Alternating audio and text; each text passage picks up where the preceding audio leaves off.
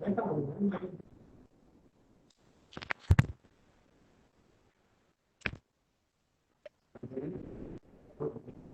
जी, good morning. Good morning sir. कैसे हो? बहुत बढ़िया सर। चलो बढ़िया।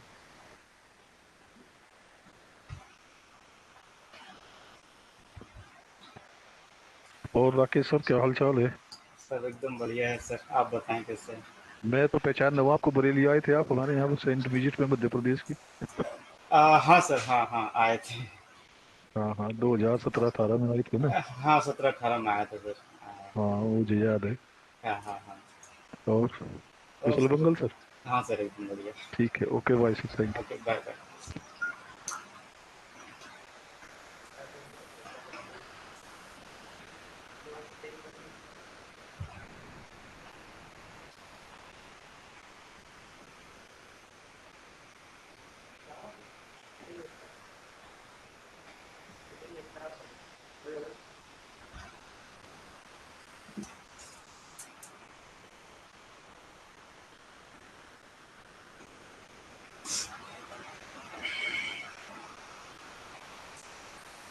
Bicycle man of India, good morning.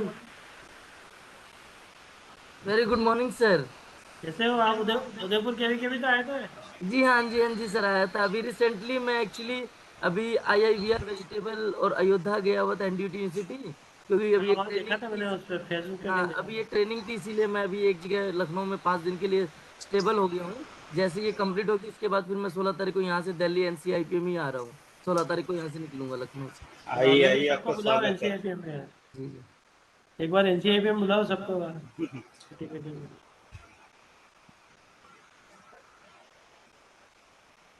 Anjan sir, नमस्ते।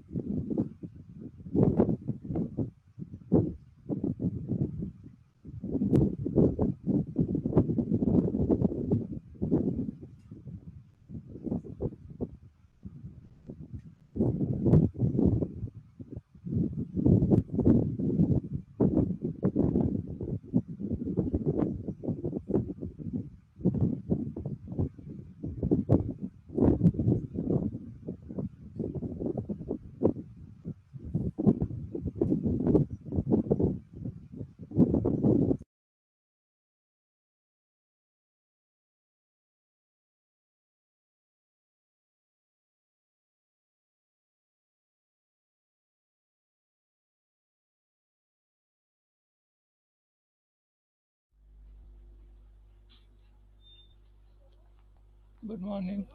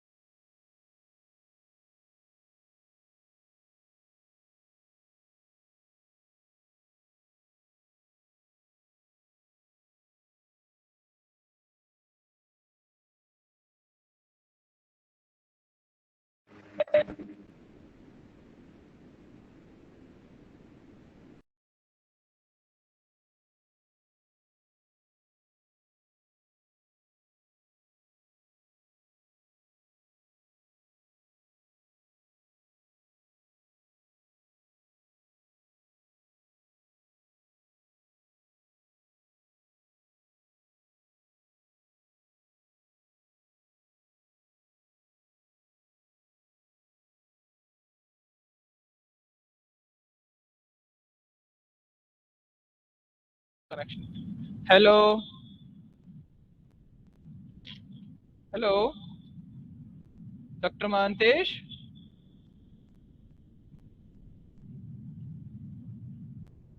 Hello. Hello, hello. Audible, audible. Good morning, sir. Good Yeah, morning. good morning. Good morning. So just we'll wait. We'll start by within a minute or so, sir. Yeah, I'll find out. DG sir is just busy.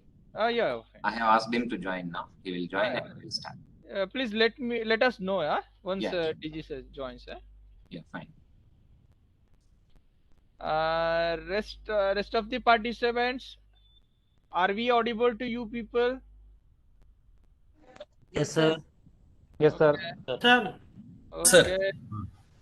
Very good, very good. A warm welcome to all our dear participants. Happy to see you all. Happy to see you all.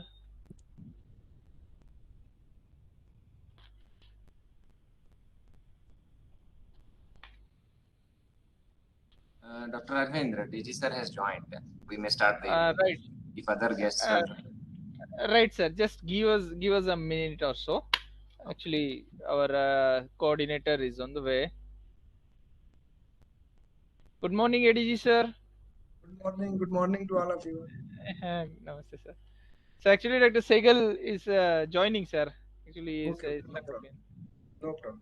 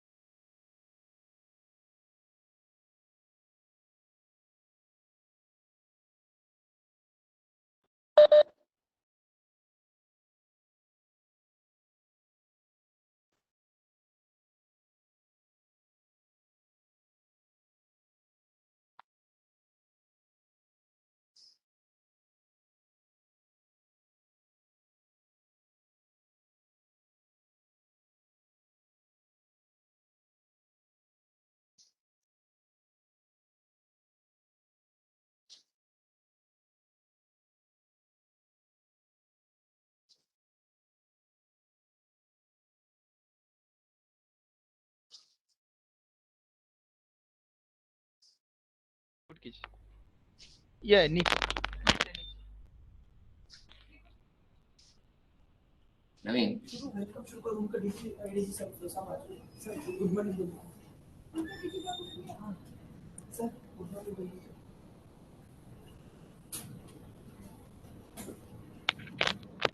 Start करते हैं.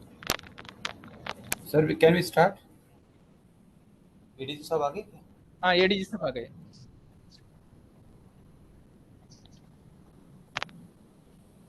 Starts.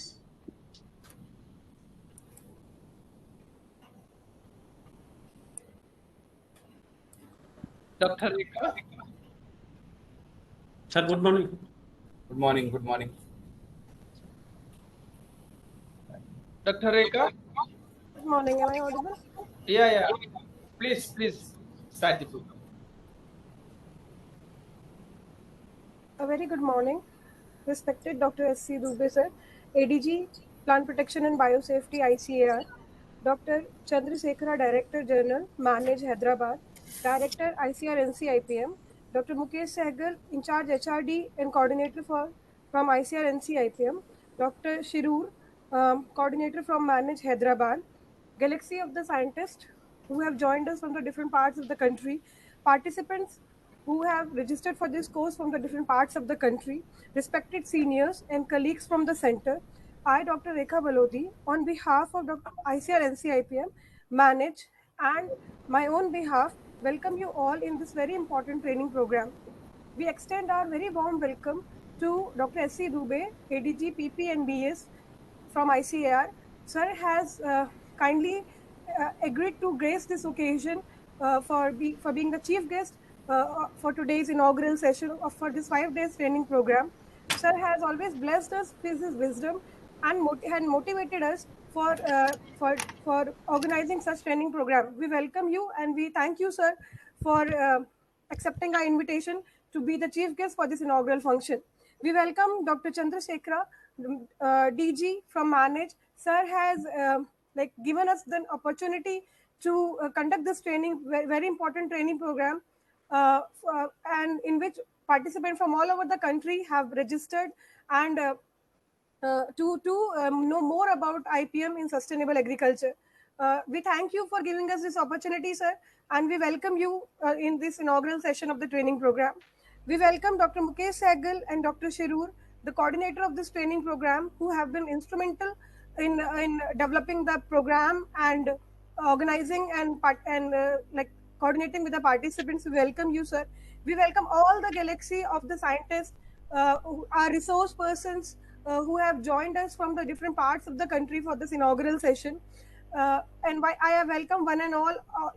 Nonetheless, I welcome all the participants from different parts of the country who have shown interest in this training program. And I believe that with your active participation in the training program, we will be able to deliberate and we will be able to come out with the roadmap of disseminating IPM to the ground root level.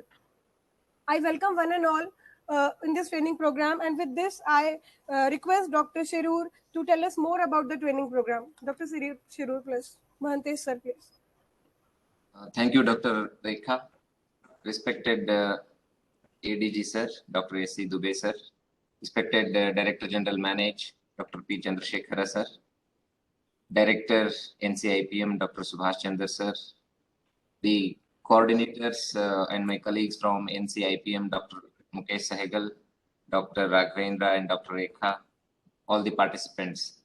So at the outset, as mentioned by Dr. Rekha, this is an important training program, and from Manage, the idea of our Director General was that what we can't deliver from Manage directly, as the specialized institutions are the right institutions to give these training programs.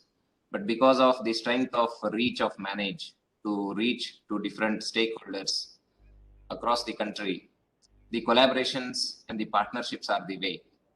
So with that idea, we reached to collaborate between Manage and NCIPM to organize this important training program on integrated pest management for sustainable agriculture. From Manage, we had this experience of conducting district pest management program in Warangal district of Telangana, wherein the results indicated that integrated pest management is an important intervention in order to ensure sustainability and also to ensure profitability to the farmers. Now with the focus shifting to natural farming, obviously integrated pest management for sustainable agriculture will have a major role to play. And this was the basic idea for organizing this training program. And from Manage, Director General Sir was kind enough to give this opportunity to me. And also from NCIPM, we had very good support from the coordinators. The program has been designed taking care of the field crops, the horticulture crops, other important commercial crops, and many other aspects of the biosafety. And besides the training design, our wish is to cover what are the important extension interventions from manage the new approaches and the new initiatives that I think probably all the plant protection faculty, if they can understand how we can gel with the existing and the new innovations and approaches from manage.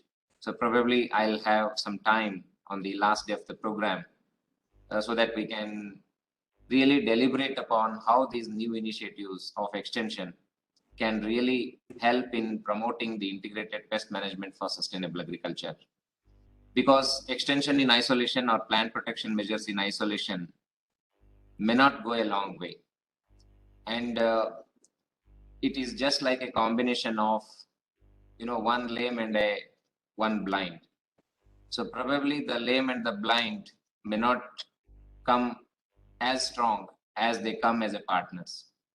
So I think with this idea, the partnership has been arrived at, and for this training program, I think DG sir has made a very extensive analysis before arriving at these training programs. And this was one of the important mandate for which the agriculture stakeholders and the extension officers are frequently in demand because of the problems that are faced by the farmers. And therefore, nothing much can be emphasized beyond the importance of integrated pest management for sustainable agriculture. And I think we have got a very good response from the participants. And we will have a lot of take-home messages from this training program over the next couple of days. And we will also see what best can be implemented based on the knowledge that we learn in the form of the back-at work plan implementation. And I take this opportunity to thank all the important delegates, dignitaries, and the participants. And over to you, Dr. Rekha. Thank you, sir. As you said that it's a very important training program, and the kind of overwhelming response we have seen from the part of the participants, around more than 300 participants have registered, sir, for this training program. I believe all of them will eventually join. And with this, I'll request Dr. Mukesh Sehgal, in charge HRD and coordinator from ICAR-NRIIPM, to give the preamble of the training program. Dr. Sehgal, please. Thank you, Dr. Rekha. Esteemed Dr. S.C. Dubey, Assistant Director General Plant Protection and Biosafety, Dr. Chandra Shekhar, Director General, Manage, my dear friend Dr. Sarur, local coordinator with me from Manage, and my friends Dr. Rekha and Dr. Raghavendra KV, coordinators coordinating with me, scientists of NCIPM, participants from all over the part of the country. First of all, I make one here a little message from my director. My director, Dr. Subhash Chandra, is very keen on this program, but last week, end of the week, Dr. Mahapatra, Director General of ICR, nominated him for a training at NAR. So he had given his best wishes, though he's monitored all the way of designing the course as well as receiving the responses and making all the efforts. He said that, but luckily or unluckily, that his inauguration, whose I hope will be done by Director General, will be coincide with this program. So he said, you just continue. He may join us in the during these 5 days anytime and give his views of integrated pest management. So with this, so he said best wishes for this training program, and welcome to all the participants on his behalf and on my behalf. This training program is integrated pest management for sustainable agriculture. NCIPM is involved in a lot of number of training programs to the KVKs, SMS, or different level. This is our 70th training program since inception from NCIPM 1995 onwards. We have trained approximately 646 subject matter specialists and more than 1,000 extension workers from all part of the country. NCIPM is doing IPM in different crops, in different field crops as well as horticultural crops. Uh, we are covering approximately 21 states where our program is implemented or implementing. We are implementing. We have developed you can say, a good rapport with the farmers. Until now, we have covered more than 5,000 farmer field schools. So we have trained around, you can say, or our IPM ambassador have trained, if I say, give you exact figure, 1,39,670 farmers. And along with this training program, we also working in tribal region, remoted from Karnataka, Maharashtra, uh, Uttar Pradesh, Madhya Pradesh, Chhattisgarh, as well as we have working with the Tripura, Nagaland. So likewise, Northeast, we are covering in Northeast, we are covering all the districts for IPM, as well as we are making such type of training program to them.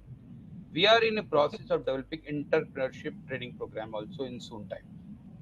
So with this same inceptions, with the same thought, we received a letter from Manage to collaborate with the or to propose a training program for such kind. So I just requested, being HRD in cell in charge, I requested director and designed the program with the help of director. He agreed, and we have sent to the Manage, and we are thankful to Dr. Chandrasekhar, who I Director General Manage, who I also attended the meeting when the training program was done, how it will be done and how it will be take place. So all that meeting was also present. So I'm very thankful. He critically saw, is very is I saw a very he saw a very critically all the programs, and well, we are luckily and thankful to Manage that we got the training program. Why it is important for us? We are making training program, no doubt, but we are making training program every time for specialized people, either for farmer, either for extension worker, either for KVK, either for student, like that. But this is the training program is more versatile, we can feel it. Sometimes we give a crop of that particular region, just like if we are doing for Tamil Nadu, we are covering only the crops of Tamil Nadu. If we are going for Uttar Pradesh, we are going for Uttar Pradesh only. But this is a opportunity for us, for our resource person to give their experience in a wider manner. So this by this thought, we are very thankful to you. And I just, if I make Rekha correct, that Friday the registration was closed with 389 participants, and afterwards 12 more participants have requested personally they wanted to join, and so we have kept them in waiting. I want an approval from our local coordinator from Manage. If we agree, then we can pass on the link to them also. So we have, so for the information of the house, I tell you the program, just like we have tried to you can say not tried, we are 100%, we followed the Manage guidelines. Normally we keep 5-6 sessions for 3 days, but here we are kept 4 days, 4 sessions. I tell you here, in a very brief, I tell you, we always start with, like by this program, we always start with pre-course evaluation pro forma. Dr. Rekha and Dr. Agvinder will pass on to the online to all the participants. And I hope today itself before lunch we will take back what is their knowledge about the IPM and how we are able to make a dent or improve our IPM knowledge with the passage of these 5 days. So then we have a first technical session one. We start with the lecture Perspectives of IPM Past, Present and Future by a very eminent scientist, entomologist from Telangana, that Professor TVK Singh sir, Professor ex-dean PJTSAU Hyderabad. He will deliver this lecture. He is our QRT member also. He traveled with us throughout the country and saw, and he knows what is the new roadmap, how we have proceeded. He has gone from 1985, when the national policy of IPM was started in the country, or he had gone with us. He had studied all with us, and recently, and he had also developed it under the guidance of Dr. S. N. Puri, uh, the Vice Chancellor of Central Agriculture University, and or you can say modern, or you can say father of modern IPM. With them, they are going to give what are the views for near future in coming time. Then the lecture Sustainable Crop Protection through IPM Strategies. This lecture I will deliver with this one. And then today there is a slightly change because of the SRB exam we have tomorrow. With duty we have the people, but otherwise I tell you we have the lecture. I will tell you original schedule is the integrated pest management in vegetable crops, and here all the important crop grown starting from Kashmir to Kanyakumari will be delivered by Dr. M.N. Bhatt, who has a wide experience of working in Northeast, then south part, south as well as now here north. Now he is working in NCIPM in vegetable. He is also vegetable team leader, so he will share his experiences with us in IPM in vegetable crops. Then the next lecture will be delivered. The next lecture is IPM in cash crop. Very important crops, that is cotton and sugarcane, will be delivered by another experienced, eminent scientist, Dr. Y.G. Prasad, director, uh, Cotton Cotton Research Institute, Nagpur, Maharashtra. He also have a good experience while working with Ataris, and he knows what knowledge to be given to the. So therefore, we have requested him to deliver this, and I also requested him to tell him that to have a contingency plan. He also tried to cover the contingency plan, which will be which we need to follow. And then we have added a new activity here, sir, that project formulation. We find that normally scientists, while working with us, or researchers working, or scholars, because they are students are also there, they are not very perfect in making project formulation IPM. So we have a long we are making the IPM project from last many years. So we have also trained our youngster. So therefore we have given two youngsters this responsibility, Dr. Rekha Belodi and Dr. Raghvendra KV. He will tell what are the things to be taken, starting from baseline information, soil health card, everything they will try to cover up in this project. And and we request all the participants to prepare a project and send to us. And then whatever difficulties are there, either after the training, let's say within 15 days, I hope we will try to send them back and what with the improvement. So then it can be a mega project can be submitted, or national priority. Depending on national priority, we try to submit it other places with the help of them. Then IPM in pulses that will be delivered by Dr. M.H. Kondaram.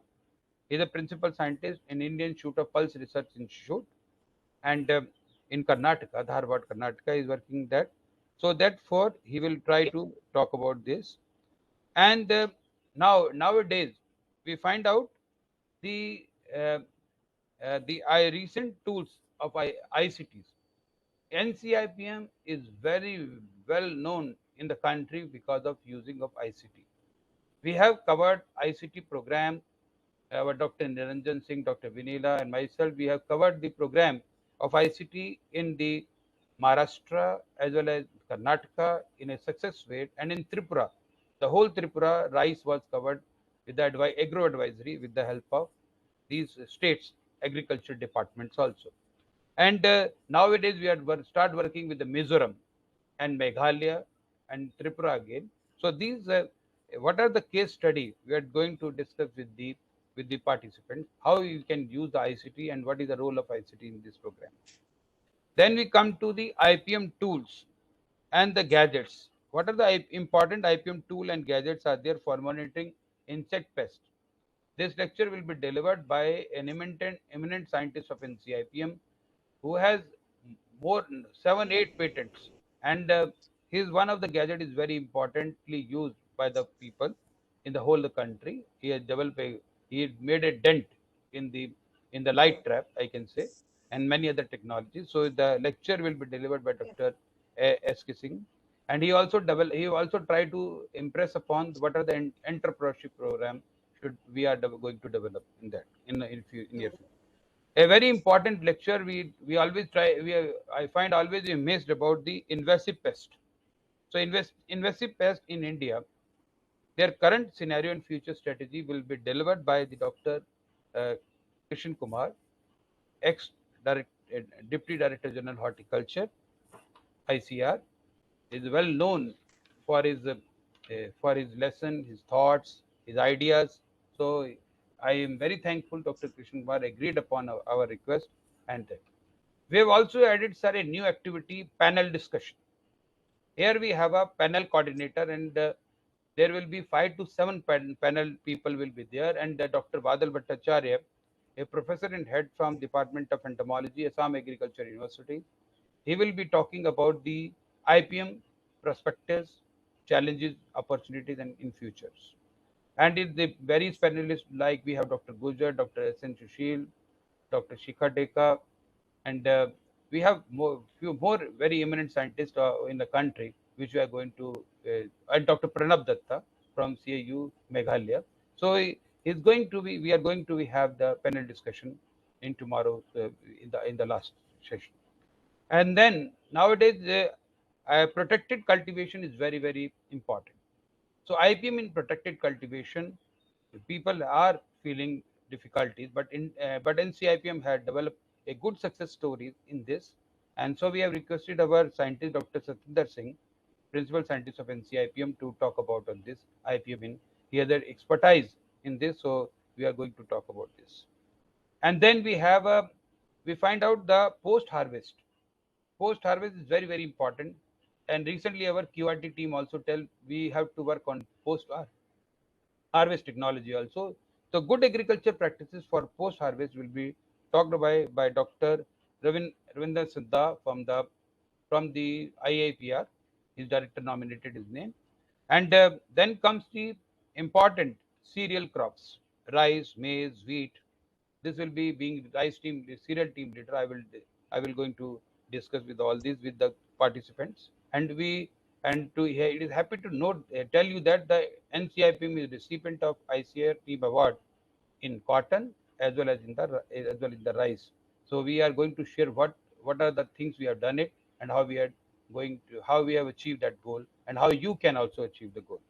And we are making effort this year that 10,000 farmers will be IPM will be disseminated to them in different ways. More than, you can say, I'm thinking that we are more than, this is our public-private partnership program with some company, LT Foods. So that we are going to spread, how we are going to spread the IPM, that also we are going to discuss with this. People are not talking about pollinators, but pollinators play a very important role. So role of pollinators in IPM will be discussed by Dr. R.K. Thakur, our ex project coordinator, ICAR honeybee and pollinator, and now presently he is the head of Department of Entomology in Solon University. He is going to discuss with us. And the same day we have a panel discussion again, the ICT. This will be led by Dr. S. Vanila, Dr. Niranjan Singh, Dr. Meenakshi Malik, Dr. Prabhuraj, and many more specialists of ICT will going to discuss in this panel. So this is and all participants will be give a chance to discuss their things. Then comes the role of predator and the parasitoids in IPM is very important. This will be discussed by Director NBAR with his team, a complete session. Now it means 2 hour session is this, and that will be Dr. Nagesh will going to discuss with all this role and parasite and predator with his team, and we are going to discuss it. Then comes to role of microbial pesticides in IPM will be discussed by a very esteemed scientist, Dr. S.B. Singh, ex head of Department Plant Pathology, Banaras Agriculture University, Uttar Pradesh, is going to discuss with us. And then there comes to role of ESAP and ICT application in smart agriculture will be discussed by Dr. Prabhuraj, the head of Department of Entomology, Raichur. He's going to discuss his application in Karnataka, I hope in Andhra Pradesh and Tamil Nadu is he's very popular. So that and the one side we have it, but we have given a chance to discuss, because we are going to discuss one lecture with us and one lecture will be going to discuss with us. And the role of nano formulation of pesticide in IPM will be discussed by Dr. N.A. Shakil, an eminent scientist well known for his formulation. So we have requested him and he also agreed upon this.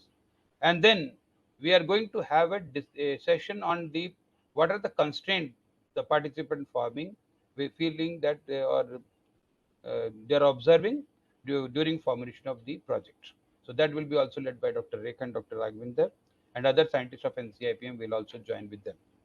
And the last day we will have the another we have session with the role of external personnel and the approaches in IPM, and what are the important initiatives of manage by Dr. Sirur, the local coordinator. We have the coordinator from manage. He will going to discuss with us. And then we have the IPM in oilseed crops. And oilseed crops we will have the by the very eminent scientist from Hyderabad, Dr. P. Royamargam from Indian Institute of Oilseed Research. He's going to discuss with us. And in the afternoon, we will have a very lively discussion with all the participants. And then we have a post-course evolution by Dr. Rekha and Dr. Agwinder. They will take care of this one. And in the last session, we will have a validatory session, and in there we have feedback and all. I thank all the resource persons because we came out with one very good book or a resource book that all I am thank to all the resource, and happy to note that almost all the resource person have given their important notes or what are the important things we need. We have added them, and now along with they are going to add the annexures, where are the important pesticide, what is the banned pesticide, and all these things we're going to add in this. So I thank all one and all, and I request all the participants to remain in the, because you have seen that all the lectures are very important. We cannot miss any one of these. And with this, I once again thank Director General, the NANED, as well as Assistant Director General ICR, Dr. Dubey sir, to grace this occasion. Thank you very much. Over to Dr. Rekha, please. Thank you, sir, in giving the brief, what will be the 5-day program for this training program. And now I request Dr. Chandrasekhara, the DG from DG Manage, to give his remarks, sir. DG, sir, please. Thank you, Dr. Rekha. Good morning to all of you. If you look at number of participants, it is an indication that this program is very popular. More than 140 participants have registered. I'm sure that many more will join, and very well designed training program. My compliments to NCIPM for joining hands with Manage for launching this program. First of all, on behalf of Manage and NCIPM, I would like to welcome all the 140 participants and esteemed speakers and guests of today's program. Dr. Dubey, thank you for gracing this occasion. Your presence, it motivates all the participants and the institutions to blend the extension with technology. I would like to thank Dr. Subhash Chandar and Dr. Mukesh Sehgal for joining hands with Manage for blending IPM technologies with extension strategies, so that the extension will reach, technologies will reach the farmers very effectively.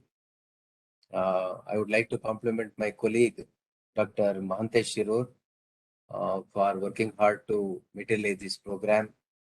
We have many specialists who are contributing, Dr. Rekha Valodi and Dr. Raghavendra, and many more scientists of Manage, as well as NCIPM. They are working for success of this program. I would like to compliment and thank everyone. So Manage is an autonomous organization. Basically, we work for strengthening agricultural extension systems in the country. We are mandated to take up training, research, consultancy, policy advocacy, documentation dissemination, implementation of several Government of India programs. We also have an education component of agribusiness management, where we work very closely with agribusiness companies. We promote agri startups, agripreneurs, and professionalism among input dealers, and many more international programs we carry out, and many more activities are there every year through different activities. we are reaching more than 52,000 stakeholders across the country every year. Thanks to partnership, we work with more than 210 organizations from public and private sector to reach a different stakeholders. So regarding this program, it is a very important program for us. The entire globe is talking about a good food. Basically, it comes from agriculture adopting good practices, and IPM is one such. If you look at food security of the nation, we are very secure. This year, it is estimated to be around 316 million metric tons, apart from 100 million tons in buffer stock. So there is no dearth of food, but income security of the farmer is cropping up every time whenever we discuss about agriculture. So that is very, very important. Agriculture should be profitable, and IPM plays very important role because we lose around 40% of the crop for pest diseases and weeds. So you just imagine, we invest on labor, we invest on inputs, but still we lose 40% of the crops. So judicious use of all these resources materializes only when this plant protection, crop protection practices are adopted by farmers very effectively. That is where IPM plays important role. Majority of the farmers, when we go to field and ask, they quickly go for chemical control because it gives a very instant result and easy. Just bring from input dealer shop and spray to the crops, kill the pest. Very next day, you find some visible result in the field. But what happens after to the soil, water, crop, products, consumers' health? That is not in their sight. So that is the very objective of promoting IPM. I had an opportunity to work in Kerala with coffee growers. We used to deal with very serious problem of mealybugs. So coffee growers instantly they used to go to shop, get Ecolox and spray, and have the satisfaction that they have controlled mealybugs. But again, next season, it used to double the intensity of infestation. But even though the organization used to promote biological control by introduction of ladybird beetles, leptomastic, dactylopi, but it used to take more time testing the patience of the farmers. Lot of skill is required, and it is not instant curative solution, but more in a preventive nature. So advanced planning is required. So people used to uh, uh, adopt a very quick path of chemical control measures. Same thing with coffee berry borer.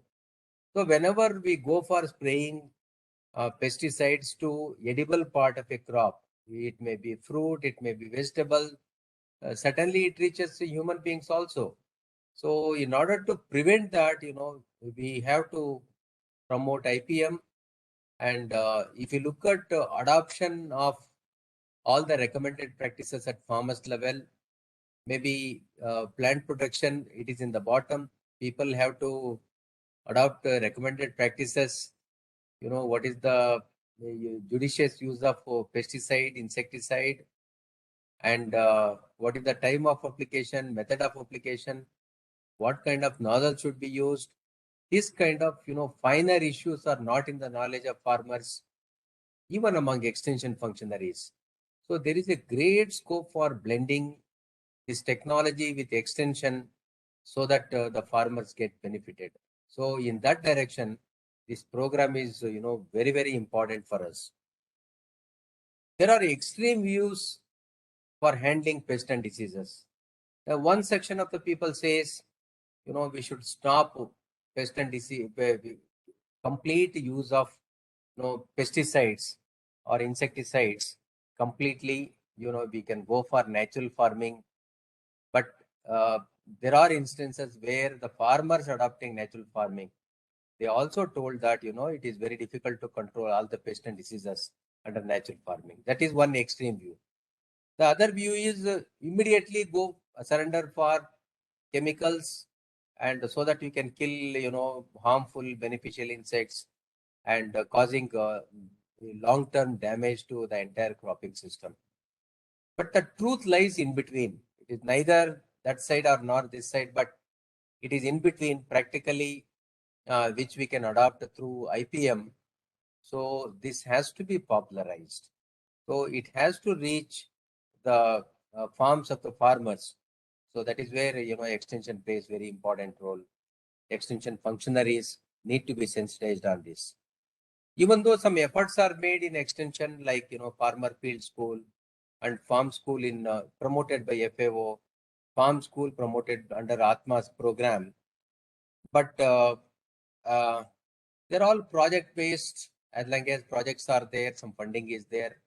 They are with farmers. By the moment, projects complete, these practices are not sustainable, adopted by farmers continuously. So we try to, make it more sustainable and adaptable at farmers field. We worked on a concept called a district pest management program. Basically, we identified extension gaps and research gaps in the field in a district called Warangal in Telangana, where highest, pesticide is used per farmer. So chili, paddy, as well as cotton crops were selected. In consultation with the National Institute of Plant Health Management, we identified what are the recommended practices which are not adopted by farmers. Extension gaps were identified, and also research gaps where the problem is there, but there is no solution. Those things are also identified as research gaps, which will go as the input to agriculture universities and other scientific organizations. So on these research gaps and extension gaps, we deliberated and came out with the publications in the local language, Telugu. Then we trained the extension functionaries working in that particular district. And we could able to bring a lot of convergence between different departments. Actually, State Agriculture University is working, Horticulture University is working, then Agriculture and Horticulture state departments are working, private organizations like NGO and agribusiness companies are working, national institutes like NIIPM and Manage are also working on this aspect. So we wanted to bring convergence of all these people when we talked about extension. That was a Herculean task, but finally we could able to achieve that and reach more number of farmers focusing on these extension gaps. So we didn't emphasize on all the package of practices, because when you tell 100 practices, farmers get confused. What is the priority, what is important, what is not important. So we just try to highlight wherever gaps are there, which are very critically important but are not adopted by the farmers. We focus only on those issues, and finally we could able to see instant results in the field. Few things I would like to emphasize while organizing this program.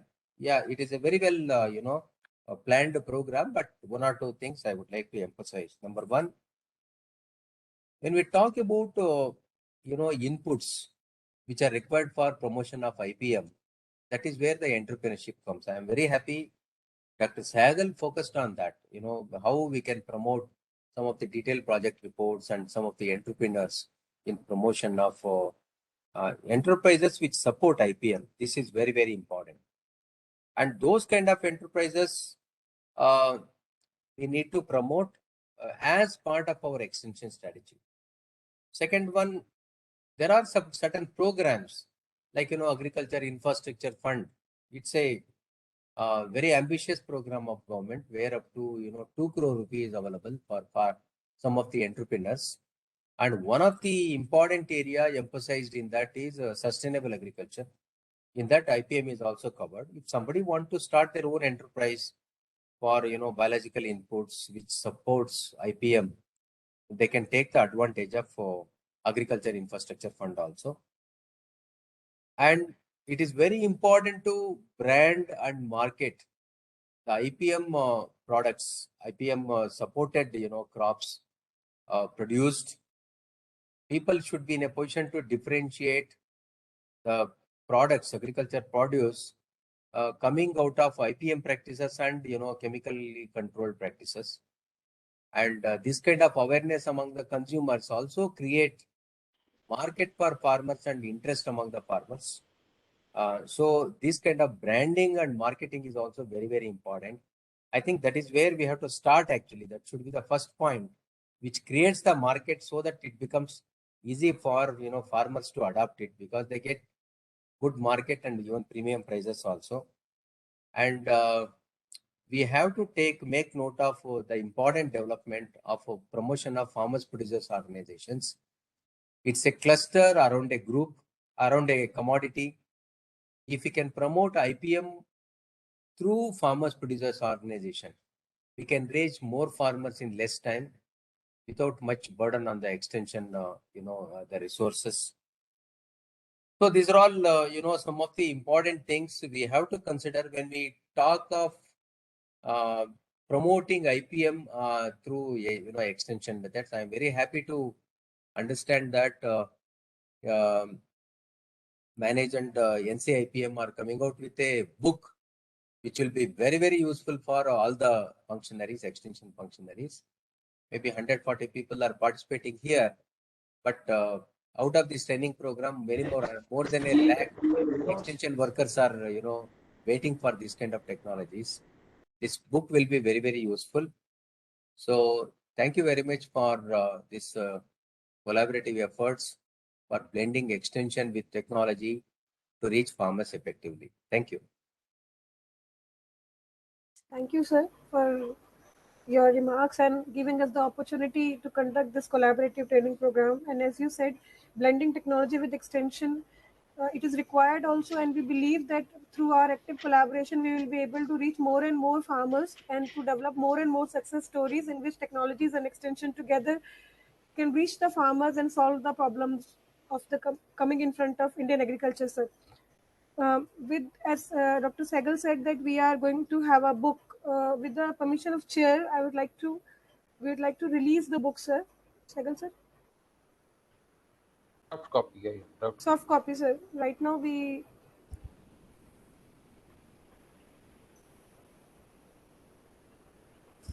Share code. Saurabh, share code. Just give him more a minute. We're going to share it. Yes, sir.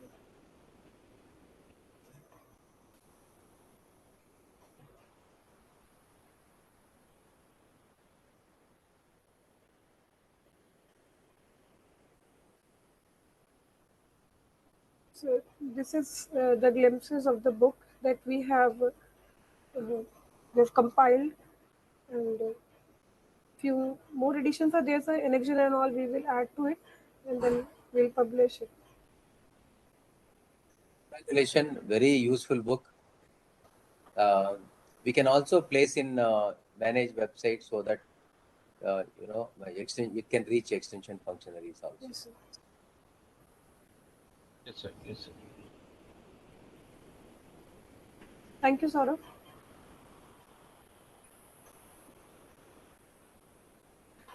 Now, taking the program further, I would like to call Dr. S.C. Dubey, sir, for his inaugural address. So you have been we are really blessed to have you here, sir. And as always, you have motivated us and shown us the path. We look forward for your address, sir. Dr. S.C. Dubey, sir. Thank you, madam. Good morning to all of you once again. Respected Dr. Chandrasekhar, DG Manage, Dr. Mukesh Sehgal, Course Director, Dr. Sirur, Training Coordinator, Dr. Rekha, Dr. Raghavendra, other faculty members from the NCIPM and Manage, and a large number of participants, I can say, because this is the advantage of the online training programs. We have accommodated more than 40 persons the training programs. So I welcoming you all for this training programs from my own side and from the council side, and thanks to the manager and NCIPMs to organize for organizing such a wonderful training program. As Dr. Sagar has spoken already, the NCIPM has the ability to handle such wonderful training programs, trained more than 1,000 extension workers, more than 600 specialists, covered IPM 21 states, and then more than 1.5 lakhs farmers reached NCIPM. This is a very wonderful reach of the NCIPM, and similarly, the manage has the ability to train the extension personnels and analyzing the constants by which pinpointed in the action to efficiently transfer the technology to the farmers level. So that's why I am very happy there's two stalwarts, two good organizations, those who are the experts in their own area definitely will give a more boost up, definitely will be more profitable for both the organizations and ultimately for the stakeholders, those who are the farmers, through the trained personals. So I hope this program will be successfully implemented, and this is the starting of a joint venture, and it will continue in the further as DG has things where the intervention, research intervention is also required, and I think NCIPM will take care of that. As far as the topic of the training program is concerned, this is very relevant. Integrated pest management always relevant for all the plant protection scientists, but for sustainable agriculture, everybody is talking when the global indexing and all these happen. Sustainable goal has been fixed from right that time. Everybody is talking for the sustainable agriculture, and we know how much it is difficult to make the agriculture sustainable. Even for the management of the disease, sustainable management in plant production perspective, if your strategy is sustainably applicable into the field to retain the pest population below the threshold level, so definitely ultimately you will get the sustainable agriculture. This is a lot of component in sustainable agriculture where the IPM has to play a very little role, and our objective should be how we sustainability or retain the sustainability of the management practices at the farmers field level. So definitely if we are able to achieve this, we will achieve our goal. We have the very good already IPM modules for the different crop is there. Simultaneously it has to be too in IPM, we have to be reorient in two way. Whatever we have, how we disseminate them, how we have make awareness to the farmers, as the DG also very rightly pointed out, training of the farmers, and when intervention is required, what kind of intervention is required. This has to be done simultaneously. Research component has to be, because the further refinement and based on the new outbreak of the pest, based on the changing climatic scenario, we need a further refinement or change into the IPM modules to make it sustainable in a changing environmental conditions. That is another aspect we have to take.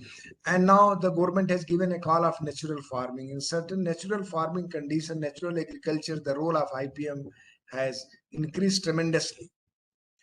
Natural farming, basically the maximum losses in the production, right from the sowing to the reaching to the consumer, if you look, analyze, caused by the pest and disease, pest and pathogens. So how we have to minimize them? If you are switching over the natural farming, that means you don't have to use the pesticide. So how we have to sustain this? So then the plant production person's responsibility increased manifold.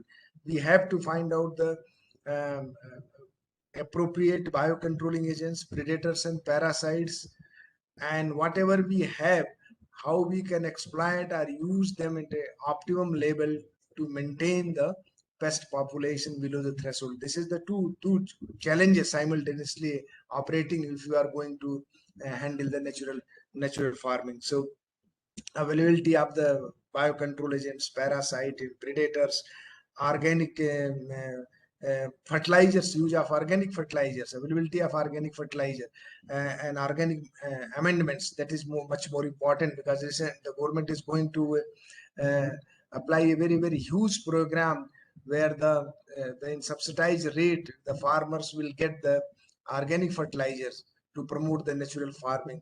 So how the technology has to be amended with the organic fertilizers to reach up to the farmers level, that also we have to see.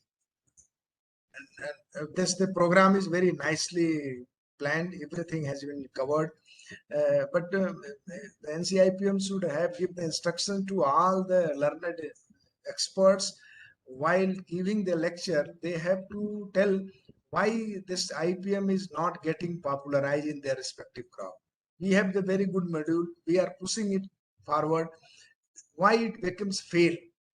Beside the module is there, just like in the chili strips, we have recently known this in the peninsular part of the population outbreak becomes, and any pesticides are not effective.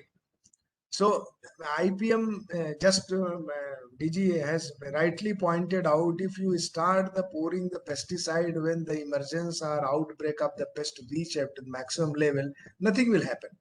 So IPM strategy has to be planned from the right way, just like before the sowing event. Selection is starting from the selection of the seed and then harvesting of the crop, all the different stages.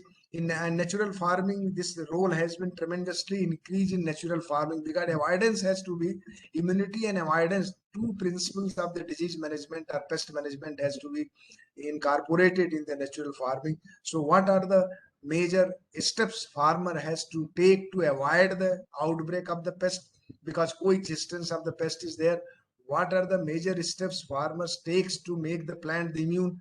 What are the major steps farmers take to make the pest which is already available in the vicinity of the field area below the threshold level? So this way reorientation, the lecture has to be reoriented instead of giving this is the methods used, because natural farming, the tremendous things has been changed. And this is one of the reasons why the farmers, we know this, we can educate the farmers use judicious pesticide, but how he can use judicious pesticide when we are becoming sick? Suppose fever is there, we are taking paracetamol. 2 days if fever is not there, we are taking, without any consultation, we are taking antibiotics. If we are not recovering, then going to the doctor. Same way the principle apply to the farmers field. If any pest outbreak is there, farmers don't wait to trichoderma or spray other things. Immediately he has to do the pesticide application. But how he can avoid the outbreak, how he can delay the outbreak, how he can minimize the outbreak level of severity, this has to be taken utmost care while taking the class of IPM. This is more important, and this is the key factor, the success of the IPM. Otherwise, always it will fail. Just like in thrips, it become fail, because the thrips population, whatever the new exotic population is there, it was there already in the environments. We are not taking care of the factors which are influencing or enhancing the populations. Gradually, within a two months span of time, it will not become so serious, the entire crop will be damaged. So definitely from last several years, it was increasing gradually, and it reached maximum when the weather conditions favor it. So such kind of the whatever the ICT program is there, there should be a components of monitoring the other pests which are in minor importance in that area. What is their population is there. We are focusing only the pest which is targeted, but others minor pest has to be targeted in the programs. Our program, our model has to be designed in such a way the other pest likely to becomes major has to becomes under this category. So this is the very important. Otherwise, we will not avoid to farmers to use the pesticide. They will use when the problem will come. Suppose in our field also, even we are growing something in pot, if the pest is coming immediately, we are waiting. Otherwise, we are spraying them the pesticides.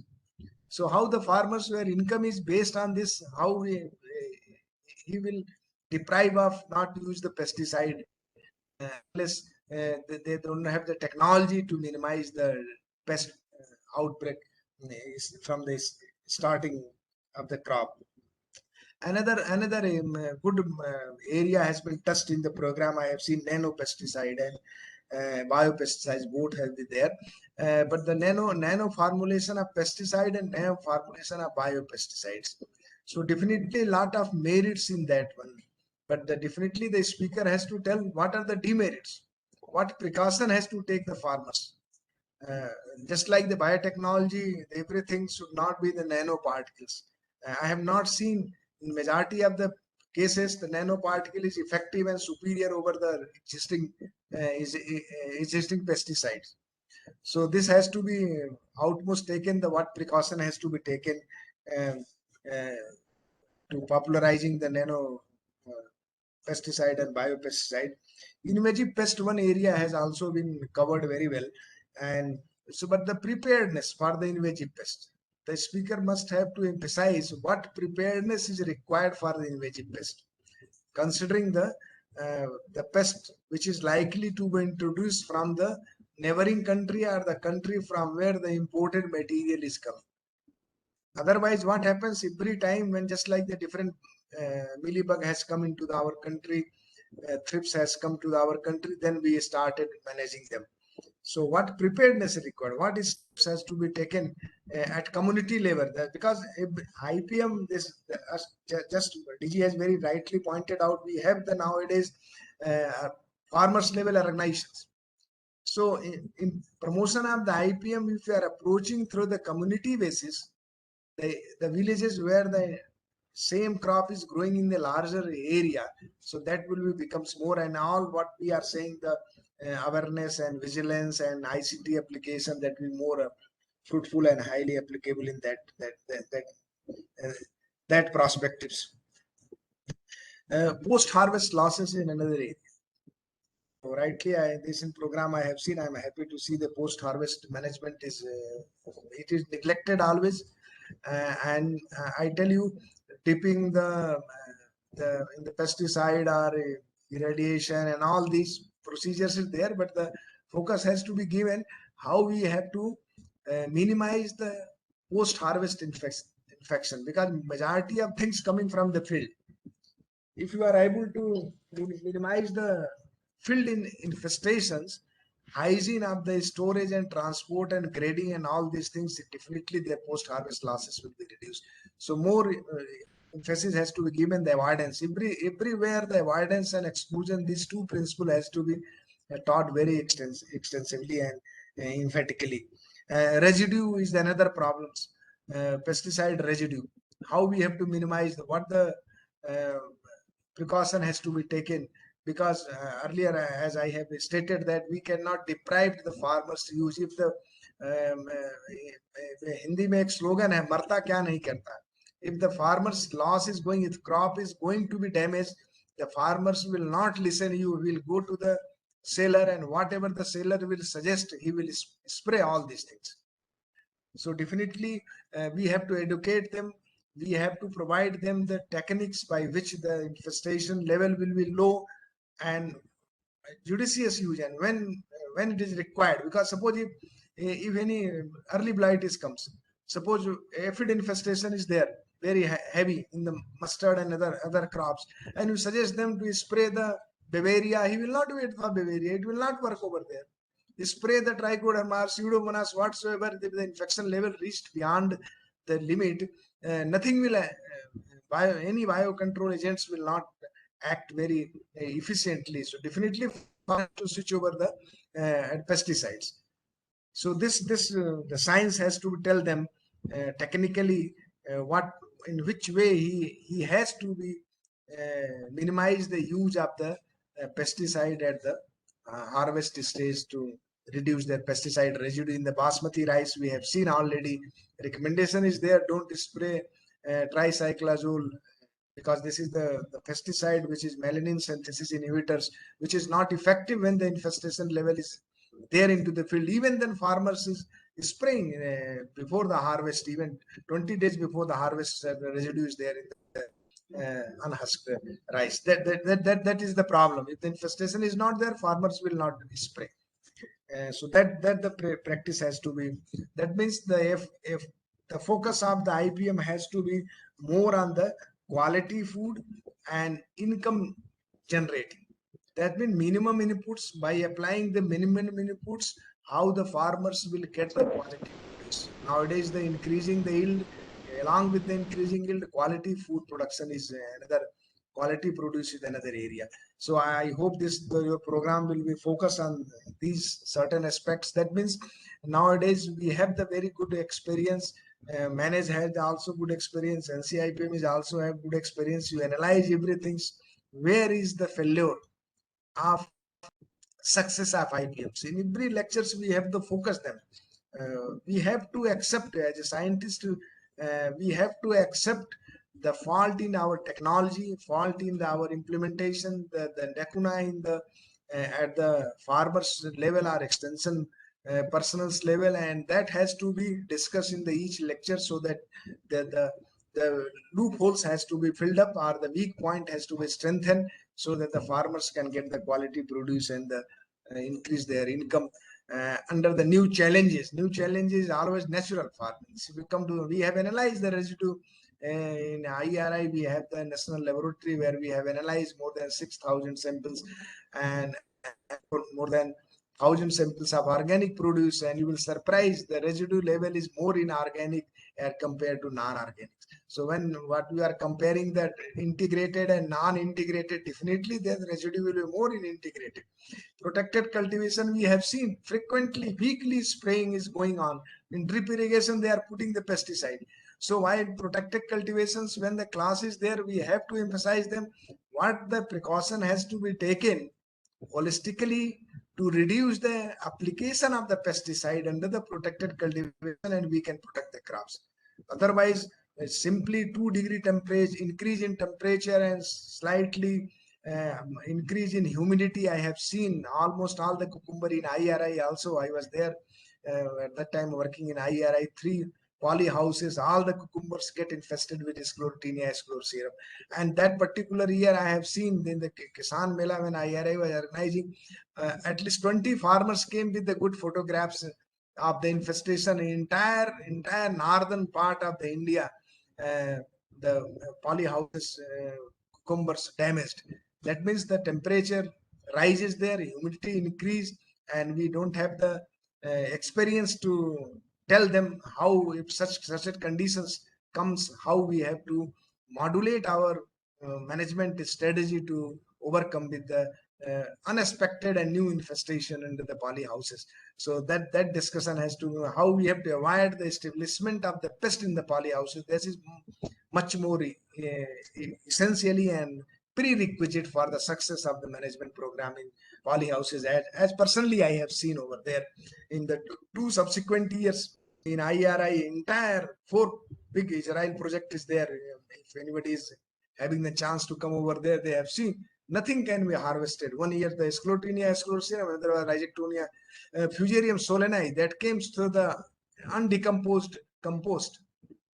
So that means you have to train them. In the lecture has to be covered. If anything you are adding in the poly houses, what precaution has to be taken? Other we have witnessed that year that compost was undecomposed and fusarium solanae established, and nothing can be harvested in poly houses. So such kind of the I hope this the advantage this technical skills NCIPM have and manage have, both will be definitely reflected during the training program, and this training program will be the great success, I hope and wish this will be great success. And because this success will ultimately percolate at the farmers level to manage the pest and disease and harvesting the quality produce with the less pesticide residue. Thank you very much, and I thanks to the director NCIPM, Dr. Sagal, and manage inviting me to be here and listen some of the important points pointed out by the earlier speaker. Thank you very much. Thank you, sir. Definitely, you have sensitized us, and like as always, you have made us clear that what we look forward in these lectures, and where we have to see, and where we have to like understand the concepts so that we can take them to the field. And I'm sure our participant must now have a very clear idea about what to look into the lecture, and if they don't find it there, then they will definitely ask our resource persons, and at the same time we will also ask our resource person to focus on those areas. Thank you so much. Thank you once again, sir. Now I request Dr. Raghavendra KV to please propose the vote of thanks, please. Thank you, madam. I would take this great pleasure to deliver a formal vote of thanks to the galaxy of dignitaries and participants present here. First of all, I would like to thank on behalf of ICAR, NCIPM and manage to our respected chief guest, Dr. S.C. Dubey sir, ADG, PP and BS. Thank you very much, sir, for being with us, for gracing the occasion and giving us a valuable suggestion. As we all know, Dr. ADG sir, Dr. S.C. Dubey is a busy person, but still with our invitation, he has humbly accepted to be a part of our this training program. And thank you very much, sir. We also in future look forward for your such a great guidance and cooperation, sir. Thank you, sir. Thank you very much. I would like to thank Dr. P. Chandrasekhara, DG Manage, the guest of honor of today's training inaugural program. Thank you very much, sir, for giving an opportunity to disseminate the purpose of IPM to the whole country. And this platform which the manager has provided for us is very special in that sense that we could able to reach as much as possible the grassroots level extension functionaries, progressive farmers, research scholars, renowned scientists and experts in the field of IPM. Thank you very much, sir. I would like to thank, in the absence of our Honorable Director, Sir Dr. Subhash Chandar, who stood an instrumental individual behind organizing this training program and planning the content of the training program. Thank you very much, sir. I would like to thank Dr. Mukesh Sehgal, in charge HRD and the course director of this 5 days training program, who is a backbone of this training program, and he has put a lot of efforts to bring this into the real sense. Thank you very much, sir. I would like to thank Dr. Mahantesh Shirur, who is a training coordinator from Manager, who has put his efforts, very sincere efforts to make this training program possible. Thank you very much, sir. I would like to thank all our beloved resource persons, dignitaries who has accepted our invitations, who have come forward to deliver valuable lectures, and also they have given the research lecture notes in time, which has made us to bring a very good valuable textbook on the IPM. Thank you very much, all my respected resource persons. I would like to thank nevertheless our beloved participants. Without you people, this training program could not be possible. Thank you very much. I only request all our dear participants to kindly not to skip any of the scheduled training sessions, because all these lectures which we have planned and which we have tailored for you people to make it very much smooth to get understand. And so please not to skip any of the sessions, and thank you very much for giving this opportunity to deliver this vote of thanks. Jai Hind. Thank you, sir. Thank you, Dr. Raghavendra. Thank you, sir. Now we'll start with the technical session. I hope Dr. Rekha had posted you in your mail the pre-course evolution performer. Please take 5 minutes only and fill up that one, and then we'll start with the technical session 1. You finish up your perform, and thank all the dignitaries for gracing the occasion. Thank you very much. Sir, TVK Singh sir is there, sir.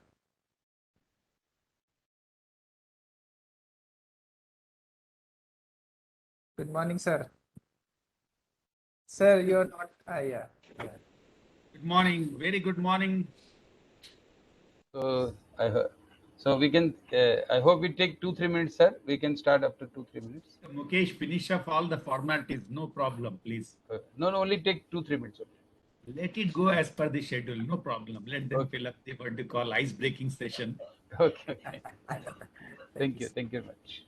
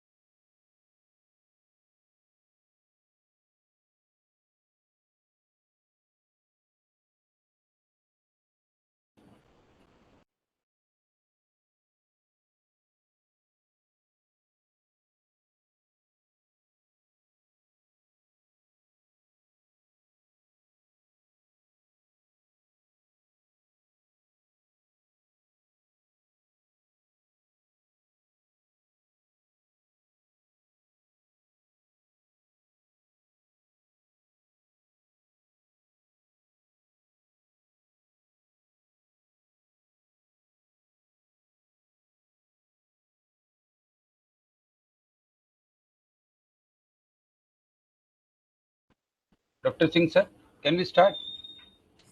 Yes, yes. Okay, thank you very much. Welcome to all in this very important session uh, of the IPM. And this technical session 1, we have with us Professor Dr. Thakur Vinod Kumar Singh, sir. Dr. Vinod Kumar Singh, sir, is a well-renowned entomologist or IPM expert in the country. Dr. TVK Singh, sir, is the first Dean of Agriculture, Faculty of Professor Jayashankar, Telangana State Agriculture University, Hyderabad.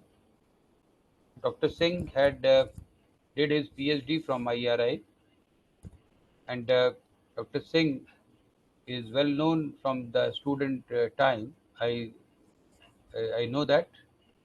Then he has a very strong biodata. He has a one good experience is that his main interest is IPM only. Therefore, we have requested him to share his experience with us on the prospectus of IPM, past, present, and future. Dr. Singh is also a emeritus professor of ICR and consultant of ICRISAT. The most important is because of his contribution, he was given a chance to evaluate as a important member of QRT team of rice, cotton, and CIPM also. So from the last 2-3 years, we are in direct in touch with Dr. Singh, and we are getting a lot of you can say a lot of experience. We are getting a lot of experiences while working with him. I find that he's an experienced member with a demonstrated history of working in the government and administration industry. He is very skilled in life sciences, agriculture, research, public speaking, teaching, and I also find he has a very strong uh, ideas as well as very meticulous, very meticulous, very disciplined person I find in my life, and rather I consider him at present as my mentor, and we are getting lot of good ideas from Dr. Singh, and he had guided number of MSc and PhD students. When you go to his LinkedIn, I find recently I read Dr. Nagesh, who's the director, he is writing very high words that will support my idea. So, Dr. Singh is the recipient of many awards, fellow of the society. Recently, the most important find is Dr. Singh recently has been selected for a prestigious fellowship of Royal Entomology Society of London. That is a big achievement. I hope in the life everybody dreamed to be the fellow of the Royal Society of London. So I don't, I cannot take I cannot think much beyond this. While we are having going to listen from a such a learned person. So, sir, these peoples are the galaxy of scientists from the KVKs, universities, state agriculture department, extension worker, students, and few farmers are also there. Progressive farmers. Those have made a special request. Those are the this training is not for farmers, but those farmers have made a request. Those are working with us and made a request with us. So they are actually the total participants we are registered are 400, but at the moment we have 147 participants with us. So I hand over the mic to you, sir, for further proceeding. Thank you, sir. Thank you, Dr. Mukesh, for a what do you call a wonderful presentation or telling about me. Thank you very much. I'll now start sharing my what do you call PowerPoint.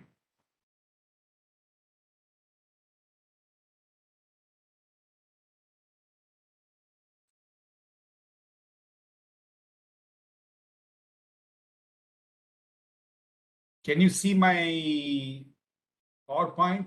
Yes, sir. Mukesh? Yes, sir. Yes, sir. Okay, thank you very much, Dr. Mukesh, and to the all the what do you call. I would like to compliment and congratulate NCIPM and Manage for what do you call the co-hosting this such a wonderful seminar, where 400 people are registered, and to start with what do you call we are 150. It's a very good strength, and I'll tell you that it's a lovely attendance.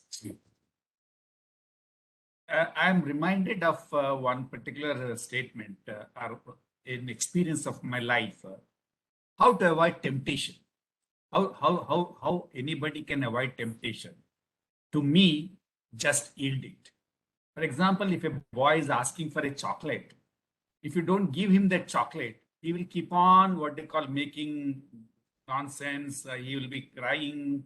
He'll be spoiling your mood, and everything will be disturbed. So provide him chocolate. Avoid his temptation.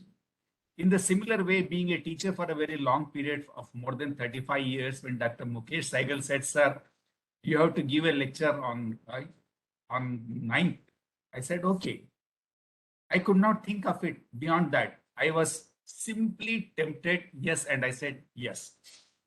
But after some time, I said, "Can you postpone it for some time, for a day or two?" He said, "No, sir, your lecture will be the what to call the first."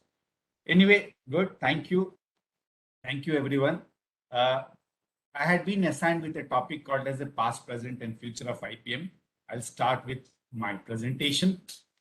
This gentleman, Norman Borlaug, I adore him a lot. I worship him, in fact. He has saved the humankind in 20th century and 21st century. We owe him a lot. He said that civilization as is known today could not have been evolved, nor can it survive without an adequate food supply. How true. He has been awarded with what we call Nobel Prize for the Peace. Well in advance, I would like to congratulate and give my wishes for what you call the 12th May.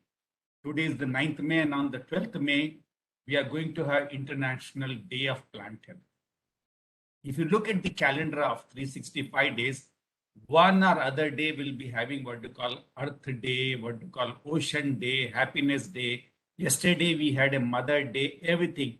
But first time we are hearing that 12th May is going to be the International Day of the Plant Health. 2020 was declared as what they call International Year of Plant Health, but due to COVID-19, we could not celebrate it on a very big way. But this year we hope that 12th May from this year onwards, we are going to celebrate it on a big way. That is the International Day of the Plant Health. In spite of what you call the corona in 2019, 2020, and 2021, India is shining. If you look at what you call our population, 1.5 billion of the estimated population of what you call 8.6 billion worldwide is Indians. They are living in India.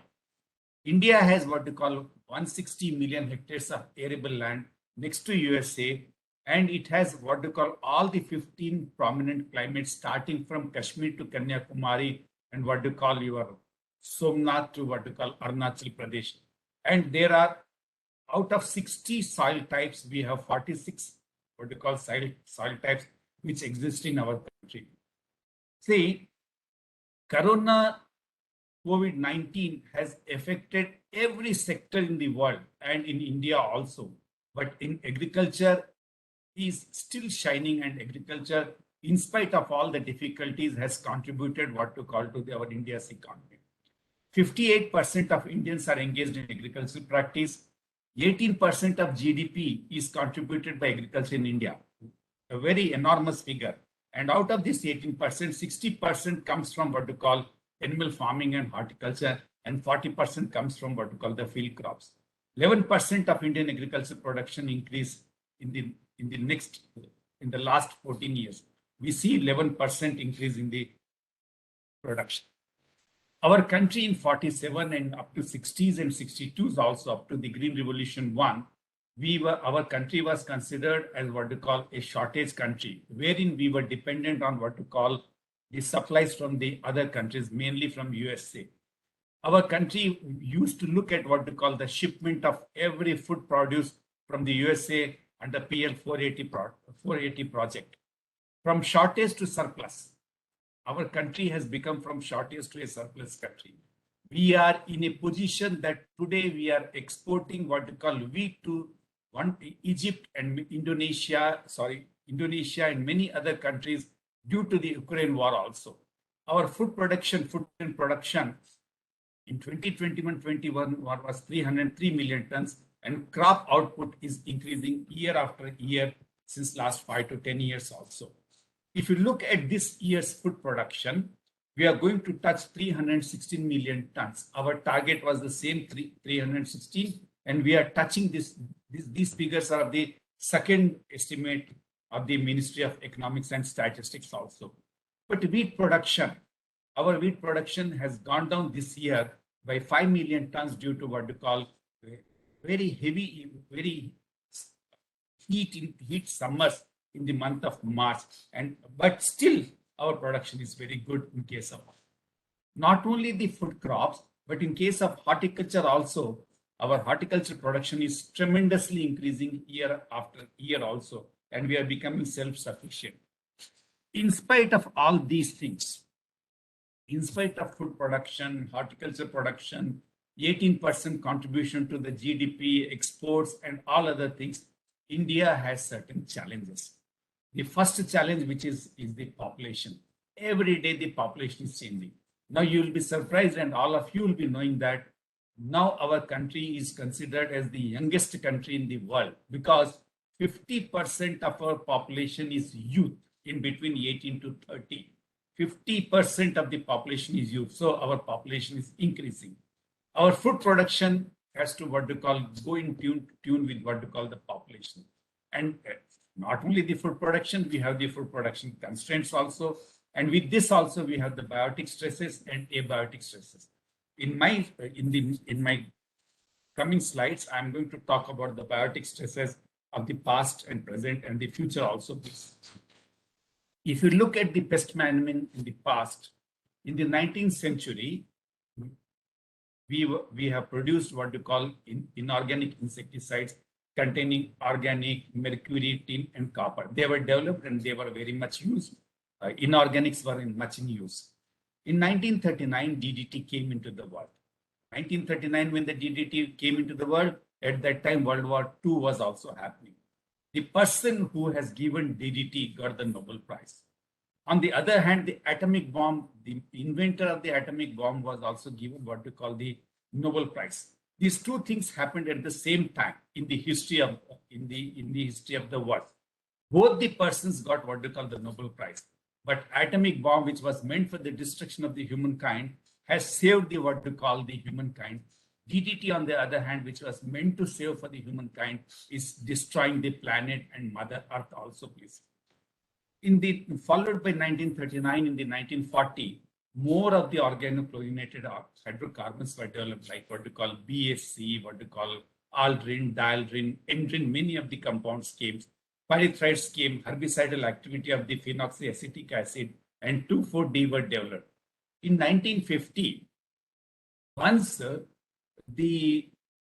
we call the benefit of these chemicals, especially DDT and organochlorine, were seen by what we call the farmers and the humankind, they started using all these chemicals, organic chemicals, in heavy quantity, and they have experienced certain what we call cases like the pest resistance and destruction of natural enemies also. Most of the people consider 1940 and 1960 as the dark ages of the pest control. Another person whom I adore and respect a lot is what we call the Rachel Carson. Rachel Carson published in 1962 Silent Spring book, and after publishing of this book, a lot of what we call the media uproar was there. John F. Kennedy appointed a committee, and when he appointed a committee, that committee said that we have to what we call ban 30 dozen chemicals, and those 12 chemicals were banned after publishing of this book. And hats off to what we call Rachel Carson, who was just a school pass out, and she wrote this book. And with this book also, she wrote another book called as The Sea Around Us also. When we look at the pest management in the past, in 1956, the Peru-Scanet Valley, in the cotton crop cultivation became almost all very difficult. There were outbreak of cotton pests were there.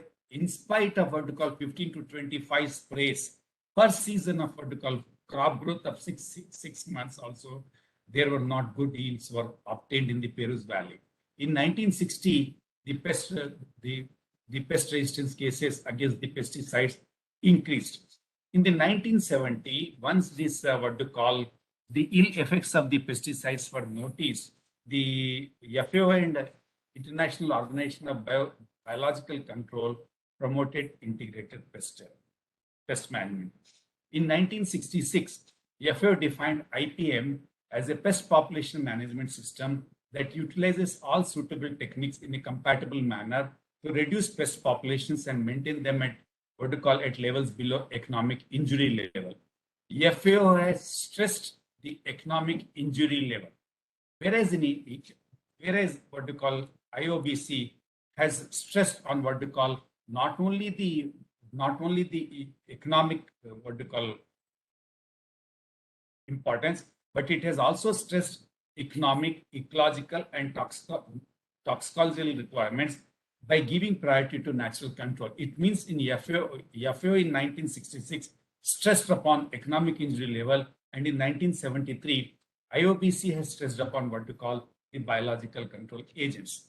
If you look at what you call with all these early management before 1970, from 1950 to 60 and 70s, the entomologists have begun to identify problems associated with what you call them as extensive use, intensive use, misuse, abuse, whatnot, injudicious usage and whatnot. All the ill effects of the pesticides came into the forefront, like what you call the pest resistance, pest resurgence.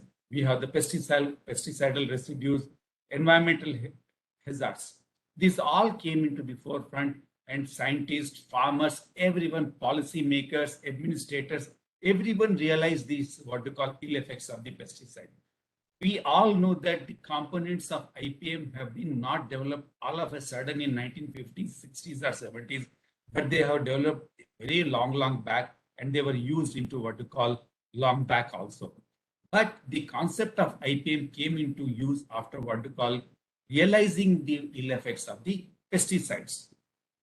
In this slide, if you look at it, I'm going to talk about the harsh realities of IPM. From 1970 onwards, if you look at it, or from 1960 onwards, if you look at it, IPM has a good intention, very good intention, but there are certain realities we have to take into account. IPM, it is a three-lettered word. It is a three-lettered word, but more than 500 definitions of IPM had given by what we call the entomologists all over the world. There is these definitions have been what we call confuse the farmers. There are different what we call interpretations by different people, but only the FAO definition of economic injury level, considering economic injury level, and IOBC of what we call giving importance to what we call biological control is very good. There is inconsistency between the concept of IPM and the practices, and public policies are widely recognized. Now, we all know that there are unguided chemical control, which remains the cornerstone of IPM programs. Today also, even after what we call 6 decades of IPM, even today, the chemical control is, which we call it as a last resort to be used. The farmers, what we call, use it in the first instance because it is adopted. It is very quick for the mentality of the farmer since it is available across the shelves also. We have to accept this hard fact. The bitter truth, we have to accept that IPM research is often inadequate, both in the programs as well as in the scientific in our country. And above all, ecology is not sufficiently taken into account in IPM also, please. What are the future challenges which are being faced? Number one, climate change. Second one, transboundary pest. Third, invasive pest. Then we are also seeing secondary pest becoming primary pest. Pesticides, whenever we talk about pesticides, nowhere we judiciously use pesticides. We use only injudicious pesticides. Resistant pest populations, we have biotype developments, and above all these things, we have human interventions, which we are doing with the environment also. We know that climate change is taking place. IPCC, International Program on Climate Convention, is convening meeting every year, and they are fixing up the targets that this, what we call the gaseous effect, what all these things have to be controlled. But in spite of that, climate is changing. And climate is not only changing in the developing countries, but under developed countries also it is changing, it is being affected. The effects of the climate change which we are going to face is there will be a rise in the temperature. The growing season of the crops will be lengthened. There will be carbon dioxide levels will increase. The changes in the rainfall pattern will be there. Drought and heat waves. This year, 2022, in the March only, we have witnessed heat waves. And today also, all over our Indian subcontinent, we are what we call experiencing heat waves. Land degradation and water resources. These all are going to be the future effects of the climate change also. And agriculture is very important sector, and climate change is going to affect agriculture in a very, very enormous way. So we have to take into account. I'll not go into the details of how this climate change is going to affect, but I'll just briefly present that the temperature will affect the insects pest by increasing the number of generations. The insects range, geographical range will increase. There will be outbreak of what we call the plant diseases due to the vectors also. There will be increased overwintering survival. Desynchronization of insects and natural enemies will be taking place. And we'll have what we call loss of synchrony with the pest, with the host plant will take place also. Some people have done what we call the estimates that if the global temperature is going to rise by 2 degrees Celsius, they have estimated and that how much crop loss due to pest is going to affect in 3 major crops like wheat, rice, and maize. In case of wheat, there will be 59 billion kilos of what we call wheat will be lost by just increase in the 2 degrees Celsius temperature. This 59 billion kilos is almost all is equal to entire wheat production in the US in the 2017. In case of rice, there will be 92 billion kilos will be lost, which will be equal to the 3/4 of the total rice consumed in China in 2017. In case of maize, there will be 62 billion kilos will be lost just with the increase of 2 degrees Celsius. That is same as that of what we call the maize harvested in Kenya and Uganda in 2017. We can imagine that suppose if it is estimated in all the crops, how much will be the enormous loss it is going to cause also, please. Certain pests have emerged due to what we call the climate change. In case of rice, swarming caterpillar, Micronus spodoptera, and Spodoptera mauritiana, in last 3 and 4 years, they have become very, very major pests in case of after the September rainfall in most of the southern tracts of our country also. Gall midge, which was restricted to certain pockets in the rice, has now been seen in almost all the rice growing areas. It has spread to UP, it has spread to what we call northeastern India. Everywhere in Orissa, it was already there. Everywhere in the Bihar, you are finding gall midges. And with the problem of the gall midge is that we have different biotypes which are now there. There are 6 gall midge biotypes which are there. Now, a brown plant hopper is a very serious problem. In case of wheat, pink stem borer, sugarcane parilla. Sugarcane parilla was a pest of what we call the sugarcane crop, but it is now being seen attacking what we call wheat crop also. Aphid complex. In the case of the what we call the maize crop, the fall armyworm after 2018 has taken an upper hand. It has almost all what we call competitively displaced all the insect pests like what we call the stem borer and many other pests. And fall armyworm has become the pest in case of maize. Likewise, in all the crops, chickpea, blister beetle, all the crops, you can see that the most of the insect pests which were hitherto not known or which were of minor importance have become major pests also place. In case of protected cultivation also, that was the scenario of the field crops, but in case of protected cultivation also, you can see that tomato, whitefly is a major pest. In case of cucumber, mosaic virus, spider mite, whitefly. In case of capsicum, thrips and mites have become very serious pests. Why certain insects pests are emerging? There are many reasons can be attributed. Just here I am highlighting what will be the reasons. Now our Krishna Kumarji has and Vanilla have brought out very beautiful what are the reasons for the emergence of insect pests like climate change, physiological and ecological impacts, change in the feeding habit of herbivory, increased overwintering survival, increased number of generation of pests, breakdown of host resistance, a host, what we call a variety will be developed and very soon it will become susceptible also, please. Change in the genotypes, injudicious usage of pesticide, modifications of tillage practices. These are some of the reasons for the emergence of the insect pest also, please. Now, what are the future challenges? If you recollect, I said that the first is going to be climate change. Second is going to be what we call the transboundary pest.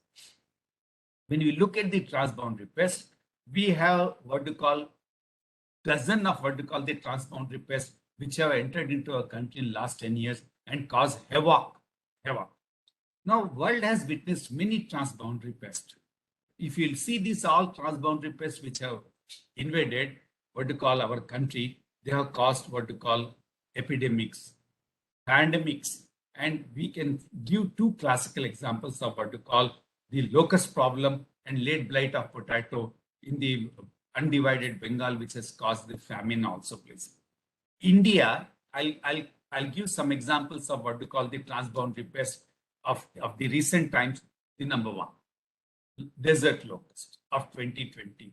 When the whole world and India, including India, was fighting what we call the COVID-19 with the first wave, we were also fighting what we call, especially Rajasthan and Gujarat and certain parts of our country were facing another problem with the desert locust also, please. They have attained what we call epidemic proportions, but thanks that the locust control organization and the farmers have effectively controlled that desert locust in 2020. Another pest which has gained entry into our country and caused very heavy loss is the cassava mealy bug. It was first observed in 2020 in Thrissur, Kerala, and after that it has gained entry into Tamil Nadu and caused 50% of the loss and causing a lot of the damage also, please. Fall armyworm. Fall armyworm has invaded India on maize during May 1980. And you'll be surprised that fall armyworm, which has gained entry into 2018, and I already said that it has what you call displaced almost all the insect pest of what you call in the maize crop, and everywhere 99% of the fields are infested by fall armyworm. If you are not going to control in the early stages of the crop, the whole crop will be damaged also, please. There are instances in Andhra Pradesh and Telangana where farmers have gone for 2 to 3 times resowing of the maize crop also, please. FAO has warned that if the fall armyworm, if it is left unchecked, it will push more than 300 people into hunger, and there will be an economic loss of what we call $4.8 billion also. We have another case of what we call the transboundary pest, that is the rugospiraling whitefly. That is what we call, you will find that it was noticed in the coconut in Tamil Nadu and Kerala, and now in almost all the coastal belts, including Andhra Pradesh, Karnataka, and Goa, up to Assam, it is attacking almost all the coconut orchards. And it is not only attacking what we call the coconut, it is attacking many other crops, which you can see in this slide. But the Encartia, thanks that it is taking care of rugospiraling whitefly. Paper industry. Paper industry was affected by another pest, invasive pest, that was what we call Eucalyptus gall wasp also. And in this slide, if you look at it, you will see that there are many pests which have gained entry in our country from 2004 to what we call 2019, starting from the cotton mealybug, Eucalyptus gall wasp, idiophyte mite, coffee berry borer, fall armyworm. All these pests have invaded into our country, and now they have become very serious pests also, please. Now, I'll talk about what we call the pesticide scenario in our country. And if you look at it in our country, per hectare consumption of pesticide in India is very, very less when compared to other countries like China, Japan, and Brazil also. Throughout the world, there are 1,175 molecules are available, but we are only 292 molecules are registered in our country. And there are 75 molecules and their combinations are used in our country to protect 140 million hectares of cultivable land of various crops also. You will be surprised that we have only 292 products, but our neighboring country like Pakistan has 500 what we call registered products, whereas USA, European Union, and Brazil have more than 650 registered or approved molecules in their country. It indicates that our country is using very less of the pesticides. Now, but there is another scenario in our country. We have so diversified crops in our country, but all the crops do not have what we call the label claim insecticides.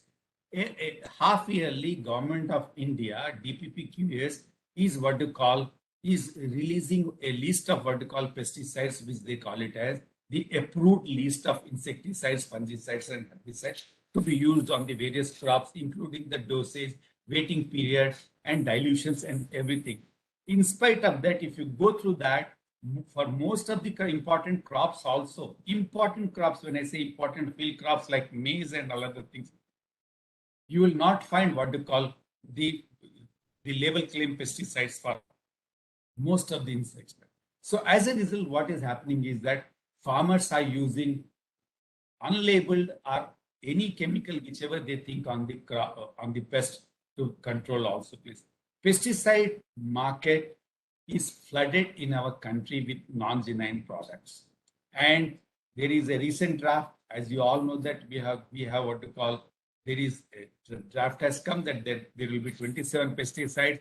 Lot of debate is going. There are certain people who are pro for the what do you call to ban all the chemicals, especially non-governmental organizations. Many of the people, they said, especially scientific community or what do you call the pesticide manufacturers, they said that they are against this ban.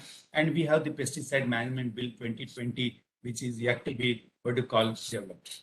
If you look at this, what do you call the 27 pesticides which are banned, most extremely toxic, we have what you call these 3 pesticides: carbapenem, methomyl, and monocrotophos. These carbapenem, a granular insecticide; methomyl, a good compound. When I say good compound, it effectively controls many pests. Monocrotophos is almost all used as a cocktail pesticide. It is mixed by in all the crops in case of special for all the pests in cotton and chilies also. If you see, there are 12 insecticides, there are 7 herbicides, and 8 fungicides are in the list of what you call the 27 pesticides to be banned. Let us see what is in the future also, please. Another problem which we see is the pest resistance. In case of the pest resistance, if we see this, what you call the pest resistance, the first case of insecticide resistance against the inorganic was noticed in 1914.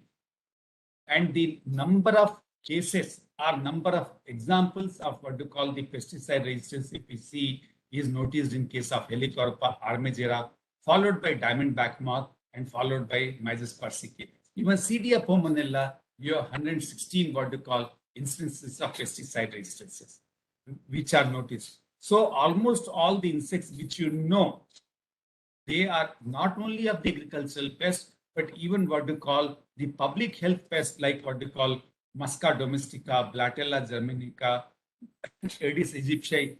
There also you have what you call the insecticide resistance cases. In addition to the insecticide resistance, we have another problem that is called as an insect biotypes. I'm not going to define biotypes. Neither I'm going to tell you something about, as you all know that, but I'll try to tell you about that, how many biotypes are existing in the world also. And in case of gallmids in our country, in India, we have 6 biotypes. In case of whiteflies, we have A, B, and Q. And the highest number of cases of the biotypes are noticed in wheat Haitian fly, followed by green bug, Nizara viridula, and then we have the 6 also, please. Now, this speaks of what we call the problems. Pesticide residues. If you see most of the papers, social media, everywhere, you see that they will be coming with flooded with the market. That there may be some truth into it, but it will be not 100% truth, which most of the social media keeps on talking about. But in spite of that, yes, pesticide residues are found in what we call, in our what we call day-to-day diet, which we are taking about. 40% of the pesticides are found or belongs to what we call organochlorine, 30% are organophosphates, 15% are carbamates, and 10% are synthetic pyrethroids. Now, I said that above all these, starting from climate change to what we call the pesticide residues, resistance, resurgence, whatnot also, human intervention is also a factor also. I have projected here a slide of what we call Andrean. You all will be knowing Andrean is the wife of what we call the Carl Sagan, who writes about what we call the cosmic world. She says that most of the people have this ego that makes them want to believe that Earth is the center of the universe and the humans are the most important species, the super expression of the Creator. That is but it is reverse. and we are always intervening with what you call environment also. Now, till now, I have projected some of the slides, or I have tried to present what you call what was happening in the past. Let us talk about what next, what has to be done. You all know, you all are field workers, you all are teachers, you all are scientists, you all know about the definition of integrated pest management. I'm not going to talk about cultural, biological, physical, mechanical. Every time we talk about all these things also. These cultural control practices in detail, biological control, it is the oldest weapon. It is the oldest weapon of war against insect pests to use their own enemies. And we see that it is we have a what to call the full what to call complement of the biological control agents, parasitoid, predators, diseases. So many are available in our place. One classical example of biological control, which I want to tell to the what to call the participants here, is that the black-headed caterpillar of the coconut, Opicina aenosella. It was a very serious pest from 1940 to 1990, even 2010, 2011. Very serious pest, but I'm telling you that when it attacks the coconut fronds, it is very difficult to be controlled by using chemicals. But thanks to the what to call the scientists, thanks to our Professor Dr. Edwin Dharmaraju Garu, who has given a complement of what to call the parasitoids, starting from the egg to the what to call the pupal stage of the things, which is in short called as abbreviated as TAMS, is that now the coconut black-headed caterpillar in the coastal belt of the entire country is now being kept under control. That is the classical biological control example. In case of what to call the certain biocontrol agents, Shoken woolly aphid, it is Ceratophacinal aniseries controlled by Diphyphid overa and other parasitoids. Papaya mealybug by Acidophagous papayae. In case of coconut black-headed caterpillar, TAMS, full complement of the parasitoids. Slug caterpillar by Pedobas imbrius.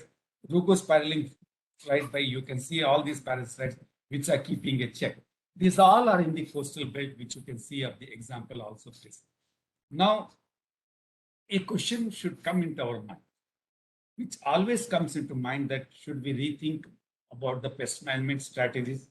Yes, we have to rethink, to overhaul, and to relook at what we call the pest management strategies by what we call introducing or bringing out certain things which are developing elsewhere in the world or in our country also. For overcoming what we call the pitfalls of the pest management, we have to think there is necessity for us to look into what we call certain aspects. I always say that the ecology part of what we call the pest and what we call the plant is neglected in integrated pest management by almost all of us also.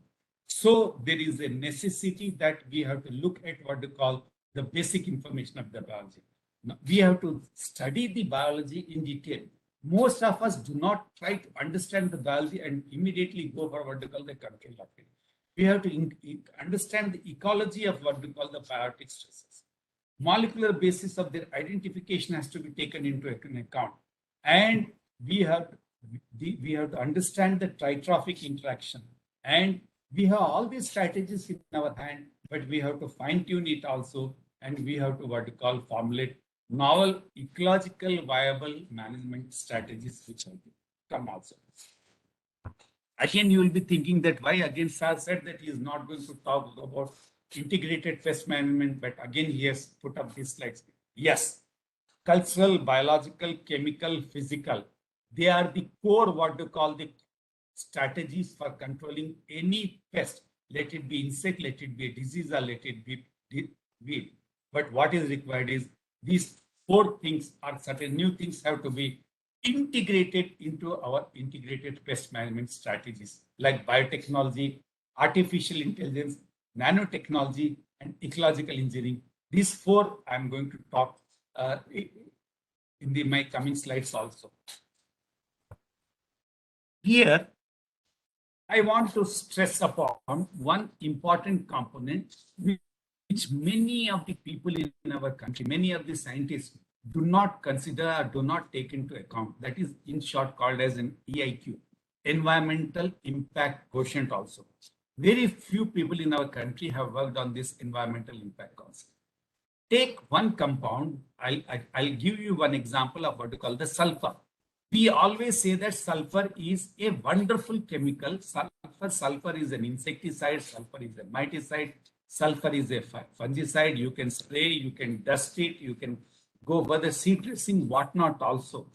But for information, you will be shocked that EAQ, environmental impact quotient of the sulfur, is very, very high than many of the potent insecticides or most of the potent pesticides which we always talk about it.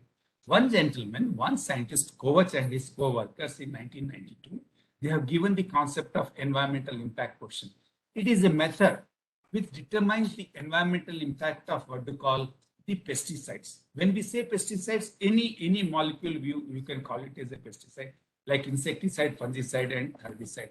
The environmental impact quotient of more than 500 chemicals are available in our country. Not in the country, it is available in the Google search also. And these values are calculated by taking into account the environmental concerns in the agriculture systems.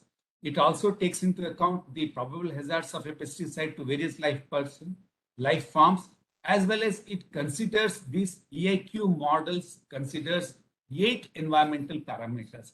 You look at what will be the effect of pesticides on applicator, what will be the effect on the harvester, consumer, groundwater, fish, birds, bees, and beneficial arthropods.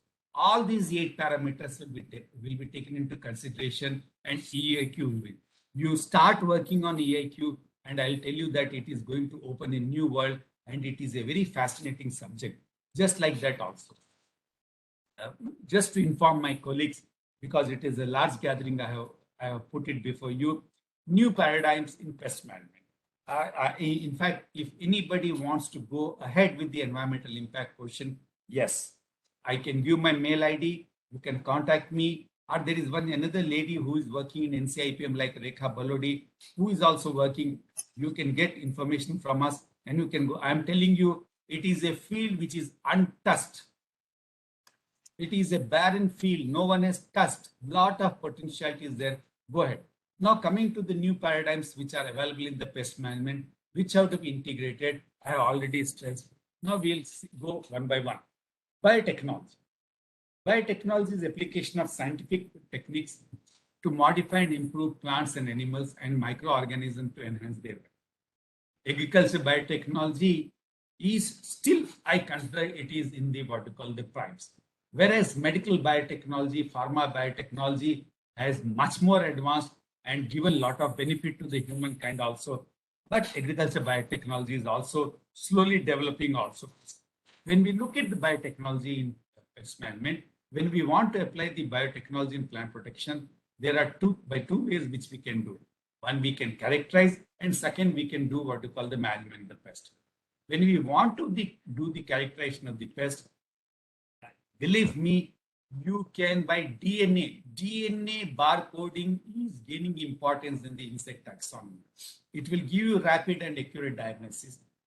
It will genetically characterize the population, natural population, and it will also help in what we call the pest identification. You talk to natural history museum people, they will say that most of the time, more than 30 to 40 times, most of the entomologists wrongly identify a pest. Whereas what we call the biotechnology tool is helping the pest to be correctly identified. When you correctly identify, you can correctly what we call give the recommendations for managing the pest also. Biotechnology can be also applied for the management of the pest. One classical example, genetically modified plant. We are seeing the advantage of BT cotton in our country. Use of genetically enhanced natural enemies and bioagents. It is slowly gaining importance, and elsewhere in the world, people are now applying this what they call GM, genetically modified natural enemies, you can use tissue culture plants, use of genetically modified insect pests, use of techniques such as RNA interference and CRISPR technology can be applied also. These all of you know that these are the 5 important biotech crops like soybeans, maize and cotton, canola and alfalfa, which are grown in our country. Now, in our country, we have benefited with what you call by growing the cotton crop. Biotech crops are grown everywhere. And in our country, 6 million farmers have sown GM cotton crop, that is BT cotton crop, in 12 million hectares in 2019. Figures may be more also, please. If you look at it, GM crops in our country, 2002 is a milestone. We got what you call MECH 164 and 182 BT cotton hybrids, which were called as a BT1 cotton with Cry1 AC into it. In 2006, we had what you call the stacked BTs. Now more than 2,000 of the BT hybrids are available with all the names Cry1 AC and Cry2 AB. 2007 BT brinjal we want to introduce, but NGOs and everybody have stalled it. Our neighboring country, Bangladesh, is cultivating BT brinjal and reaping huge benefits. Farmers are getting what you call very high returns also. In 2015, Hara mustard hybrid 11 was developed by Dr. Painter at Delhi University Center for Genetic Manipulation of Crop Plants. And 2015, when it has come, it was going to solve a lot of what you call the edible oil problem in our country. But again, what you call non-governmental organizations, environmentalists have stalled it. I don't know when other crops are going to come in our country also. Another field which is gaining importance in the what you call integrated pest management, not only in IPM, but everywhere in every field is what you call the artificial intelligence. Artificial intelligence and machine learning is doing wonderful. Artificial intelligence has many uses. It can detect disease. It can detect in what we call insect pests. It can detect even weeds also. It will provide information to farmers on the quality of soil, when to sow, where to spray, and how to spray, and when to expect pest infestation also, please. Now, all artificial intelligence advises farmers on the best practices also, please.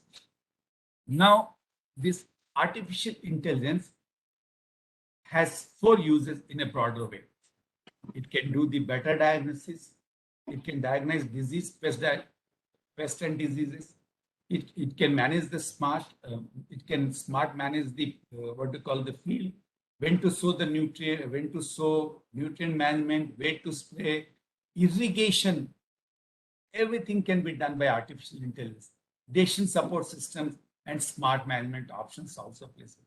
Now, certain models have been developed at ISRI and elsewhere in the world also certain models have been developed like Canada, UK, Switzerland, and Germany, Australia. I'm not going into the details, but I'll take little time to explain about what we call the artificial intelligence at the moment after my retirement, working with the ICAR also as a consultant. After my tenure as emeritus professor in the ICAR also, now I'm employed with the ICAR, and I'm at the same time I'm working with one particular app that is called as what you call the Plantix. This Plantix, you all can download by going, because all of you have the smartphone. You all have the smartphone, and I'm sure that most of you must be using this app also. I'm the content reviewer of this app also. I'll tell in brief that it becomes very difficult, not only to the farmers, to sometimes also to distinguish between what we call certain diseases. Like rice blast and brown spot appears most of the time in the similar way, and it becomes difficult also. Now when you download this Plantix app from the Play Store in your smartphone, you can simply take an image And when you send any image, upload that image to this Plantix group, it will image, we are having what you call data set. You will be surprised that for the brown plant hopper, we have 2 lakh images which are collected from all over the country. For the groundnut leaf miner, we have more than 1.5 lakh. Fall armyworm, we have 3.5 lakh images. So based on these images, neural networks and neural images, we immediately provide diagnostic. Now you take the image, instantly you upload it, and by the time you close your eye and open it, you will get a result. Think of it that if a farmer, now I'm not telling that most of the universities, they give the solutions, but it is not a real-time solution also. Either the farmer has to come, or sometimes the farmer will take to a pesticide dealer, but here the instant results will come, and I'll say that it is 90% most of the time, they are accurate results which will come also. Take a picture, get a result, you will get an advice, and you can join a community where you can pose your question and farmers. Now this app has expanded so much so that if you register with them, within 5 kilometers, you will be getting, from your location, you will be getting the address of the 5 pesticide dealers within your 5 to 10 kilometers radius with the mobile numbers where you can get the chemical. Not only they will not give all this advice. When I say advice, do not pertains only to the chemical control. It pertains to everything. They are giving what you call on the crop advices. I have taken a little longer time. This is about, there are many other things have come like Plantix, Crop Darpan by IIIT in Hyderabad. They have developed it, but it is not a real time. Fasal, then Vadhan, then you have Zarvio. There are many such organizations. Our own institute now, which is organizing this particular seminar for 3 or 4 days, they have also developed, they are also in the digital agriculture, GIPM, and they are into crop sap and hot sap. Probably some of the resource persons are going to talk about this also, so I'll not delve onto it also. Nanotechnology is one field which is developing at a faster rate, and we have one nanotechnology which has gained entry into what is called the nano agriculture. We have what we call the nano fertilizers, or nano urea has come into the market, nano emulsions, and all these are coming up, they are flooding. But we have to be very cautious with the usage of what we call this nanotechnology, because most of us do not know how it is going to affect the human environment in the coming days also. And these nanoparticles are going to create new kinds of contamination in soil and waterways, because they are more persistent than any other chemicals in the world. Now, another thing, we have a pheromone which was launched in the 21. It is called as a green label pheromone, which is developed in Hyderabad Genome Valley. We have NATCO pheromones which are available. These all splat technology, these sterile insect techniques, autocidal techniques, they all are gaining importance. And you all, above all, ecological engineering, push and pull technology, growing of what you call the trap crops and repelling crops are gaining importance. They have given wonderful result in the African continent, and they are proving very effective. In our country also, ecological engineering is playing very important role in rice crops also, please. Just a figurative what we call representation that the one crop, main crop which you planted, it will repel, it will push, and the trap crop, another crop will be attracting. So it is a push and pull strategy which will be playing an important role in the ecological engineering also. I was given, I think I have surpassed certain time of 5 minutes, but thank you very much. Thanks to the organizers and thanks to everybody for giving me this chance. And I end my slide here.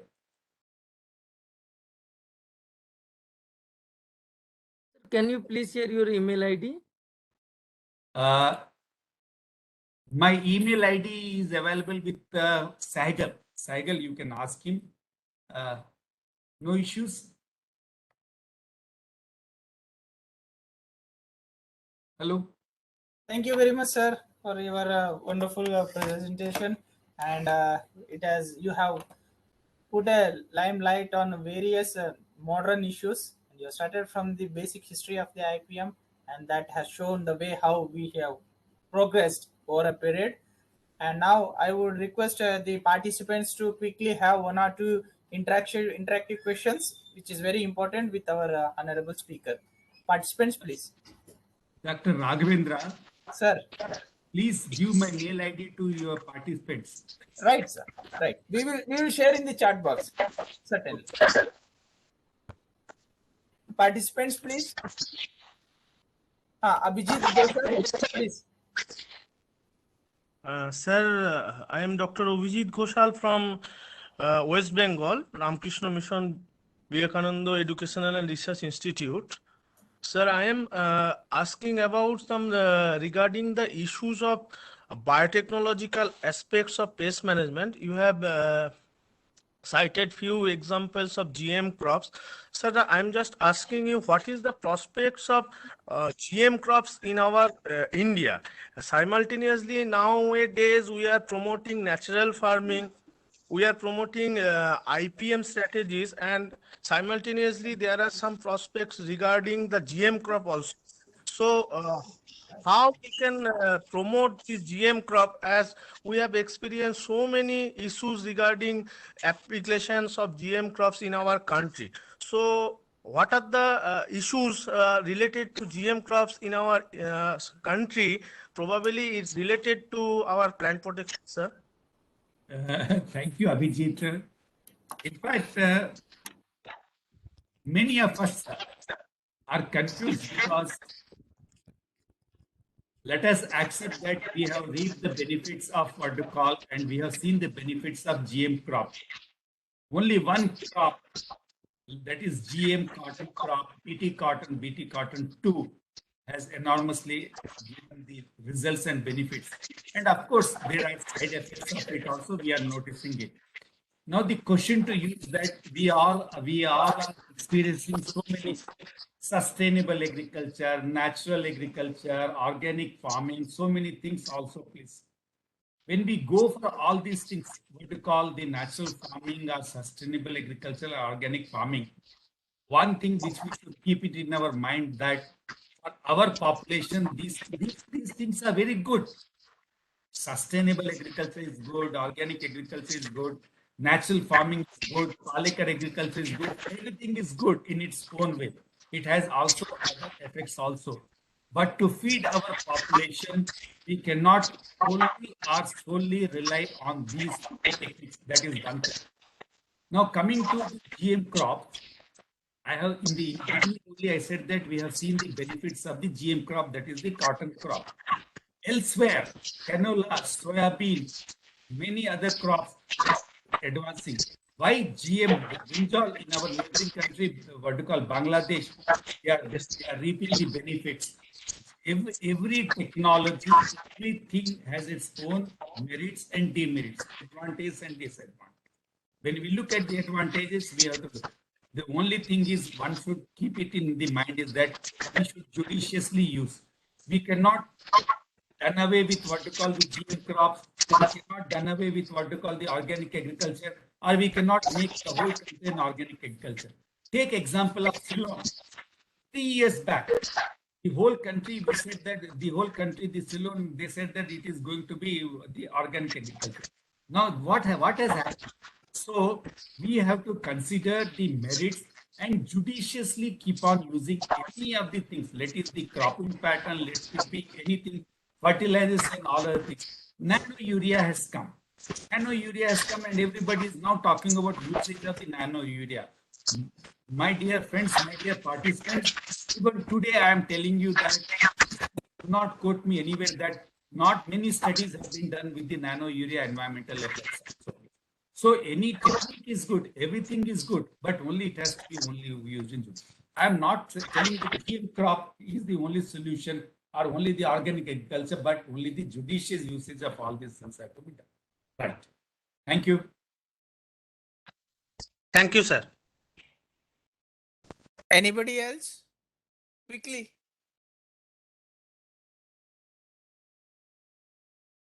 Okay. Keeping the constraints of time in view, we would like to convey our sincere thanks to our professor, Dr. T.V.K. Singh sir, who is our guru, who is our mentor, who is always with our NCIPM to take us to the higher heights. Sir, we in future also we look forward for your precious guidance and welcome. Instructions, sir. Thank you very much, sir. Thanks for sparing your valuable time, sir. I think all our participants has enjoyed and got a brief on IPM, sir. Thank you very much, sir. Thank you. Now I would like to call upon Dr. Rekha Madam to introduce our next speaker, that is Dr. Mukesh Sehgal, who will be delivering the lecture on sustainable crop protection through IPM strategies. Madam, please brief about the speaker. Thank you, Dr. Raghavendra KV. Our next speaker is Dr. Mukesh Sehgal, sir. We will talk about the sustainable crop protection through IPM strategies. Sir is a nematologist by expertise and who has done his PhD from IRI. And sir is right now in charge HRD and the coordinator of this training program. And sir, less is said. Less said is less, and his more. His personality cannot match the amount of words we have. We are learning so much from him. In the extension and delivering the IPM to the grassroots level of the country. What not from training to the master training to the farmers to the tribals to the remotest area of the country in the northeast area.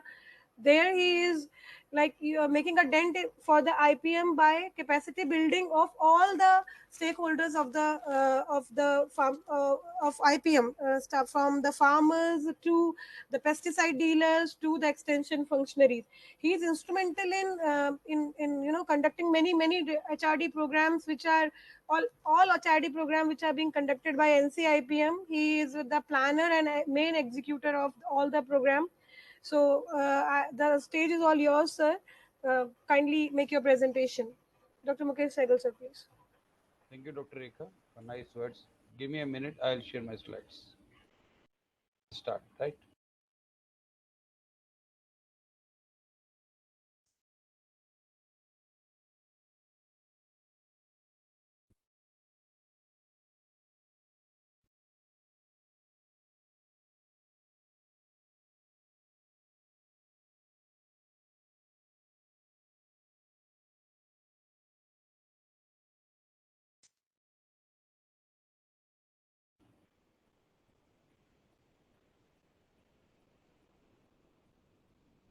Mute सुन अरे सौरभ दिखना mute सुन mute है okay can you see my slide, Dr. Rekha?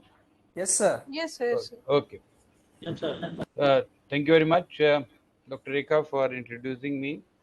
This all with your help, people, youngster are the backbone of our institute. And this training program we also brought because the youngster had provided a lot of support to us in designing and implementation of the program. So this training program we have on IPM for sustainable agriculture. We thanked DG, the manage, as well as the local coordinator Mahanta Shurur from the manage and faculty. This is we are going to talk about. Just you have heard about the from a very learned professor, Dr. T.V.K. Singh sir, about the what is the past, present, and future, and what are the strategies to be followed. Now we are going to share our experiences, what we are following in our these things. Just like this is our NCIPM, and these are our tools and friends, and our enemies are. They are basically all I try to show our tools, what we are going to follow, starting from good agriculture practices, natural enemies, and using less amount of pesticides, and our IPM is also based on our ICT tools. So friends, scope of this presentation, if we talk about, we have what are Indian agriculture, what are challenges and opportunities, what are the crop pest losses due to pest, insect, disease, nematode and weeds. We consider weed also a very important pest, and pesticide use in India. Why we brought IPM in the world and why in India. So what are the IPM strategies? How our IPM is sustainable. Just like I modified my presentation in contest with the DG, told that what are our constraints, what are our ongoing initiatives, what are our constraint and action plans we are going to take it. So friends, no doubt India is much aware of it in 2021 is that 303 million tons. Even we are producing so much food grain and lot of money we are also getting from the by the export of the our food grains to the other countries. And I tell you, we are working with the LT Foods. Those are selling their products, pesticide food products, to free. They are trying to minimize the. They try to see the standard of American and European countries or Tilda company, where they are selling the rice to 65 different countries with less amount of. So we are earning lot of foreign exchange, you can say, from these crops, and there we need to have a standard of our things.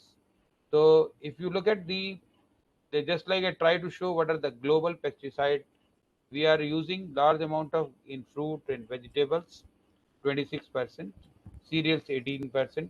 Now in globally we see cotton is very less, 6%. But in our country, we can find cotton and rice is now almost, this is a little old data we have, but in the present data, cotton and rice is almost the same. We are using around 28% in the both the crops, and vegetables no doubt is slightly increased to be 18%, and other crops are like this. So it is like this to show there's a pesticide grown. Our Indian economy, if you say in agriculture, Indian economy is there, we find contribution to GDP is only 18%, contribution to export is 14%, contribution to direct employment to percent population is around, I can say 56, 57%. Dependence on agriculture directly or indirectly for livelihood is 69%. No doubt it is shrinking, decreasing, I'm going to talk about. Though India at present, we have a 1.36 billion, and we are going to touch 1.40 billion in soon time in 20. I hope in 2025 or maximum 2030, because our policy is like that only. So in global terms, India has the human population 16%, but farm population is only 15%. Geographical area we have 2%. We have rainfall is very small, is around 1%, and our grazing land is 0.5%. Forest is also 0.5%. So it means resources are limited. So there is a big question we have of food security. Though no doubt, just like you have heard about from Dr. T.V.K. Singh sir, and also from my point is that we have a green revolution. And when I was childhood, my mother used to tell me not to go to school, stand in the line for the food. So our priority is to get food for evening. We have so much, even we have a lot of money in our pocket, belonging to a very good family, no doubt. Uh, Rather, I can say I the highest administrative level family.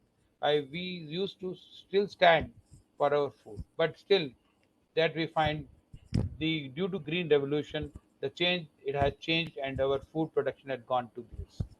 Our demand, if I say in 2030 for 1.4 billion is 350 million tons, it means the food grains production must increase by 5 million tons in a year, and with a lesser amount of pesticide and fertilizers. So it means you can say we need to produce more and the agriculture commodity per unit area. So this is our big challenge we have. But we have a land, water, energy, time. They are very limited with us. They are shrinking. You can talk about, if you talk about here, farmland in 76, it is 2 hectare average but land holding at present in 20, it is not little visible. It is less than 1 hectare in 20. In year, you can say 1920, the data show that we have a less than 0.86 hectare average land holding we have. So, friends, we why it is so? So you can see that intensive agriculture we follow. Green revolution we find is the greatest success stories. Dr. Singh had shown very first slide of Norman Borlaug, who is the father of green revolution. We have achieved a great success. However, by intensive agriculture, no doubt genetic uniformity of the crops is increased, dense plant population is increased, but people are doing monocropping. Punjab, Haryana is going only for rice, wheat, rice, wheat. Whole IGP is going rice, wheat at that time, and they are using large amount of fertilizer, lot of irrigation they are using. So because they are spending lot of money on the seed, fertilizer, as well as so therefore they are using large amount of irrigation. So we can say inappropriate cropping system practices are there. We are using lots of chemical fertilizers, lot of chemical pesticides. So because our motto is earning profit, and so when I say when you're poor, you live in a normal style, but when you become little richer, your resources are available, money is available, you are going to spend more on the, I say, ill things. I say just like a richer man go for a lot of wines, lot of other products, but likewise the farmer also gone for ill things. Even we are making just like Dr. Shekhar in the morning, DG telling me that what we are doing wrong. We are doing wrong that we are using large amount of chemical fertilizer, chemical pesticides, and therefore we find the insect pest disease are also favored by these factors. So in a small, what is a pest? Any organism that interfere with the crop production is pest. Earlier, when I was reading in, I hope in our PhD level, we read insect disease, nematodes are considered. But later on, what we start considering insect disease, nematode, weed, rodents, and nowadays we are also considering the post-harvest losses also, and post-harvest IPM also we trying to minimize. So if I say in estimate of crop losses due to only insect pest, you can find this is to give you simply a, you can say a estimate, a rough estimate we are given to you. Though Dr. Birthal up 2003 talk about this, and now recently we got a new estimates. So in cotton, pre-revolution was less, but the post-revolution was much high. Likewise in rice. So everywhere you can find, no doubt, production is increased. Likewise, your losses are also increased. So your losses are also increased. If you look at the recent data, we can find out the losses due to insect weeds are highest 33%. Though we are neglecting, we are not. Majority of people are not taking weeds. Just like in the evening when you are hearing from Dr. Rekha and Dr. Raghavinder that we are going to see that weed also considered as a very important pest because they are causing 33% loss. Likewise, diseases 26%, insect 26%, rodent, nematodes, they are causing post-harvest we have 15%. On an average, we find 18% loss. This is Niti Aayog report I'm talking about. And we find that annual monitoring loss is approximately 1,30,000 crores. It's a big loss. So if you look at here loss in different, it is simply to show you one slide from a good slide we have the wheat loss, maize loss, cotton loss, rice loss. So this is different. We try to give you a simple what are the different losses we have due to our different pests or others. As you can see, others will have higher in comparison to other. That means we are neglecting some of the our key pests and others things. So losses due to pest, if I see 18 to 13%, and because of these reasons, we have the losses. If you look at the quantum of pesticide use with 13 to 14%, despite area coverage is only 2 to 3%. So these are because of these reasons we will have these ones. So now, why pest management is required? Because we want to minimize our crop losses, to have the minimizing our environmental pollution, to maintaining the quality of food and quantity of food, decreasing biohazards in food chains, ensuring the food security, and no doubt the most important is we want sustainability. So that because of this, therefore there is a need of pest management and pest, and what is the good thing with farmer? They when they see insect, they see something, they see in their field something going to pesticide dealer and asking for a pesticide, because the chemical pesticides are very easy to apply, very easy to make efforts and get a good results. But I find you can find the now you can see here the data show that Maharashtra is number one, Uttar Pradesh number two, Punjab is number three. Though we are talking about Punjab is the highest consumed pesticide, but you find out in Punjab is either remains static because a lot of awareness was created, or now it is decreased in 1920 also, and so we find out. So all India data you can find it is not reduced, because still we are not able to make much of convince to a farmer. Therefore, we need to read to a farmer to tell that chemical pesticides are dangerous. They causes the harm to our eyes. They are cancerous, like that.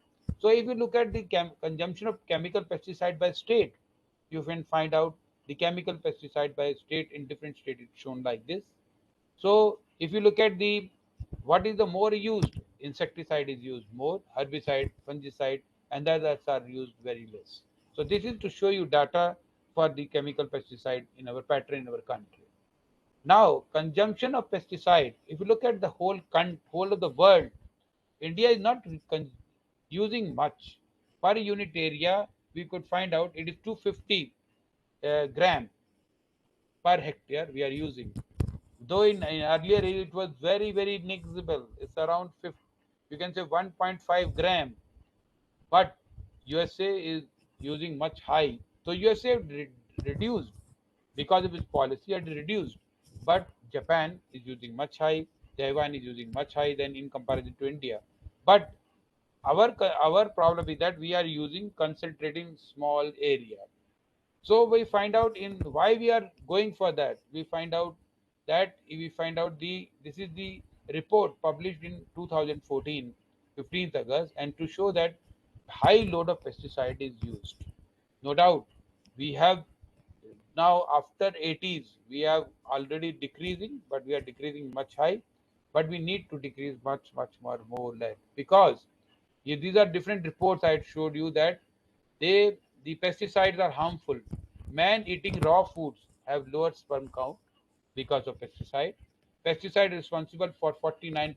So these are different reports to show you you are by using the high amount of pesticide, there are different reports are there. You have a neurological problem, you have a reproductive cancer, many things are there, loss of vision, loss of eyesight. So lots of things are skin diseases we could find out. So therefore, or we can say what are the problem associated with the chemical pesticide use, the development of insecticide resistance, that is very important, and pest resurgence, adverse impact on biodiversity and the environment, adverse impact on the health. So therefore you find out, therefore there is a strong need to find out a alternate ways so that we use less amount of pesticide. And problem, this is to show, simply to tell you, these are the different problems, resistance reported due to pesticide, herbicide, fungicide, insecticide, like that we have in different ones. So friends, then we bow our head to a lady, that a biologist, Rachel Carson, who wrote the first book, Silent Spring, in 1962. And she told that there is a connection between pesticide and threat to the species and the ecosystem. So Rachel Carson given a backbone story of IPM. In 1965, our latest Dr. S. Pradhan the head of Department of Entomology, IRI, he started using the word integrated control, though we are not using now, but he is a pioneer. They are the two pioneer workers who had made responsible the India or the world to use IPM.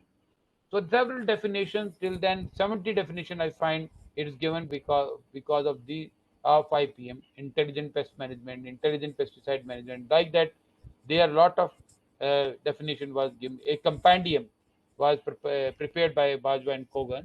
So telling that these are the definition of IPM. But friends, the IPM definition, what the 1967 was proposed by FAO is like this after Rachel Carson's book, that the IPM is a pest management system that in context with the associated environment and population type means to simply to tell you that we have to now develop a system, a pest management system in such a way so that there will be population of the pest will be reduced below the economic threshold level, and we have to combine all the efforts. Means we need not, now we are not working about on a insect management or disease management or nematode management or rodent management.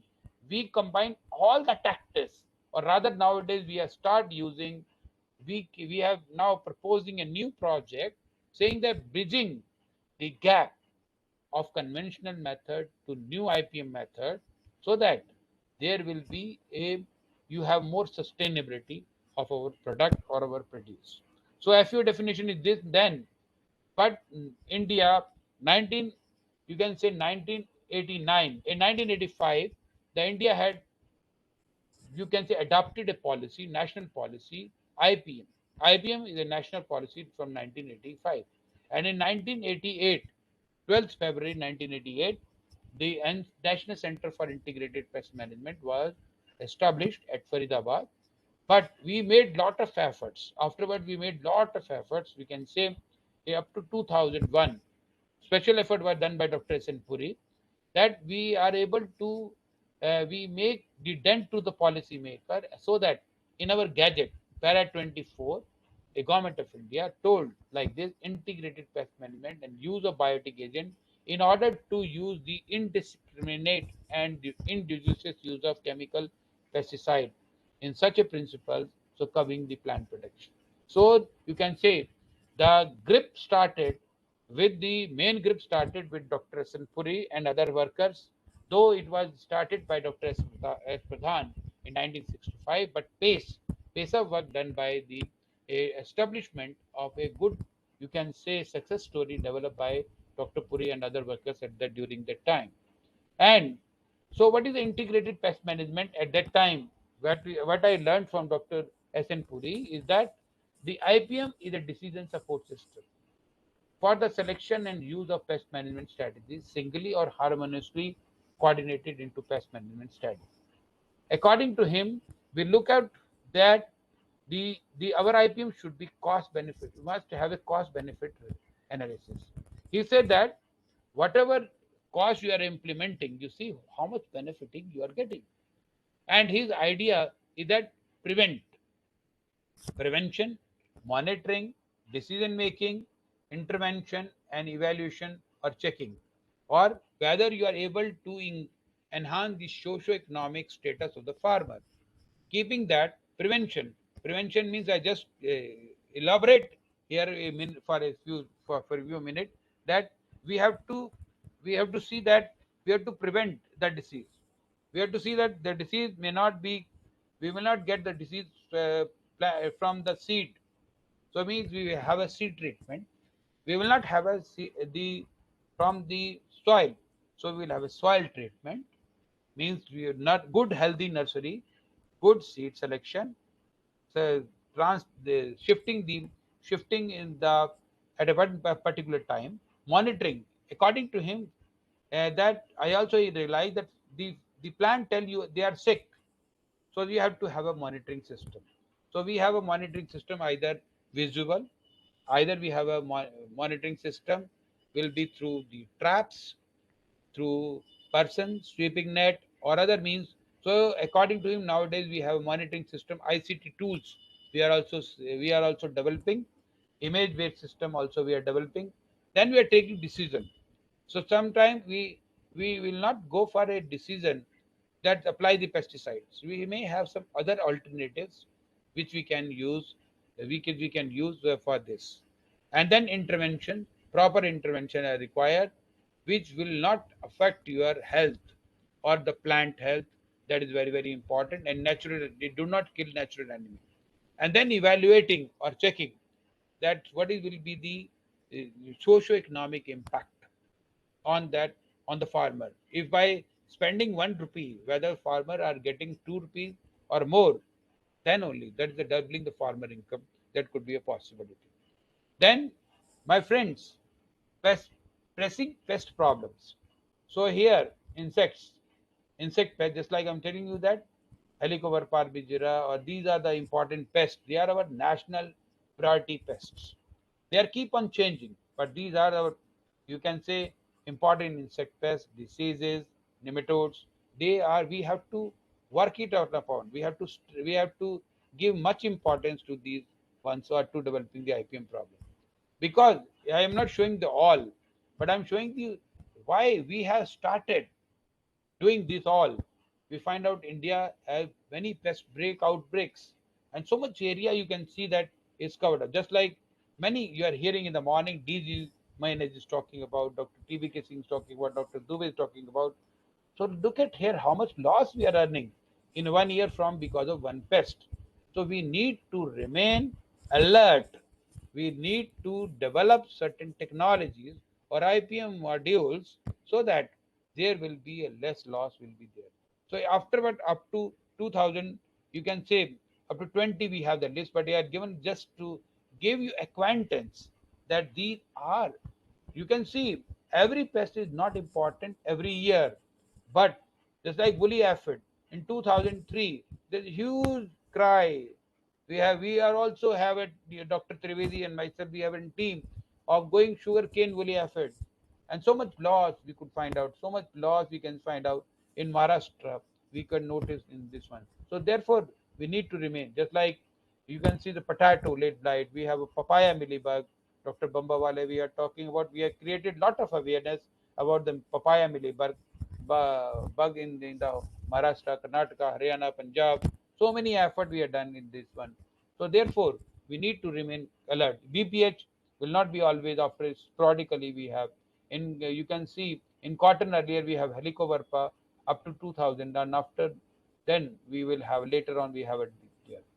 So there is a need to change. There is a mindset. We want to move. We have to identify the hot spots where for better integration we will need to have earlier. If you look at my paper, so many times I identified. You can see you are surprised in nematode. If you see my paper, you find out there are 268 villages I recorded in the whole country. They always have nematode problem in different crops. Different things are identified. So therefore we so it will be for hotspot you need to remain alert.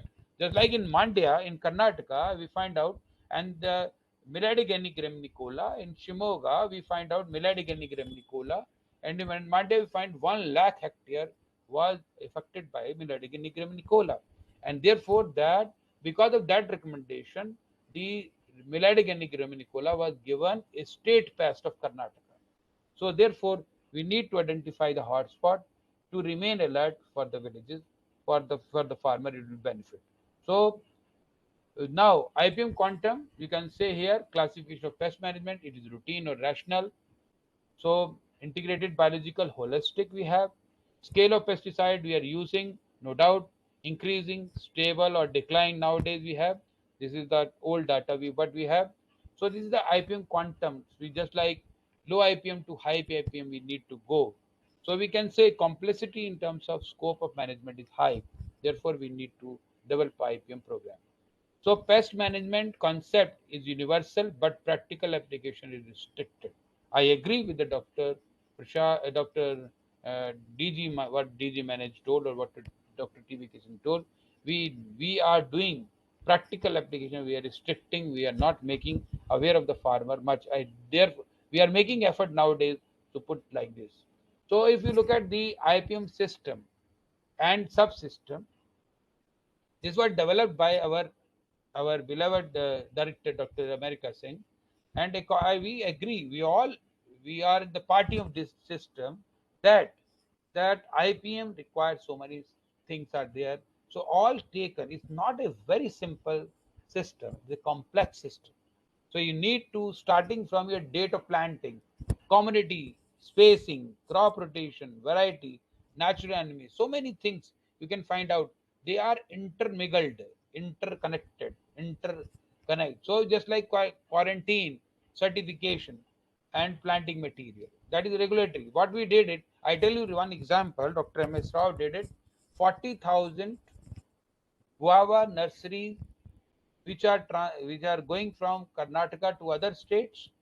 It was restricted or destroyed 3-4 years back. We restricted pomegranate nursery from Maharashtra, Mehsana, though with citrus. We have restricted the nursery movement because it's nematode. I'm talking about nematode problem. Likewise, we can, so means we quarantine is also play a very important role.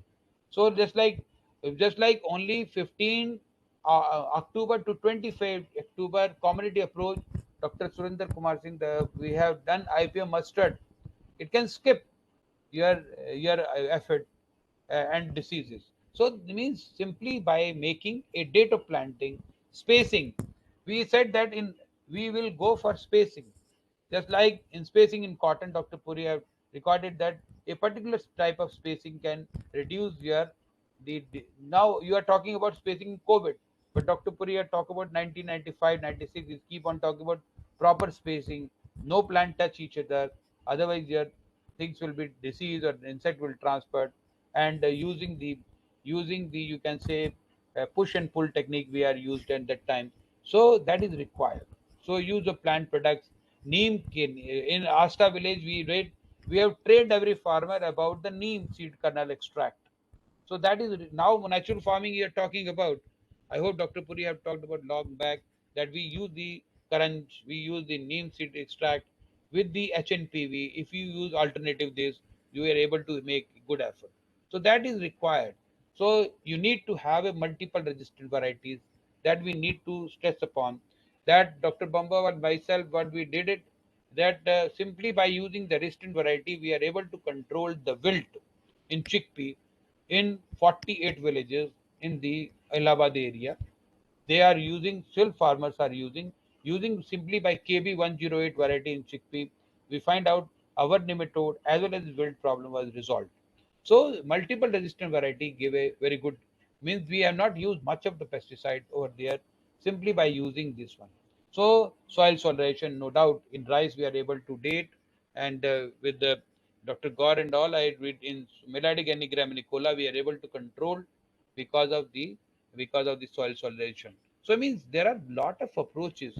We need to make it effort to, you can say, using pheromone traps and other things. So this is a system. This is a complex system. There's nothing to worry. We have to go one by one.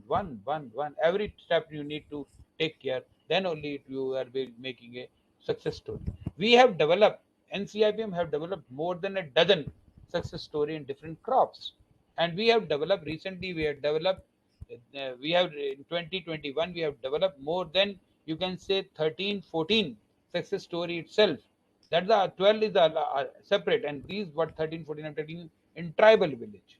We because of the using the particular steps, we are able to make a good success in 5,000 tribal farmers.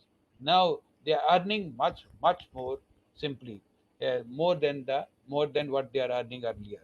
So milestone, if you look at the IPM in India, integrated control, I told you 1968, Dr. S. Pradhan. IPM in India, we have started the world earlier in spite of using our integrated pest management control. 1985 national policy on IPM. 1988 we have establishment of NCIPM ICR. I tell you 1989 and 1998 first IPM successful IPM village we have developed Asta under the guidance of Dr. Simpuri, and then 201 we have the no doubt with the help of our what effort done by Dr. Puri and other Dr. America Singh, we are able to have in agriculture policy. Now, institutional support that we are going to tell you later on what we have this in all. And now we have. What are the three pillars of IPM strategy? So we are just like I don't want to repeat much of the things what Dr. Singh had told or what the former. This is simply to make you aware, because what we are applying, how we are applying this, all we are going to listen in the different speakers. But to tell you here, I tell you prevention. I told you prevent.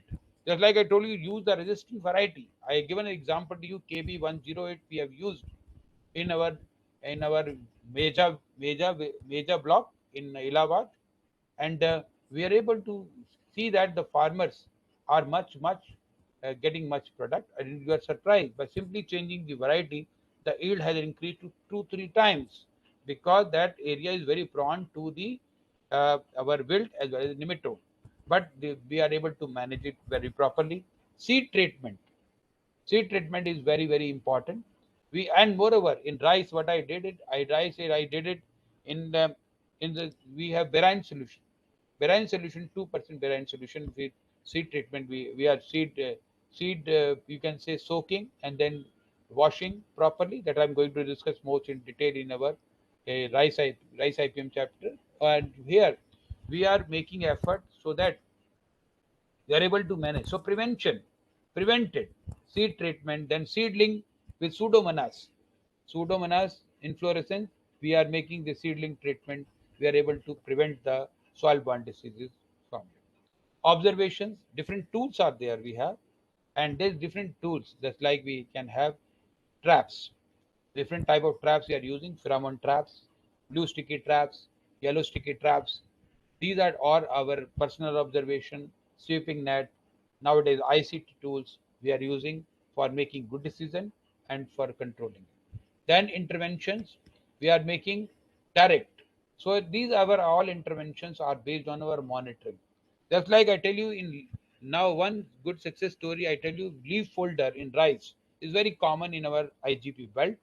But we told that if there are 5 in a, you can say, in a let's say in a bundle of 20 in a 1 square meter, if there are 5 leaf folders, don't do anything. Farmers are start using with 1 or 2. We said with 5 don't do anything, because even up to 10 don't do anything, because these leaves will fall and so you can save your pesticide. Now BPH, we say water management is going to play a very important role.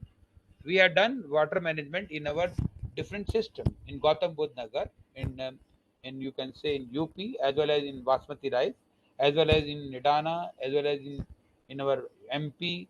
In other part where we have Basmati rice, we have BP was problem. Simply by going for the water management, removing the alternate wetting and drying after 45 days, we are able to manage properly with the you can say. So therefore, intervention based on our monitoring. So just like I told you that prevention, if you look at here, field sanitation is very important. I saw while working in Madhya Pradesh, I saw in Raisen village, farmers are doing good in their field, but keeping the bunds, they're full of weeds. So find the disease and insect, those thrives over there, they will shift to their rice field, and there will be a big problem. So therefore, please see that just like here I've shown to you, you make the weed-free surroundings. That is very important. Deep summer plowing is very important. Deep summer plowing is very important to us, because it will manage our soil-borne pest as well as weeds. They burn it. Likewise, soil solarization. The soil solarization, while working with Dr. Katan from Israel, we find out that the soil, very many soil-borne diseases we are able to manage, weeds we are able to manage, and this experimentally shown by myself, Dr. Yaduraj, Director of Weed Research, and Dr. Gaur, that the soil solution play a very important role in this. So integrated nutrient management. We see that we need to see that what the farmers are giving lot of you can say nutrient. And I show you very simple example. In rice, I find out in the 5th leaf, if you transplant your plant, there will be very beneficial. Your 20% yield is increased because of on the 5th. So what do? We have to give sometime zinc. While working in Sitapur soil health card, we find out that there was less amount of zinc available. There were less amount of boron available. So but farmers are not doing, and therefore there are certain type of pests we find out. We have noticed that I'm going to discuss in rice IPM will be more in case. So therefore you need to see that there will be a proper nutrient management will be given. Now selection of crop variety, and just like I told you already, the seed treatment. I told you few minutes back about KB108. We have done it in our chickpea, and by soil seed treatment with trichoderma, we could able to manage our problem easily. So prevention is very important here. Cultural practices are very important. You need to have the fallow, just like a hotspot. I told you, we have seen that. If I tell you one example, what we did in Rajasthan, there was a heterodera aveni was a big problem in weeds. So what we did, we in Jaipur, there is a Kalawad village where we had nematode problem very high. So what I recommended to the farmer that grow some pulses or groundnut in, I mean non-cereal crops we grow in the where they grow wheat for the 1 year, and we find out it was successful. The the nematode problem was resolved easily. Those cysts, people say cysts survive for many years, but we find we have given irrigation, alternate wetting drying were given. Nematode cyst was breakdown, came out, lot of population was there, but there's no food available, they died. So and now fallow practices are field preparation. Yesterday I find one farmer came to our institute, very successful farmer we have, Omveer Singh from Gautam Budh Nagar. He told me they are growing moong bean. So means they are earning for in spite of dhencha. We have recommended dhencha earlier. So if they no, we have said this time we have started with moong bean, and the whole village have grown moong bean, so that there will be a big nutrient management will be there. Seed rate is very important. Sowing time is very important. Just like I told you in we have seen in our mustard, spacing is very important. Irrigation, not to irrigate, not to remain dry spell. So that will be there. Weed control, avoid stagger controlling. I find in Madhya Pradesh, I find out in rice and village, farmers are doing, or not in that area. That area is noticed, but I find in majority of places, we farmer are going in our Tripura also. We find out they are doing stagger sowing. But in Dhalai region, what we did is we try to see the line sowing. With the line sowing, they able to control the weeds easily. So practice the crop rotation is very important. Intercropping, that is there. The intercropping, if you see there are certain crop you grow, just like after tomato. In tomato, after 10 rows, if you grow one row of the marigold, you can find out, or there are natural enemies will attract towards this, and if there is a nematode problem, it can be also be resolved. So our main purpose is to attract the natural enemy. So our mixed cropping, border cropping, as per recommendation, you can do it, which will be attract this one. So regulatory measures, I already told you, quarantine, seed certification, nursery certification is very important. We have started in Assam, Tinsukia, place where we have the seed certification for the Assam lemon and Khasi Mandarin. You will have the choice of pest-free or vector-free location where you go this. We are multiplying certain our you can say our rice. This time we have started with the Alliance, a company. We are going the our basmati rice. We are growing in other area uh, where we have a less pest problem, and then let's see that next year we good. Habitat management is very important. We find normally this was the crop architecture and we are in habitat management. What we did, one success story I tell you here. Going to tell you in rice IPM also. We have taken the straw bundle charged with the spiders.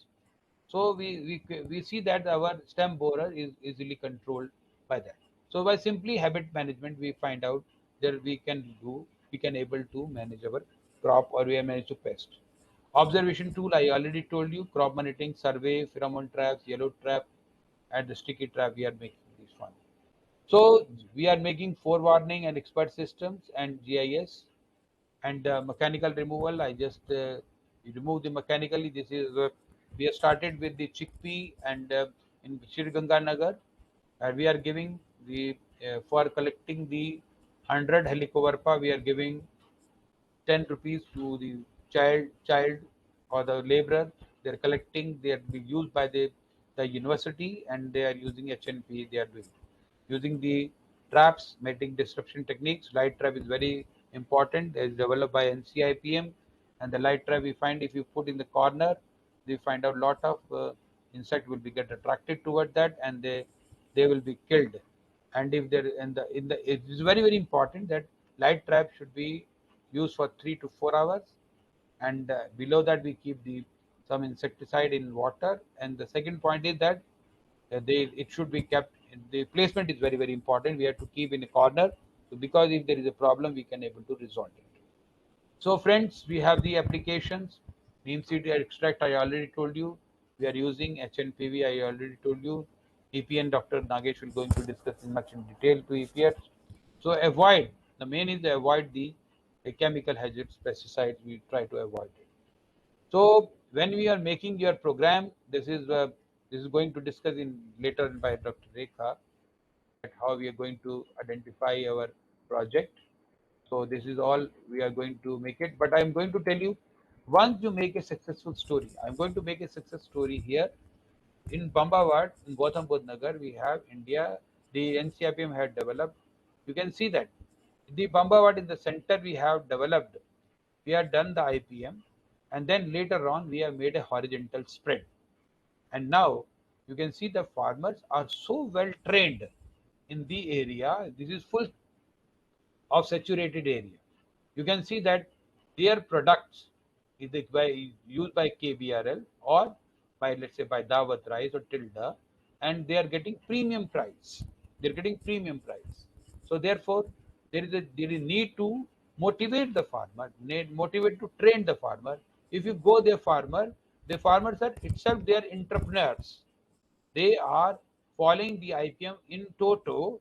This is one classical example I'm telling you.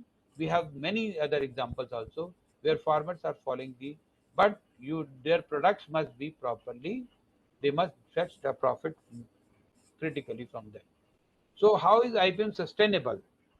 IPM combined with the following feature for sustainability. Your IPM should be economically viable. It should be economically viable. Then only your IPM is, you can say, will be used for long time. If it is, if you give so economically viable means you are using the label claim pesticide, number one. Number two, you are avoiding the pest to enter in your field. Number three, if it enter, you use alternate means in spite of using chemicals. So if you are able to save, if you can say, if I tell you Raichu, doctor, you can say, I give example, doctor, we have with the Dr. M.K. Naik working with Raichu in Chile IPM. We find out the number of pesticides were used by the farmer, 25 cocktails, and we have reduced to 8, and out of 8 there are 6 are biopesticide and only 2 are chemical pesticide. So that become economically viable. The farmer, by spending 1 rupee getting 3.6 rupees, means that makes a local economically viable, and it conserves biodiversity.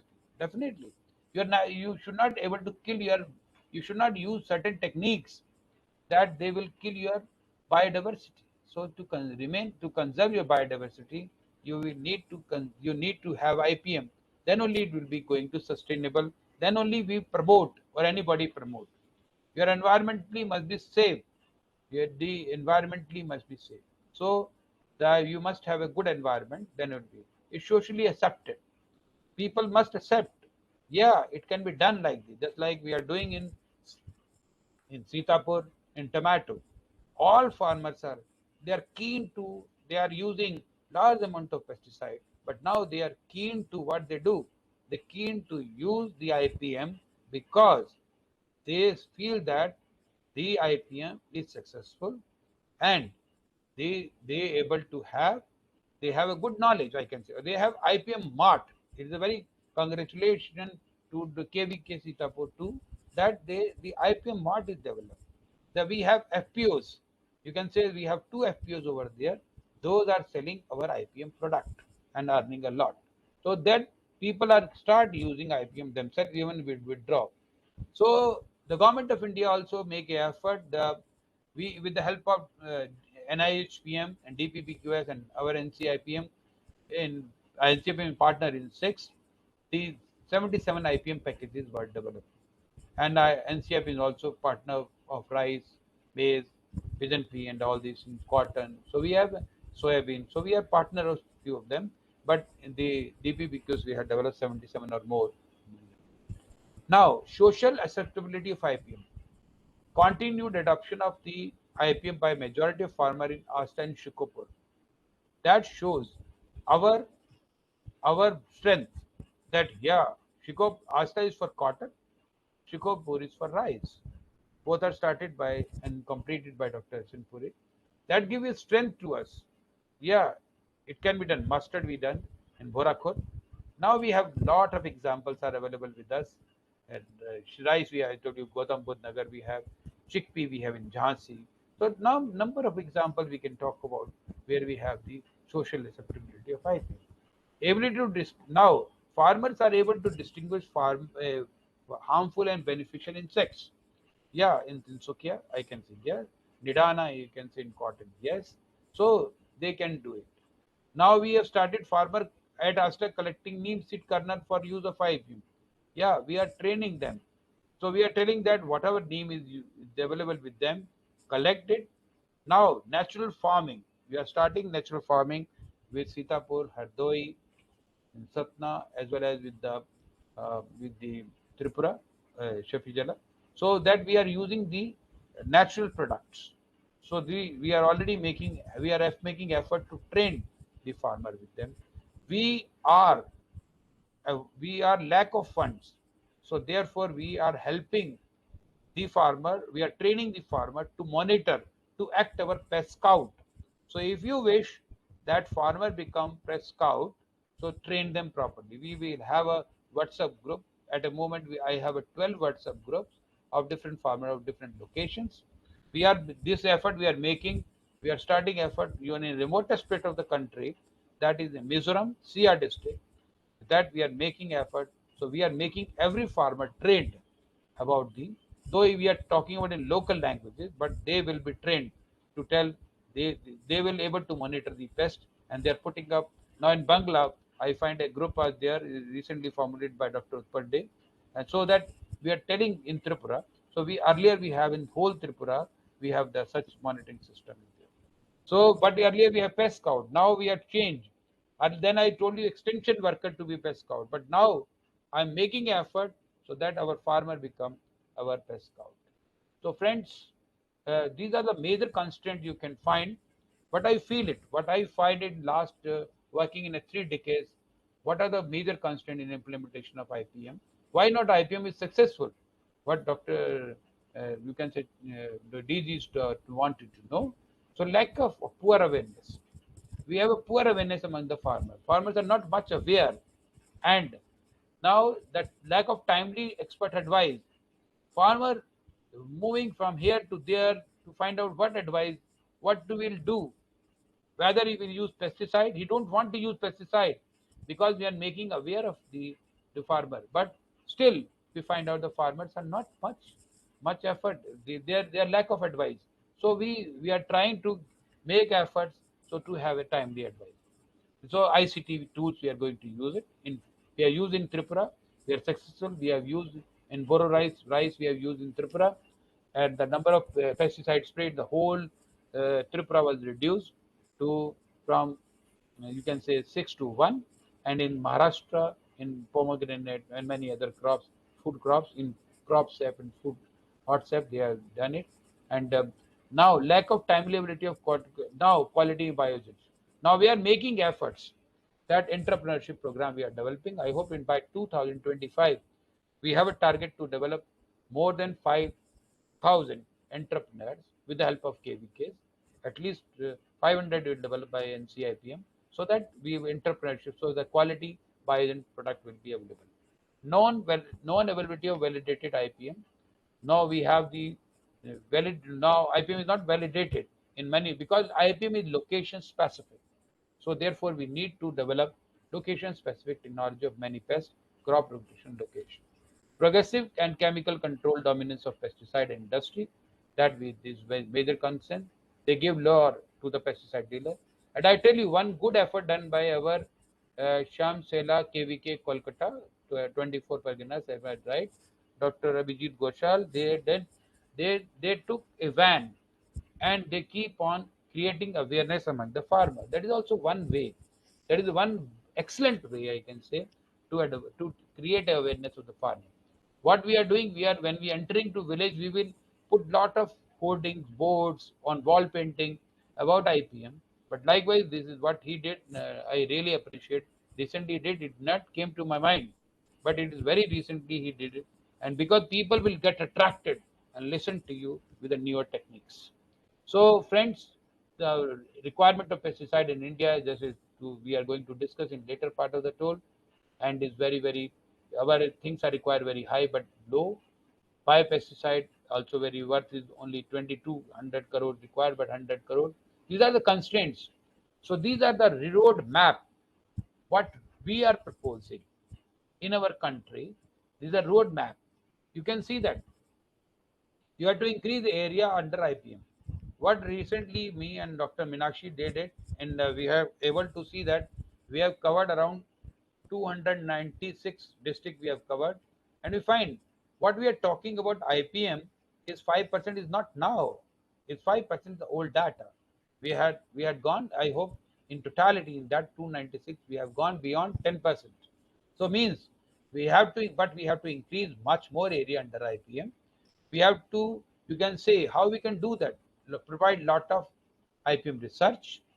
We need to have IPM research. We need to have lot of training and education. We have to have first of all more partners. Industry, just like we have a partner industry, Delta, LT Foods, and other industries are our partners. So likewise, we have to have other partners also. We have to have a provision of IPM inputs. We have to make IPM popularize. Just like I say that Pepsi, when we make Pepsi popular, how? Pepsi cup, Pepsi is everything, every word, everything is Pepsi, Pepsi, Pepsi. So everybody remember Pepsi. Likewise, we have to popularize our IPM.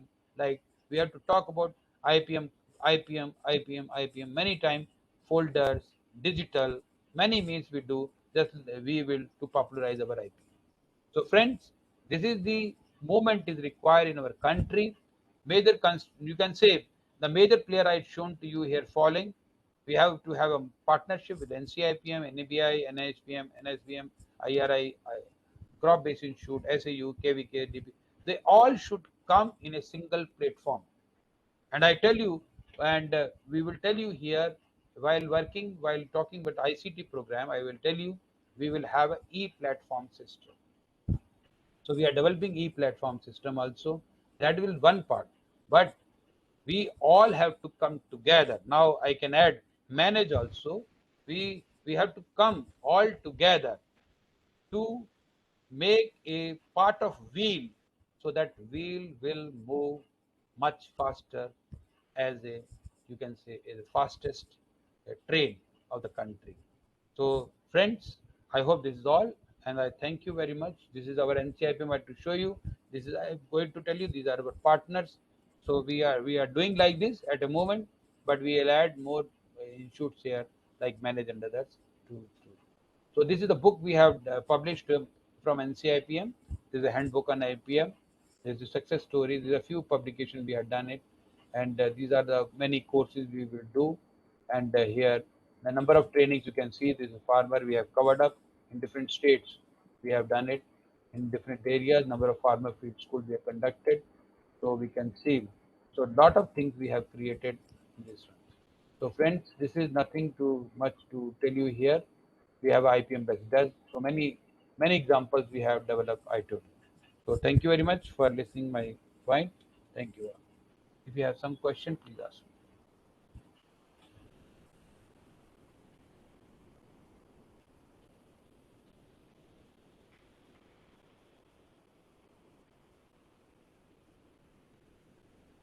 Any question?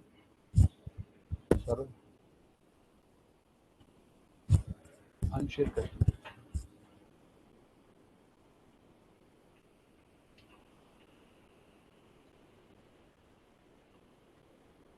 Any question? Yes, sir. May I ask one thing, sir? Yeah, please. Sir, very informative lecture, sir. Thank you very much for this lecture, sir. Actually, I would like to know about one thing what will be the thickness for the polythene which we are spreading for soil solution? Yeah, it is 25 micron. 25 micron. Transparent 25 micron we have. Is good. We have started with 50 micron.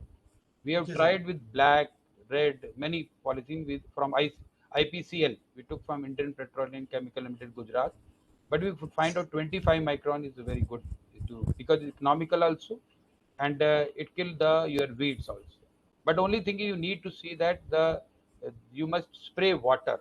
Means Yes, you have sir, to remove spray the water, then because otherwise there will be a problem. So this is the good. Thank you very much. Thank you. Hello.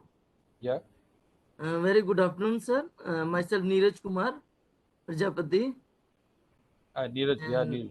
Yes, sir. Very informative session is there, sir. And actually, sir, during my journey, I meet with many farmers about to promote organic farming. So, sir, actually, बहुत सारे farmer Prajapati, just wait a minute. I'll introduce Dr. Prajapati. He's I'm very impressed with Dr. Prajapati, what he's doing.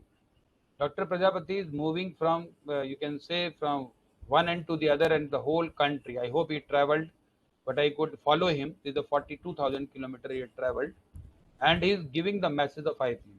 Really congratulate you, and my best wishes to you. And really, I appreciate the effort you are doing. Yeah. Now, Prajapati, please carry on. Sir, actually, my question is, sir, actually, क्या है बहुत सारे farmers से मैं मिलता हूँ during my journey. I meet the main issue is the awareness, little awareness means उनको गांव में awareness नहीं है IPM के बारे में, और जिनको पता है वो अडॉप्ट कर रहे हैं और उनको सोल्यूशन भी मिला है. इवन मैंने हरियाणा में बहुत सारी जगह, इधर जो आपने सीतापुर का एग्जांपल दिया, अभी कुछ दिन से मैं यूपी में हूँ, अभी रिसेंटली मैं IIBR भी गया था, वेजिटेबल इंस्टीट्यूट से होता हुआ. तो मेन इश्यू क्या है कि अवेयरनेस, और जिसको अवेयरनेस है उसको प्रोडक्ट अवेलेबल नहीं है. तो मुझे ये आपका बहुत अच्छा स्टेप लगा एक एंटरप्रेन्योरशिप को. अभी रिसेंटली मैं एनडीयूटी यूनिवर्सिटी और कॉलेज ऑफ एग्रीकल्चर आजमगढ़ भी जाके आया, तो मैंने स्टूडेंट्स को यही कहा कि ऑर्गेनिक फार्मिंग को प्रमोट तो करें, लेकिन सबसे बड़ा इश्यू यही आ रहा है कि जब इंसेक्ट आ जा रहा था तब हमारे पास कोई सोल्यूशन नहीं मिल पा रहा ऑर्गेनिक फार्मिंग में. तो मैं स्टूडेंट्स को भी यही अवेयर कर रहा हूँ कि एक एंटरप्रेन्योरशिप की तरफ जाएं, और जो हमारा आईपीएम प्रैक्टिस है ये एक जॉब के लिए भी बहुत अच्छा है कि स्टूडेंट्स अपने लेवल पे इसको, ब्लॉक लेवल पे, विलेज लेवल पे इसको स्टार्ट कर सके. और सर मैं एक एड ऑन करना चाहूंगा, जो आपने एग्जांपल दिया कि एक हमारे साइंटिस्ट ने एक वैन बनाया, तो मैं इसीलिए अभी 5 दिन में लखनऊ में हूँ क्योंकि अभी ट्रेनिंग अटेंड करनी है. 16 को मैं यहाँ से निकलूंगा और आपके NCIPM आ रहा हूँ साइकिल से ही, और फिर मैं आप लोग के साथ एक तरफ से जैसे हम जुड़ सकें कि मैं इस यात्रा के दौरान मैं आपके जो IPM प्रैक्टिसेस है, जो आपके डिफरेंट मेथड्स हैं, उनको मैं अपनी साइकिल में साथ में रख के फार्मर्स की फील्ड में उनको शो करते हुए और साथ में छोड़ते हुए चलूं. ये एक मैं स्टेप आपके साथ डिस्कस करूंगा sir. Okay. If I am available, definitely Prajapati will discuss. Otherwise, Dr. Rekha and Dr. Agwinda will be there, or director will also be come back. Right? You can meet them. We will suggest with them. Right? Okay. One thing is very good. You are talking about ND University. We have Dr. Umesh Chandra Srivastava. KVK Sitapur. If you go, Dr. Daya Shankar Srivastava, you see a classical case. Yes, sir. Yes, sir. You see a classical case of the IPM over there. I really appreciate the effort done by the person. And you can see on screen Dr. Deepak Jain is also there from Udaipur. If you go, you can find a very classical doing. Calcutta, if you go there, Dr. Amrish is also in the side of your screen. He worked with us. Yes, sir, I visited. He worked with us in Sitapur, right? He worked in Upkar. Sir, I visited KVK Udaipur. I meet with Deepak sir also. Okay. Yes, sir. Yes, sir. So that's right. You please come and give a message to us. And entrepreneurship, those who want to, just like in the morning, I was very happy. DG is talking about entrepreneurship program is there, and they will get a fund also. Yeah. So we are ready.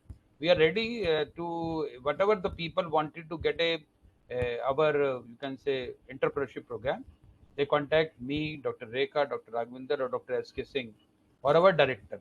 We will develop is very strong. We also want a very strong. I really tell you, Doctor, we have one Dr. Surinder Kumar Singh is working with us. He developed light trap, and you are surprised. We have earned crores of rupees of royalty. Means it means the company have gone maybe cross 100 crores for selling the light trap in the country. So means we also wish that the such entrepreneurship will develop, and they will be definitely going to help. So please refer to our institute to come with you that we are ready, always ready for the doing this. Thank you, sir. Okay.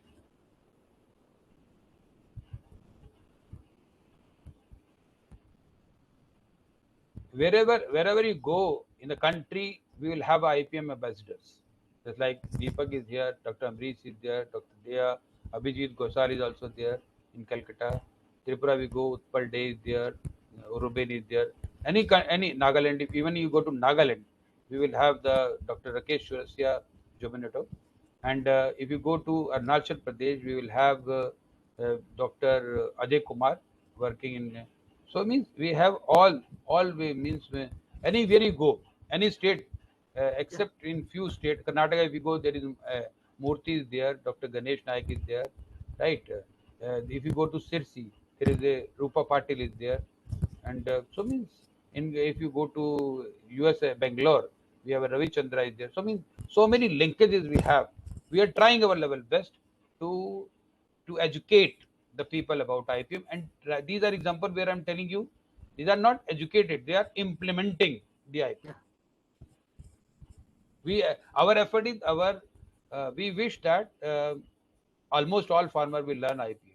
My dream is that only before we you can say in 2050 around every farmer must be having the IPM knowledge. Then only we are successful in our life.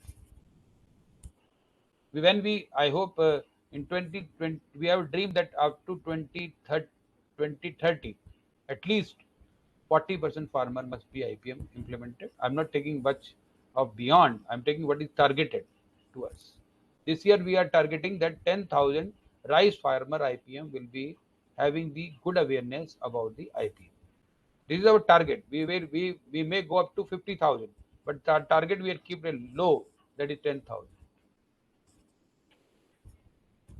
Any other question?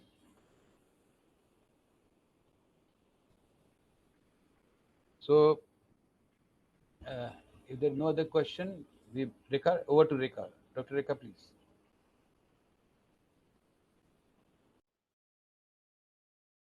Unmute.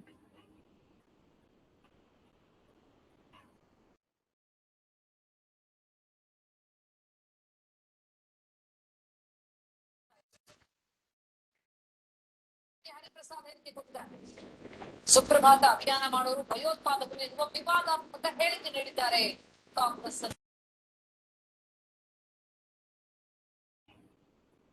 Doctor रेखा क्या हुआ?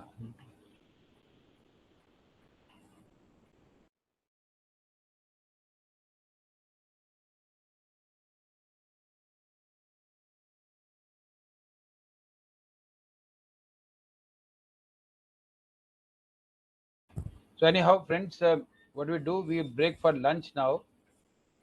We'll meet at let's say 2:15, right? We will lecture IPM in pulses. We'll have a lecture on IPM pulses and IPM in cotton in the evening, and then we have project formulation. So see you in the afternoon at 2:50. So we close down here, not close down, means we just video off by 2:50. So please join 2:50. Thank you very much.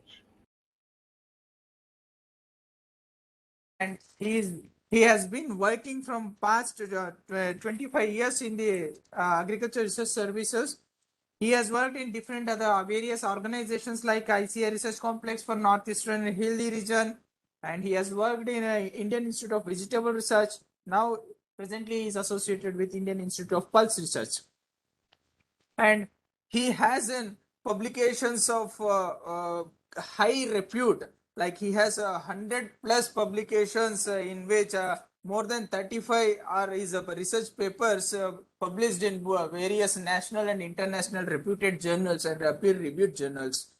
And he has attended, he has presented various papers on various different aspects in international and national symposiums, seminars and conferences. He has reviewed many articles, he has written a many number of book chapters, and especially he has written 11+ extension folders, which is very much essential to disseminate IPM technology or to disseminate plant protection technology to the farmers. So without wasting much time, we request Dr. M.H. Kodandaram sir to deliver the lecture on IPM in pulses, as is expert in specialization is in insect toxicology and integrated pest management in pulses and vegetable crops. We would like to have his experience. We would like to listen to his lecture, and we'll get back to you after his lecture. Over to you, sir. Kodandaram sir, please. Thank you. I am audible, I think. Yes, sir. Yes, sir. Respected Director, sir, NCIPM, Course Coordinator Sehgal, sir, Raghavendra VK, Co-Course Coordinator, and my dear participants, thank you very much for giving a opportunity to deliver my talk on IPM in pulses. First of all, I thank to the organizers because my actual schedule was tomorrow. Due to some other ASRP meeting scheduled for tomorrow and day after tomorrow, I requested the organizers to prepone my lecture. So they agreed, and I am very much thankful to you. And now I share my slides. You please allow me to share my slides, Raghavendra. Yes, sir. Saurav, please switch on the option, please.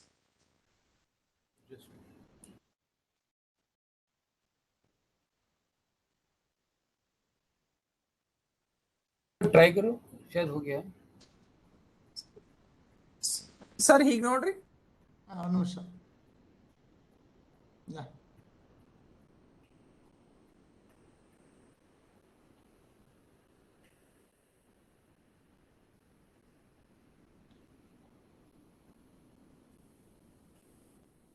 At the bottom you have mute, stop video, and then share. No, it is there. Stop. I'm unable to go. Desktop file I want to go. First open that one here. Slides. Sir, keep your slides open, sir. Yeah. Then minimize it. And then share. And now you have an option called share. You click on that and you select your presentation.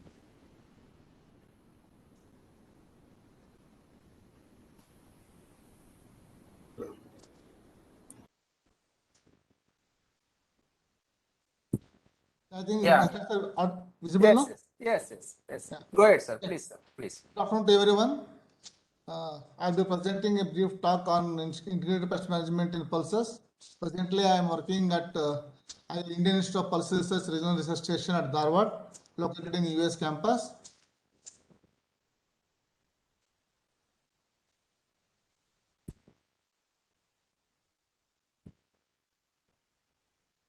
I am unable to move slides.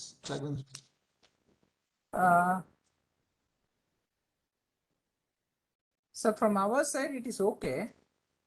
Yeah. Yeah, now it is. Okay. Coming to the importance of pulses, you all aware that pulses are important, the constituents of our daily diet, and they are the main source of protein for which are alternative to non-veg, and they contain the protein content of around 20 to 30%, and they are rich in minerals like calcium, phosphorus, iron, and vitamins. And not only they provide protein, they are good quality fodder and feed to the animals, and also they help in improving the soil fertility by biological nitrogen fixation. And also some of the crops, they help in soil and water conservation. And also they are important components in the cropping system. They are used as a crop mixtures or intercrops or as in the crop rotation. And some of the crops like horseram and cowpea, they act as smoothing crops. Mainly they help in controlling the weeds and soil erosion. So these are some of the benefits of the pulses, growing pulses. And India is the largest producer and consumer of the pulses. and there are a dozen of pulses crops are grown in our country. The main kharif season pulses are pigeon pea, green gram, black gram, cowpea, harsh gram, and wag bean, and they cover around 45% of the total area and contribute 30% of the total pulse production. Whereas the pulse rabi pulses, chickpea, lentil, pea, lettuce are the main pulses that are grown in the rabi season. They cover around 55% of the total area and contribute around 64% of the total pulse production. If you see pulses as a important candidate as a doubling farmer, they are the best suitable candidate for the doubling the farmers because they not only provide the nutrition security, act as a fodder for animals or mini nitrogen factories, they also help in the employment generation like dal mill and chakis which are developed by IAPR. They can be used for the employment generation by self-help groups and FPOs, and also they are environmentally safe, especially in carbon sequestration, and also the post-harvest value addition, dal, what is consumed dal as a dal or snacks, etc. If you see the overall benefits of the pulses, they are the suitable candidates for doubling the farmers' income. If you see the area and trends in pulses in India, in last 5 years, you have seen a silent revolution of pulses in our country. The production has almost achieved more than 25 million tons. And in last year, the total pulses production was around 25.58 million tons. And there was an increase in around 49% compared to last in 2014 and 15. And if you see the current availability and target of the pulses, the current requirement of the per capita availability of the pulses is around 42 gram per capita per day, whereas the ICMR recommendation is around 52 gram per capita, and the present demand is 28, but the present production is 25.58 million tons. And the target, if you see the future targets in 2025 and 2030, the pulse requirement is by 2025 is around 30, almost 29 million tons. And also in 2030 we need 32 million tons. So there is a huge gap. We have to meet out our present demand and the future targets. So what are the main areas which we can increase the pulse production is by vertical and horizontal expansion of the crops. And here one of the main constraints which we can see in the production of the pulses is the biotic constraints. In biotic constraints there are mainly insect and pest and diseases, which I will be dealing in my future slides. And coming to the integrated pest management, the basic component, the main approach of the integrated pest management is prevention, observation, and intervention. So main prevention is to reduce the initial severity of the pest and diseases. This we can adopt, we can use some of the cultural practices such as use of resistant or tolerant varieties. We can go for crop rotation, good agricultural practices, proper fertilization, timely irrigation, and use of trap crops, intercropping, barrier crops. So these are some of the low-cost technologies are where we need not to go for any purchase or anything. Only the availability, and we have to buy very costlessly. We have to introduce these methods, indirect methods, to reduce the severity of the pest. We can avoid the pest. And next is decision tools, observation, when and when the pest is going to come. So this can be monitored by using pheromones like crop monitoring, scouting, regular scouting of the field, and we can know what is the active period of our pest incidents, and what is the economic damage or injury level, and what are the climatic conditions which are favorable to the pest. And also we have to monitor the natural enemy activities, and also we have to go for community management. So another components are use of pheromones. Pheromones are mainly used for mating as a mass trapping or mating disruption. And biocontrol, there are several predator parasitides and microbial agents are there. And last option is chemical control. So chemical control is the last intervention which we can reduce the damage by the pest.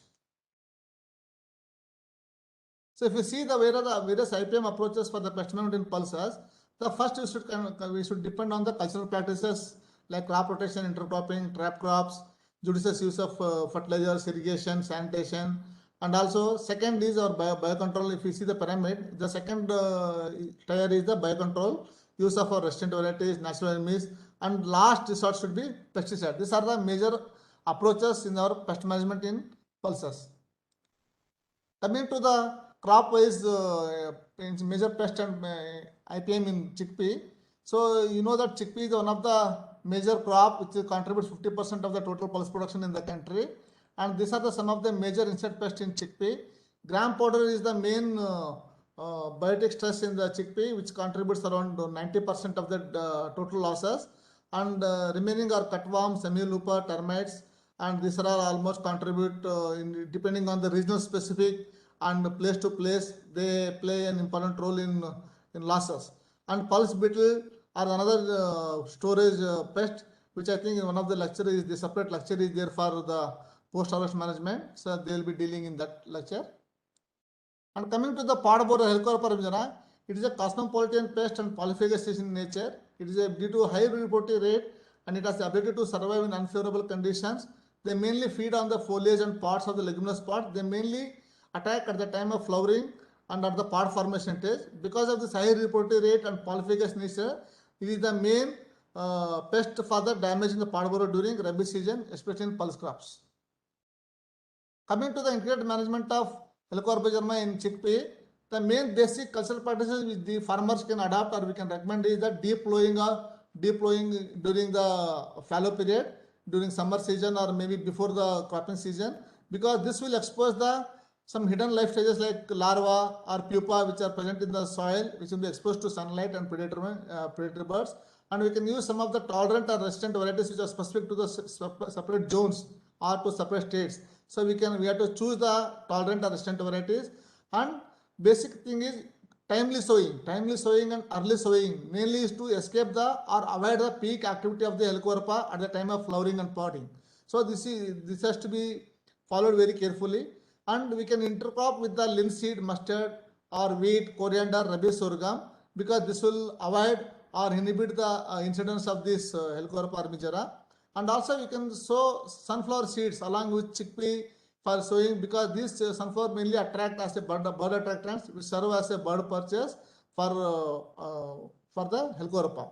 And also we can use marigold as a trap crop, and we can sow them on the border crops or in between the crops, which mainly attract the flower of the marigold can be attracted to the Helicoverpa, and we can minimize the incidence on the main crop. And also we can sun dry the grains before storage to minimize the incidence of pulse beetle. And coming to mechanical control, we can go for simple sex pheromone traps at the rate of 20 to 25 traps per hectare to monitor the Helicoverpa armigera. This should be installed at the time of flowering or maybe at the time of flowering and podding, because we have to monitor by the trap catches, we can monitor and take decision making for the management aspects. And also we can use bird purchase. Yes, especially in we can use mixed rabi sorghum along with the crop. These act as a bird purchase for the resting the birds, and they mainly act as predators. And also we can set up the light traps above the crop canopy for monitoring and for mass trapping. And coming to biological control of the pest, we can use Helicoverpa armiger NPB and also Bacillus thuringiensis, and there are other microbial pests like Bavaria pesiania are there, which are the options for the biocontrol agents which can be used for the management of this pest. And the main emphasis should be given on the conservation of some of the parasitoids like Campylobacter chloridae, bracken habitat, ladybird beetle, and some of the other predators like David bugs, which mainly predate on the larva or maybe on the eggs of the crop. And also we have to mainly go for the intercropping with coriander, because coriander mainly attracts some of these natural enemies. And the final option we should go for the chemical control, where we should for applying insecticide or any chemical, we have to go for the economic threshold level, that is 1 to 2 larva per ton plant or per meter row. So only the label claim insecticides which are recommended for chickpea should be adopted, like chlorantraniliprole, emamectin benzoate, novalorum, azathioprine spinosad. These are some of the insecticides which have been recommended for the chickpea for management of Helicoverpa armigera. And these are some of the important larval parasitoids like Campylobacter chloridae. It mainly attacks the larva and pupal stage of the Helicoverpa armigera. And also the another bracken habitat, it is an internal parasite which mainly attacks on the larva of the Helicoverpa armigera. And these are the developmental stages of the bracken habitat, which mainly attacks on the early instar larva and also pupa, and these are the adult male and females. And coming to the next major crop, that is pigeon pea. In the pigeon pea, there are around dozen of pests, which is the most important is pod fly, pod borer, Helicoverpa armigera, spotted borer, because Earlier, spotted pod borer was a minor pest in the pigeon pea, but nowadays, especially in North India and the northern plains of India, it is becoming a major pest. And other borer complexes are plume moth, blue butterfly, and pod sucking also. Some of the complex of pod sucking bugs are there, which are also play a major role in the crop losses of pigeon pea. And some of the other pests like ash weevil, blister beetle are also very regional specific, especially in South India. This ash weevil is a major problem, and blister beetle mainly attacks on the flowers of the pigeon pea. And leaf folder in North India, especially in UP, leaf folder is another major problem. And some of these aphids and thrips are also major pest of this pigeon pea. Coming to the pod borer, Helicoverpa is another major constraint in the pigeon pea. It mainly lays eggs at the time of flowering and pod formation. And here the ETL for the Helicoverpa armigera is 2 eggs per plant, or 1 larva per plant at the time of flowering, or 1 to 2 larva at the time of pod stage, and 4 to 5 March. So the ETL we should be very careful, and we should be using this ETL for taking any control measures. Another is the pod borer, which already I told that it is mainly becoming a major pest, especially in the short duration pigeon pea varieties and determined varieties. And this is a major problem with areas with very high relative humidity. And the eggs are mainly laid in the sepals and petals of the flower and buds and pods. It mainly the difference between the Helicoverpa and Myrmecovitrata is Helicoverpa mainly half of the larva is bores inside the pod and half of the body is outside. Whereas in here, the first it starts mainly feeding on the flowers and pod, and it makes a webbing on the flowering and pods, and then later when the pods are at maturity, they enter in the pod and they start feeding on the seeds. And also it mainly the pupa mainly prepares the soil and leaf debris, and the ETL for this pest is 1 webbing per plant. So another pest is pigeon pea pod fly. It is the eggs are inserted in the immature pod wall. Around each female lays around 80 eggs, and the maggots mainly feed on the developing seeds, and they pipette in the seed galleries in the seeds. So each maggot needs 1 seed for completing the life cycle. And the problem with this pigeon pea pod fly is it is very difficult to outside. We have to very difficult to identify the symptoms, because once the maggots after hatching they enter into the pod, and externally there will be no visibility of any damage symptoms. Only when we open the pod and see, then only we can see the symptom of this damage. So it is very difficult. Unlike borers, it is very difficult to identify the damage by pod flies. And the pod bugs. In pod bugs, there are complex of pod bugs like Clavigarella, Rhiptotarus, Nigeria, and these are some of the bugs which are mainly feed on the at podding stage. And here the ETL is for 1 bug per plant. And another pest, this is maybe minor in some area, plume moth. It is the larva, the eggs are oval in eye, and the eggs are laid in singly on buds and pods. The larva are spindle shaped and covered with smart spines. And another pest is Melabris pustulata, that is blister beetle. It is a major problem in some of the northeast region and northern plats of India, where they mainly damage the flowers and the reproductive organs of there will be no pod formation. And some of the sucking pests are aphids like Apis carnivora and Mysis persicae. They mainly suck the sap from the pods and flowers. And cowbugs, thrips are also another pest of this pigeon pea. And blue butterfly, it is also another lepidopteran pest which mainly attack at the time of pod formation. And ash weevil, this is mainly makes punctures on the leaves, and it mainly attacks on the during foliage stage. So coming to the IPM in pigeon pea, so deep summer flowing is the most important, because pigeon pea is a long duration crop. It is very much that summer flowing is need to expose the pupal stages of the borers. And seed treatment with some thiamethoxam at 5 ml per kg seeds, mainly for your pod fly and other sucking pests. And there are many varieties are there which are specific to region specific, which are we can select those resistant or tolerant varieties.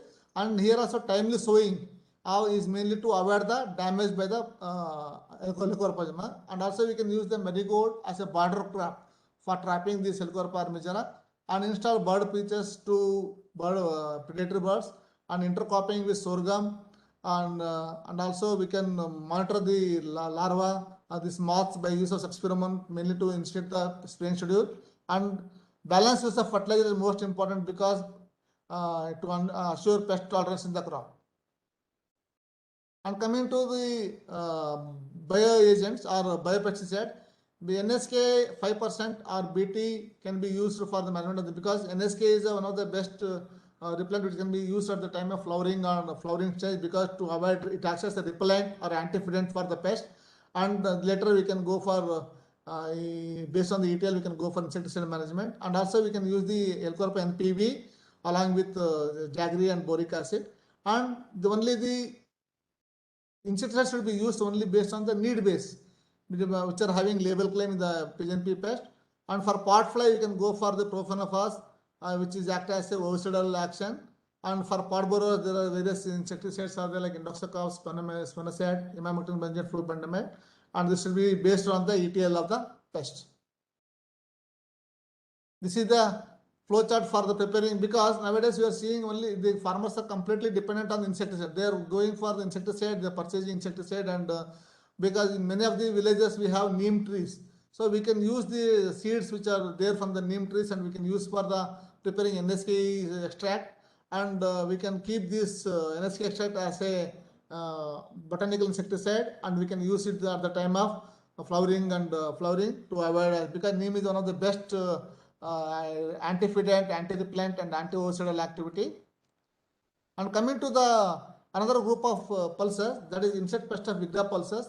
You know that Vigna pulses are a group of pulses like mung bean, urd bean, cowpea, and moth bean, and these are the considered as a secondary pulses after your chickpea and pigeon pea. These are the more than 1 dozen of pests are occurring on these Vigna pulses. Stem fly, whitefly, aphid, black aphid, leafhopers, thrips, and also some griddle beetles and pot sucking moths. And among defoliators, bearberry caterpillar, red berry caterpillar, and borers, gram pod borer like Helicoverpa parmigiana, spotted borer are the most important. And in some areas, when the crop is grown during the summer season, the spider mite is another problem. And hadda beetle, especially in UP region, the cowpea which is grown in the northern region, the hadda beetles are the major problem during the vegetative stage. And whereas in moth bean, these white grubs are the major problem, especially in Rajasthan and other places where this moth bean is grown.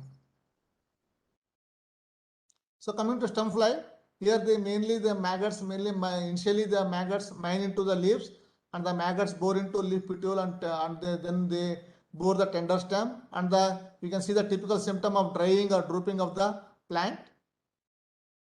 And here the whitefly is another most important sucking pest, which where both adults and nymphs are the damaging stages, and they mainly suck the sap from the leaf. And in heavy incidence of the whitefly, there will be secretion of honeydew, resulting in the sooty mode, and especially blackening of the leaf and reducing the photosynthesis. And also they not only act as a pest, they act as a vector in spreading the several viral diseases like mung bean yellow mosaic and cowpea mosaic virus. And it sometimes, due to spread of virus, there will be complete loss of the crop. Even more than 90% crop loss is there. And coming to black aphid, this is another important pest which is mainly seen in the, especially during the summer season or rabi season. And they mainly suck the sap from the leaves, shoots, stem, flowers, and everything. Here we can see the complete colonies of the black aphid, which mainly cover your leaf as well as the flowering and pod. And when it is there, it will make the entire crop to be withered and blighted, and there will be no this pod formation will be the proper pod formation will be there due to aphid infestation. And coming to flower thrips, thrips mainly occur on the flowers, and here the nymphs and adults are the damaging stages. And when the plant is in bushy growth, and they mainly attack on these flowering flowers. And in some of the areas, these beetles, small beetles, especially in the seedling stage. In seedling stage, this is the most important pest. Initially, when the crop is around less than 30 to 40 days old, seedlings are there. We can see the minute holes on the leaves. It is mainly due to this griddle beetle. Here, especially they come in the early morning and make small holes, and they hide in the soil and crevices during daytime, and also they damage the root nodules, and it is mainly major severe pest at the time of rainy season, especially in Kharif season. And some of the defoliators, if you see Bihari caterpillar, red hairy caterpillar, and tobacco caterpillar, these are the main defoliators. They are all sporadic pests. Sometimes they are not regular pests. They are sporadic depending on the climatic conditions and the congenial weather conditions. There will be sudden outbreak of these defoliators, and the young larvae mainly emerge out and feed on the foliage very gregariously, and they come in swarm, and they cause severe infestation. And in the severe infestation, the entire fields look like as if only the cattle have been grazed by the crop. So coming to pod borer, so Helicoverpa is another major pest in this Vigna pulsars. Though it is not in some area, it is a major pest, and in some area it is not a major pest. But there are some incidents that Helicoverpa is also another major problem in Vigna pulsars, especially in Mung. And whereas the spotted pod, this is the major spotted pod borer, Morocco vitrata is the major pest in, especially in Vigna. It mainly attacks on the both mung bean, mung bean, urd bean, and cowpea. Here the mainly larva webs the leaves, inflorescence, and feeds inside the flower pods, and each larva mainly consumes 4 to 6 flowers. The third and fifth inside instar mainly feed on the flowers, and whereas the third and fifth instar mainly capable of boring into the pods and on the developing grains, and the seeds are completely damaged and they are partially eaten by the larva. So another pest is pod sucking bugs. Here both adults and nymphs are the damaging stages. Mainly they occur during vegetative stage, flowering and pod formation stage, and mainly they suck the sap from the green pods, and also sometimes they affect the quality of the pod or seed, and also there will be considerable yield losses by these pod bugs. And coming to some of the emerging pests, which already morning our EDGs are told that we should always have eye on the small minor pest or some of the small emerging pests, which may not be a major pest in some pockets of our country, but they may, depending upon the condition and the circumstances, they may become an outbreak. So what we observed is, especially in black gram and green gram, there another pod weevil, which is also called as a seed weevil, Apian ampullum. It is a major, becoming a major pest in especially in southern part of country. It mainly infests the black gram and green gram during Kharif season. The main peak activity of this pest was observed during July and September months, and the severity of this pod weevil is severe on the black gram than compared to the green gram. In black gram, the percent pod damage is around 60%, and whereas the seed it mainly damages the pod as well as the seed. So around in seed it also is 59% damage is there, whereas in green gram it is around 20% pod damage is there and around 17% seed damage is there.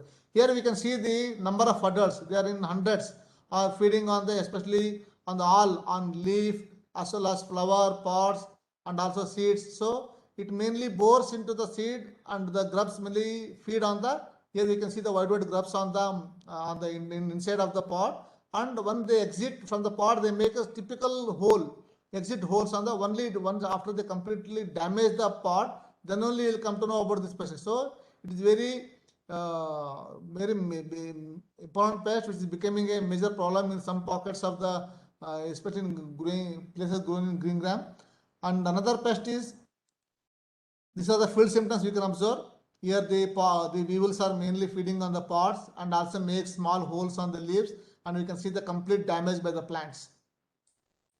So another important minor pest which is becoming a major problem is pink pod borer, which is also called as a cowpea seed moth.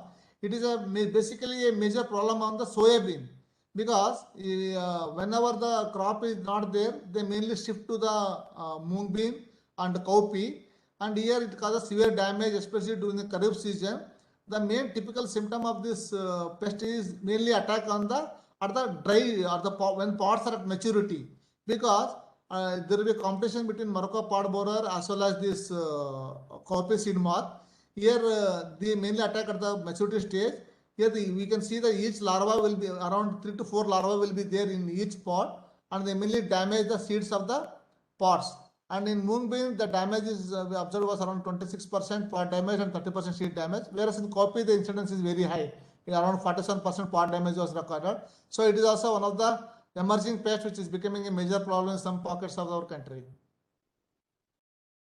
So coming to the IPM in Vigna pulsars, the main cultural practices which we have to adopt are the selection of some resistant varieties. Some varieties are there which are resistant to some sucking pest as well as from viral diseases, and early sowing during especially summer and spring season, because nowadays the paddy fallow and summer season crops are becoming more important and gaining popularity, especially for mung bean and urd bean and cowpea, Vigna pulsars.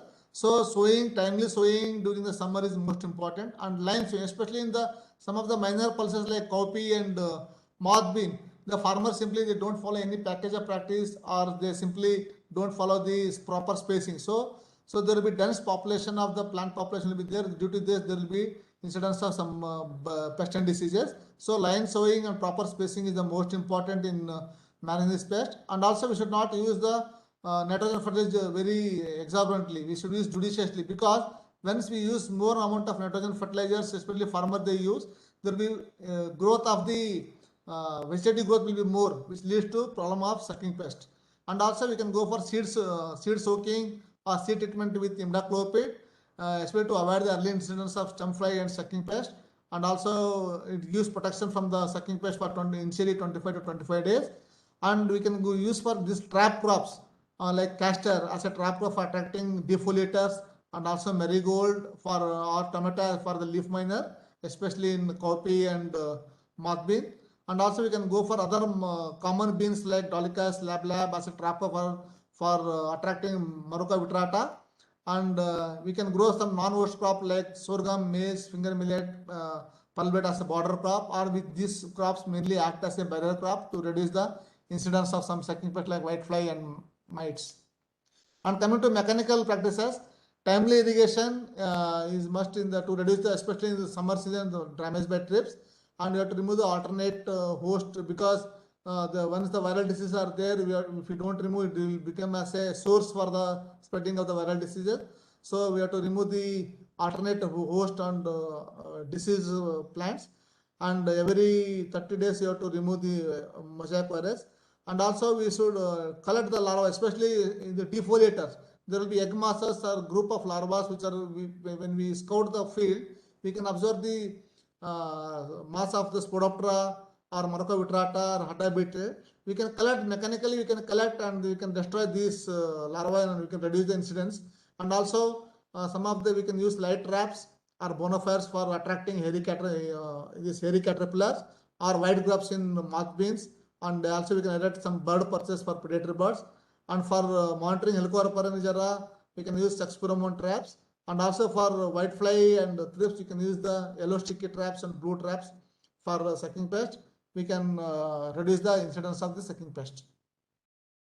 And use of biopesticide for borers, we can go for NPV, Spodoptera NPV or Helicoverpa NPV, and also Bacillus thuringiensis.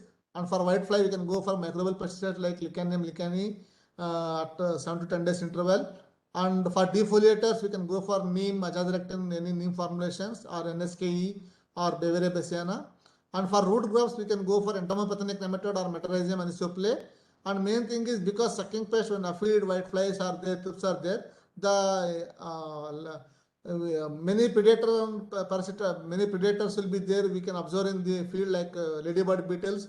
Different groups of ladybird beetles will be there feeding on the sucking pest. So we have to conserve these predators. We should avoid the spraying of insecticides. And coming to the some need-based sprays on chemical method. For sucking insect pests like aphid, whitefly, leafhopper, spot boss, you can go for imidacloprid, thiamethoxam, and spironolactone for whitefly and mites. And for stem fly, you can go for imidacloprid. And also for thrips, you can go for imamectin benzoate, spinoside at the time of bud initiation stage. And borers, we can go for need-based spray at the imamectin benzoate, indoxacarb. And these insecticides should be effective only if you are, especially for spotted board borers, once the larva enters into the webbing or into the pod, there is no use of recommending this insecticide, because once they enter in the pod, the efficacy of the insecticide will be not there. So we should be very, the schedule of the spray or the timing of the spray is most important, because generally what we recommend is at the 50% flowering or initial pod formation is the ideal stage for spraying any insecticide for managing this borer pest. Coming to the another rabi season crop, is lentil. Here these are some of the major pests like black aphid, pea aphid, and bugs, thrips, and cutworms, borers are there. And here some of the main important cultural mechanical practices are summer, deep summer plowing, crop rotation, non-host crop, because lentil is such a crop is mainly grown in the central India and northern part of India, where the farmers generally neglect any pest management practices in this crop.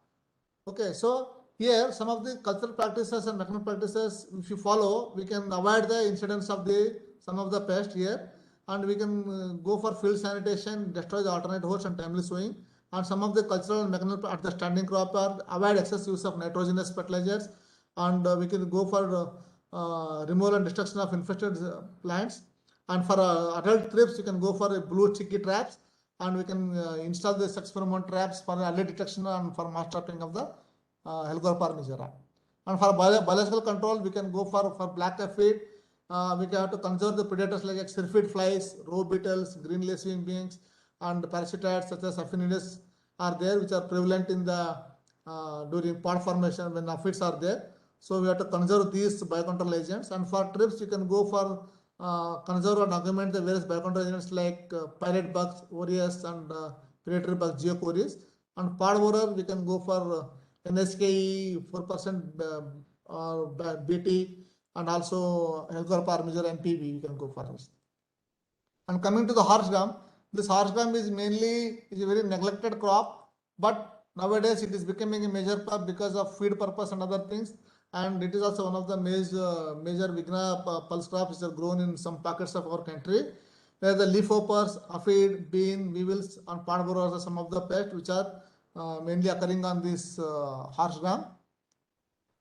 Coming to the pest management in horse gum, deep plowing, timely sowing, and use of some tolerant varieties like for powdery mildew or maybe any other sucking pest. We have to go for crop rotation with non-host pod.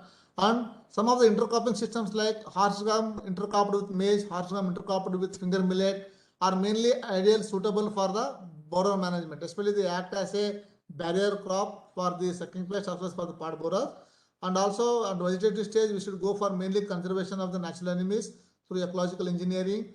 And also for leafhoppers, we can go for NSKE because this is the most neglected crop, and very hardly we can see any use of insecticide in this crop. So these are all about the IPM in different pulse crops. And as you know that pulses are one of the most important component in our farmers, important crops. So we should go for pulses for soil health. Thank you. If any doubts are there, welcome.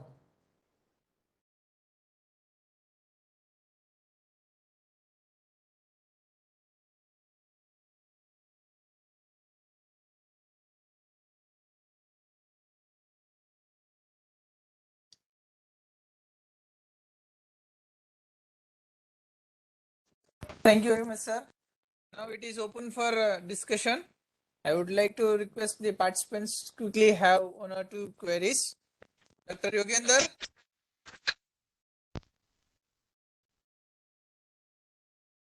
Dr. Yogender.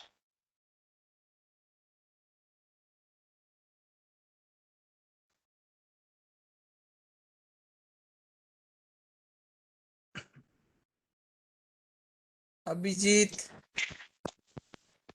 Yes. Yes, please go ahead. Sir, actually, I am asking regarding what is the actual process of conserving the natural enemies in farmers' field. So what should we recommend them to adopt for conservation of natural enemies in their field conditions, sir? You can go for flowering plants, especially nectar producing plants are there. Even some of the farmers, what they're doing, they're recommending cowpea because it's a flowering, it mainly attracts. If you don't spray any insecticide on the buds or on the border crop, there will be a lot of attraction of the we can conserve, especially cowpea also we can grow, or also with some flowering plants like coriander or nectar producing plants. we can use those plants as a conserving for the natural enemies. Also, we can go for marigold also. Marigold is a important attractant for the so many natural enemies. So depending on the availability of the plants or the depending upon the locality, we can select the crops. Especially one thumb rule what we can give is it should be a flowering plant. Flowering should be there so that it mainly attracts for the flowers and nectar.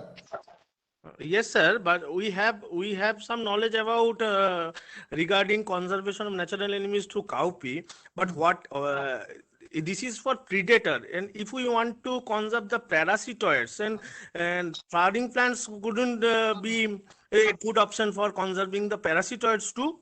Yeah, because when the nectar is there, when flowering plants are there, the adults will mainly come for nectar, no? So when they come for hovering on the nectar plants, they definitely choose because they mainly, parasitoids lay eggs on the, especially on the egg or maybe larva, but the adult mainly feed on the nectar. So nectar plants are the most basic things, flowering plants. So we may advocate it to grow it in the bund. Yeah, in bund or say here and there we can plant in the field also. Bund is mostly ideal recommended.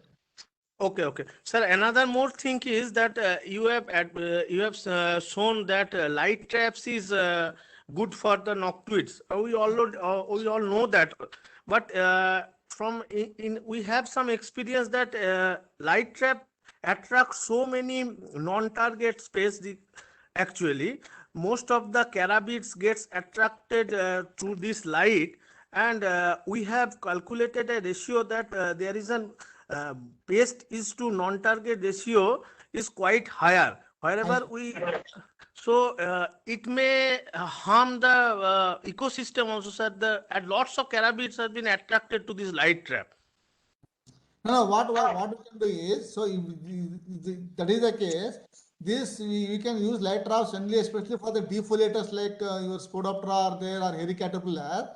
So depending when the such pests are endemic, because these pests are not regular pests, they are sporadic pests. Okay, since when you know that pest incidence is there, when egg laying is more, we can use only whenever it is needed, not as a regularly. You can especially for in mothbean, because these root grubs are the adult beetles are there. Light trap is the most important for attracting the adult beetles. So depending on the situation and depending on the pest incidence in your locality or in your area, you have to choose the mechanical control methods. Okay.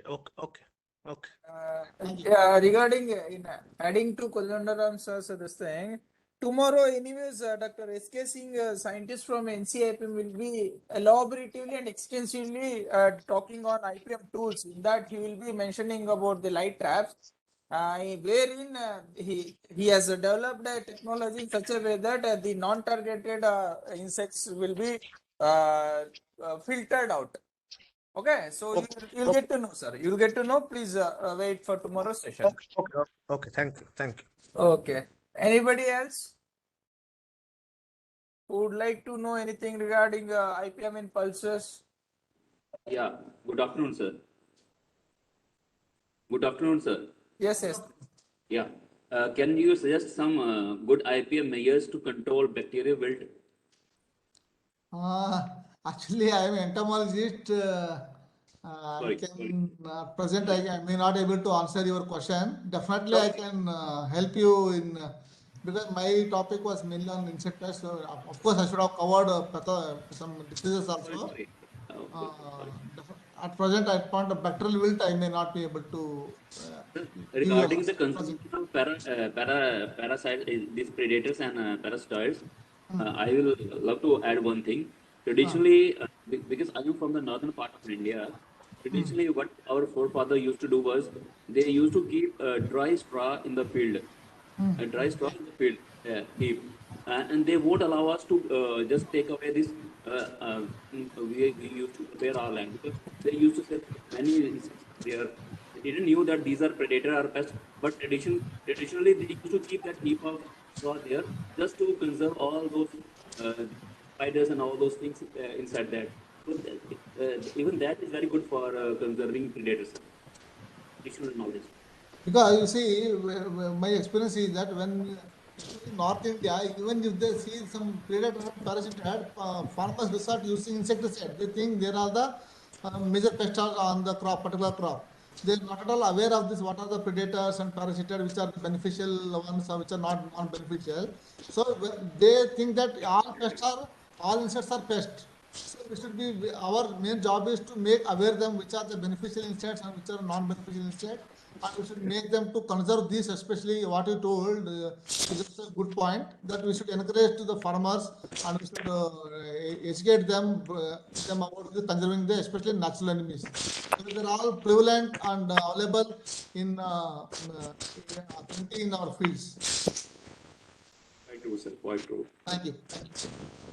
Thank you very much, Kodandaram sir, Okay, for sparing your valuable wisdom of knowledge regarding IPM in pulse crop, which is a very important lectures of this training program. And for any other queries, please do write in chat box. We'll get back to you soon. Sure. And anyhow, Dr. Kodandaram sir has given the lecture notes that will be published in book, and the same book will be shared to all the participants in the due course of time. Thank you very much, sir. Thank you so much for being with us, sir. We would like to, in future also, we would like to have such a cooperation from your sir, from support from your end. Thank you, sir. Thank you. I think Prasad sir is there. Segal sir. Hello.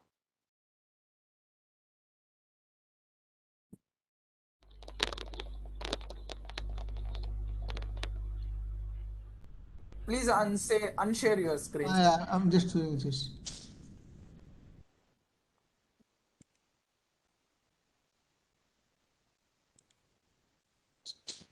YG Prasad sir is.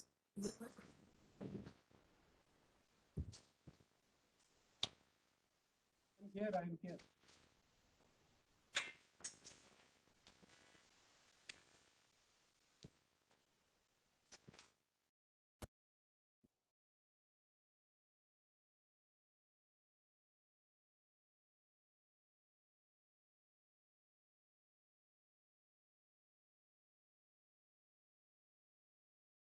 Please unshare, sir.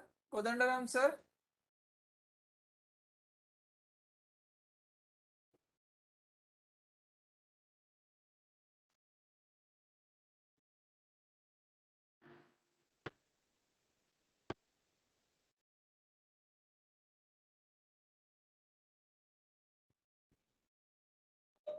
Raghavendra. Sir. Please answer ಎಲ್ಲಿದೆ actually ಇದರಲ್ಲಿ? Just ನೀವು close ಮಾಡ್ಬಿಡಿ, ನಿಮ್ಮ presentation close ಮಾಡ್ಬಿಡಿ. ಹೌದಾ?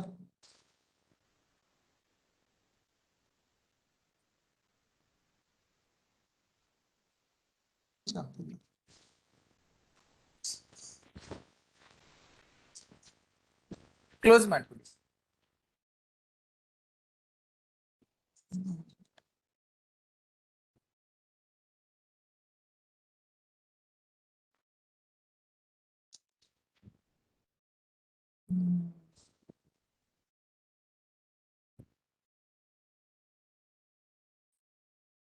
ತೋರಿಸ್ತಾ ಇಲ್ಲ ಅಲ್ಲಿ ಆಕ್ಚುಲಿ. ಸರಿ, ಒಂದು ಕೆಲಸ ಮಾಡಿ sir, you just leave the meeting and rejoin it sir. Okay ಅಲ್ಲಿ ಓಕೆ ಲೀವ್ ಮಾಡಿ ಮತ್ತೆ ರಿಜಾಯಿನ್ ಮಾಡಿ.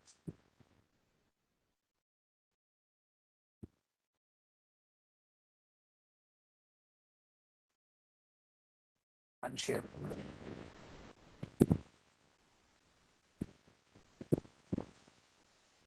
Prasad sir is there.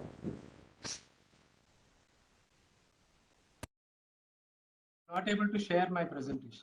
Sir, just give us a minute, sir. Actually, the previous speaker has still not. I understand.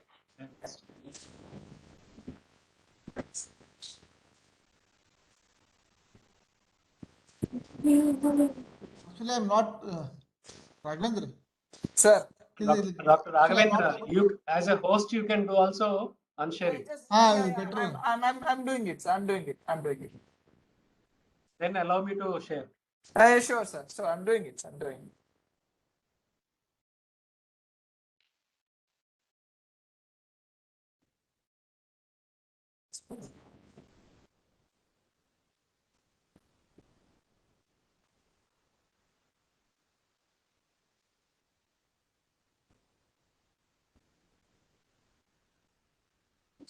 इनको वो बनाना present solidly बनाना it's a मेरा system space पे कितने dots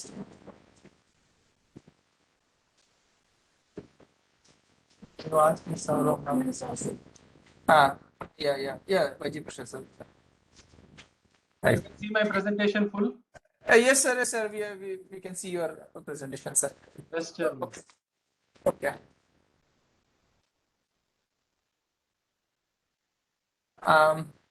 Dear participants, and in today's second speaker for technical session 2 is Dr. YG Prasad, presently Director ICAR Central Institute for Cotton Research Institute, Nagpur.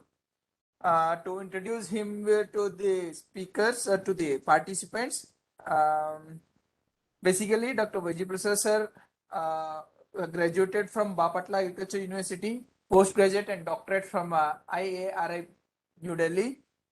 He's an entomologist and started his career as a research scientist, worked extensively on farmers' participatory evaluation of IPM to stress upon IPM practices and developed various eco-friendly biopesticides while at Directorate of Oilseed Research, Hyderabad. So he served as a director of ATARI, Agriculture Technology Application Research Institute, since 2015, and he has coordinated 71 Krishi Vigyan Kendra which were under ATARI, Hyderabad, in the state of Andhra Pradesh, Telangana, Tamil Nadu, and Puducherry. He has led multi-institutional consortium projects funded by World Bank, NATP projects on pest farming, and another World Bank funded project, that is National Agriculture Innovation Project on development of nutrient supporting system for insect pest management. CropSap to quote as an example.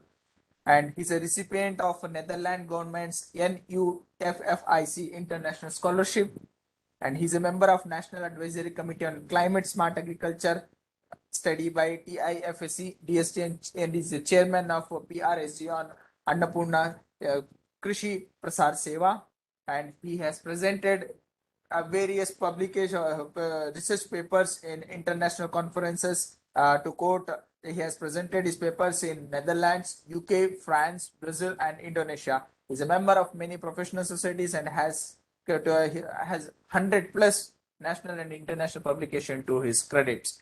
Without wasting much time, I would request our speaker, Dr. YG Prasad sir, to go ahead. And first of all, to the house, I must say, YG Prasad sir was very busy, extremely busy, because right now, yesterday itself, he has finished the minister program. But I must say sorry for disturbing you, sir, and I must say thank you for bearing your precious time with us, sir. Thank you. Over to you, sir. Over to you, sir. Thank you. The organizers, Dr. Mukesh and Dr. Raghavendra, and officials from Manage, and all the participants of this training program. Good afternoon and warm welcome to all of you and wishes from the Central Institute for Cotton Research, Nagpur. You are all well aware of the premier Institute of Cotton, which Dr. Keshavaraj Kranti used to be the director, and he has developed some pioneering concepts and then extensive large-scale testing of IPM and IRM, insecticide resistance management. And now I have the opportunity of leading this institute, and then I'm basically an entomologist, as Dr. Raghavendra said. So in the next half an hour, 40 minutes or so, I would like you to take you all through the pest management, integrated pest management in cotton. Of course, sugarcane I cannot cover, Dr. Raghavendra.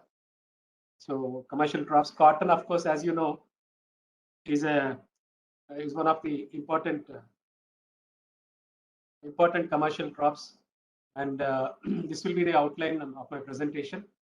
And more than 59% of the raw material to textile industry is provided by cotton in India, which is a very high percentage. Australia, Brazil, and USA are mostly export oriented cultivation is there. But here we meet about 60 to 70% of the domestic consumption, and only about 5 to 7 million bales are exported. We are the third largest exporter, second largest consumer, and first largest in area. And production also till recently we were first. About 500 lakh farmers people are dependent on livelihood on cotton and textile industry. And there is immense value of contribution of cotton, about 4.9% to the value of agriculture output that is added. It's a very, very premium crop and an ancient crop, and we are intricately involved. Our civilization has been involved with development of cotton. One game-changing technology which we had is in the advent of this new century. But prior to that, we had 2-3 other landmark events. I would like to just say that the hybrid technology in cotton, unveiled in 1970, developed, laid the foundation for overhauling the cotton production system in the country. It gave rise to the hybrids. In cotton, previously, we were depending upon varieties, that too, desi arboreal varieties and herbaceous varieties. Hirsutum was not so much, it was less compared to desi cotton. Extra long staple cotton attempts were being made. But that scenario changed with hybrid, and then with hybrid, more input use has come. Then more insects problems, more disease problems have come. Then pyrethroids came in the 1978 and 80s. Then again, we had the epidemic outbreaks of Helicoverpa and whitefly in 1984-87. Then again, for 10 years, we struggled with Helicoverpa. Farmers were resorting to 20-25 sprays per hectare in one season and incurring a lot of cost of cultivation. Then came the game-changing technology of BT, and within a span of 18 to 20 years, more than 95% of the area under cotton has come to BT cotton. And here I have given the yield, area, and production. If you see from, say, this is this particular area where you see the fourth phase. From 2002 to 3, there is a steep increase in area, production, and productivity of cotton. But after 2016-17 and onwards, we are seeing a stagnation in cotton productivity around 500 kg lint per hectare. So production stagnation is there. Productivity stagnation is there. So the main reasons are that mainly we are rain-fed cultivation, and also there are extreme weather events, and also outbreak of pink bollworm and boll rot. These two, pink bollworm and boll rot, have really brought down the cotton productivity in the country since 2015.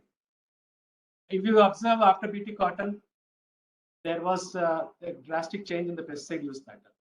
Initially, we used to, when we were studying, we used to think that 54% of the total pesticide use is on cotton, and second was on rice and vegetables. Now the scenario has changed after BT cotton. About 20% insecticide use is there on cotton now, and I have given the statistics of how much it is. Now around 800 grams per hectare. That is the use in 2013. Now it is still much more less as per ICAR statistics. But again, the sucking pest scenario has changed, and both suffering from pink bollworm as well as sucking pest. So the scenario is changing. There is resistance development to pink bollworm, and there is unusual incidence of boll rot in combination with pink bollworm. So these problems actually are accentuating the problem of cotton productivity. So these are the major bollworms. As you know, Spodoptera is a potential bollworm. It comes in certain seasons. Last year we had a Spodoptera attack in Telangana.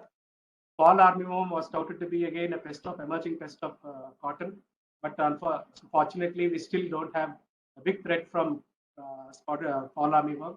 But still the number one pest, which was previously minor, is pink bollworm because of its monophagy, oligophagy, feeding on few plants. It has developed resistance to BT toxins, both Cry1AC and Cry2AB. So both BG1 and BG2 hybrids are susceptible to pink bollworm.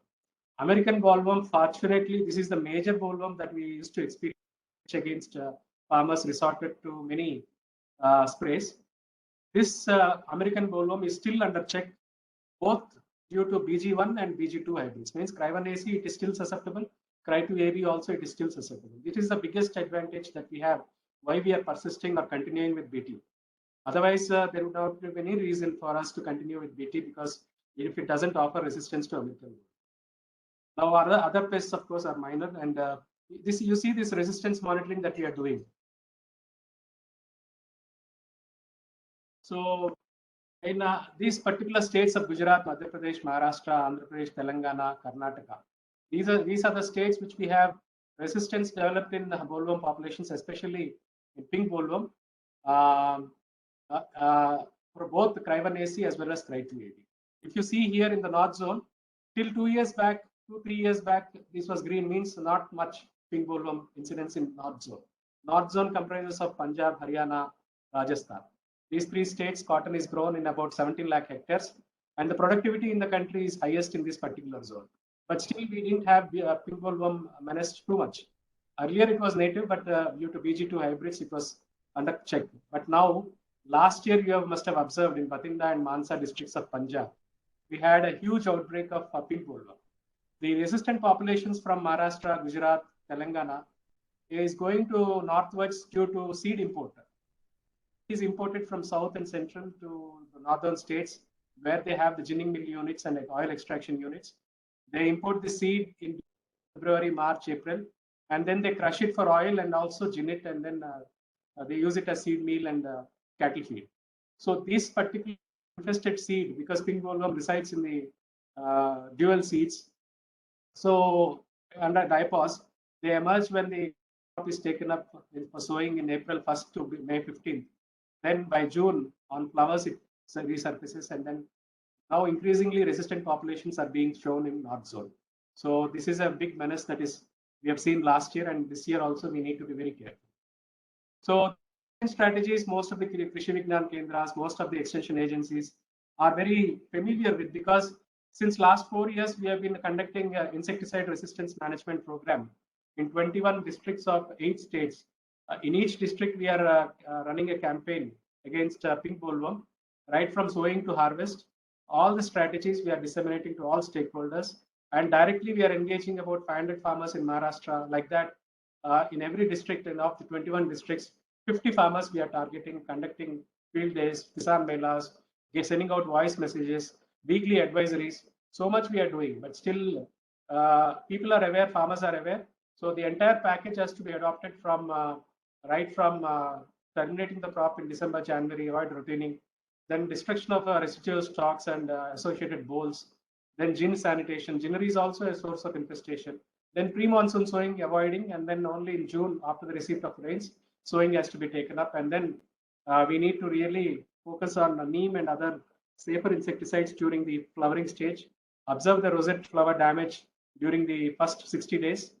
Then only window-based application of insecticides has to be done. I'll come to the details later. And we should not go for insecticide mixtures. There are prescribed insecticides which are effective and also cost-effective. For example, in pink bollworm, 0 to 60 days after sowing, July to August, we need to monitor the arrival of the adult moth. Two traps per acre is recommended.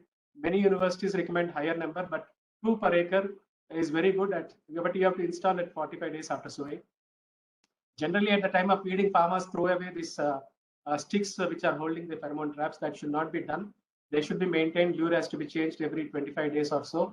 And then at least 120 days we need to monitor, because generally the peak, the ETL is crossed in the month of November. So till that time onwards, we need to really, earlier we need to manage, they monitor the flower infestation, that is called as the rosette flowers. 10% damage, then we need to go for treatment. In green boll stage, again 10% boll damage. Pheromone trap catches ETL can be monitored from November, late October and November onwards. Whenever it crosses 8 or 3 night consecutive days, consecutive nights, then we need to go for a spray. So this is the ETL for pink bollworm. In the initial stages, we need to depend on either extract 5% or neem oil 5 ml per liter at 50 to 60 days. Repeat and remove and destroy rosette flowers. Between 60 to 120 days, again, it will shift from flowers to bolls. Then boll sampling has to be done. By 20 green bolls have to be sampled. Continue to monitor through pheromone traps, remove rosette flowers damage, and if it necessary, you can go for either trichogramma releases. And if you go for trichogramma release, Bactria is most effective than Kilonis or any other species of trichogramma, 1.5 hectare per hectare or 60,000 per acre. And you should not go for any spray 1 week after the release. If you have not released trichogramma because of availability of strain, then definitely insecticide option is there, like chlorpyrifos, phenolphos. Some of these things, thiodicarb, they have now gone out of recommendation. So emamectin benzoate is still for recommendation, so it is very effective. And profenofos also has an ovicidal effect, and then these two are still in label claim. They have to really go for these things. But we should not go for combination of profanophos plus cypermethrin or profanophos for any other synthetic pyrethroid. Synthetic pyrethroid insect should never be applied before 120 days for pink bollworm control. This is a definite don't. So this is a don't we need to do. Do's is spray for BTL or green boll damage or rosette flower stage. First option is neem. Second option is trichogramma. Third option is insecticide. Beyond 120 days, then we need to cleaning up because pyrethroids we can go either phenylrate, cypermethrin, or lambda cyhalothrin. These three are very effective, but we need to go only beyond 120 days after spray. And these are very effective against adults. Although they may not reach the larva inside the bolls, but they are very effective against the adults. So more egg laying on the green bolls will not be there, and reinfestation will not be there. So one spray after 120 days, right, will give you a leverage of 15 days effectiveness against new egg laying. So coming to sucking pests, you have a variety of aphids, thrips, whiteflies, and mealybugs. You know, mealybug came in 2007, Pheinococcus phalaenopsis. We initiated the work on Pheinococcus, published about many very good publications in crop protection, PLOS ONE and all, biology, echo, the temperature effect and all these things. So it is not a major, but one good recommendation for agroecosystem analysis, which NIIPM advocates, is that mealybug Pheinococcus survives in summer on hibiscus plants. This paper we published in PLOS ONE.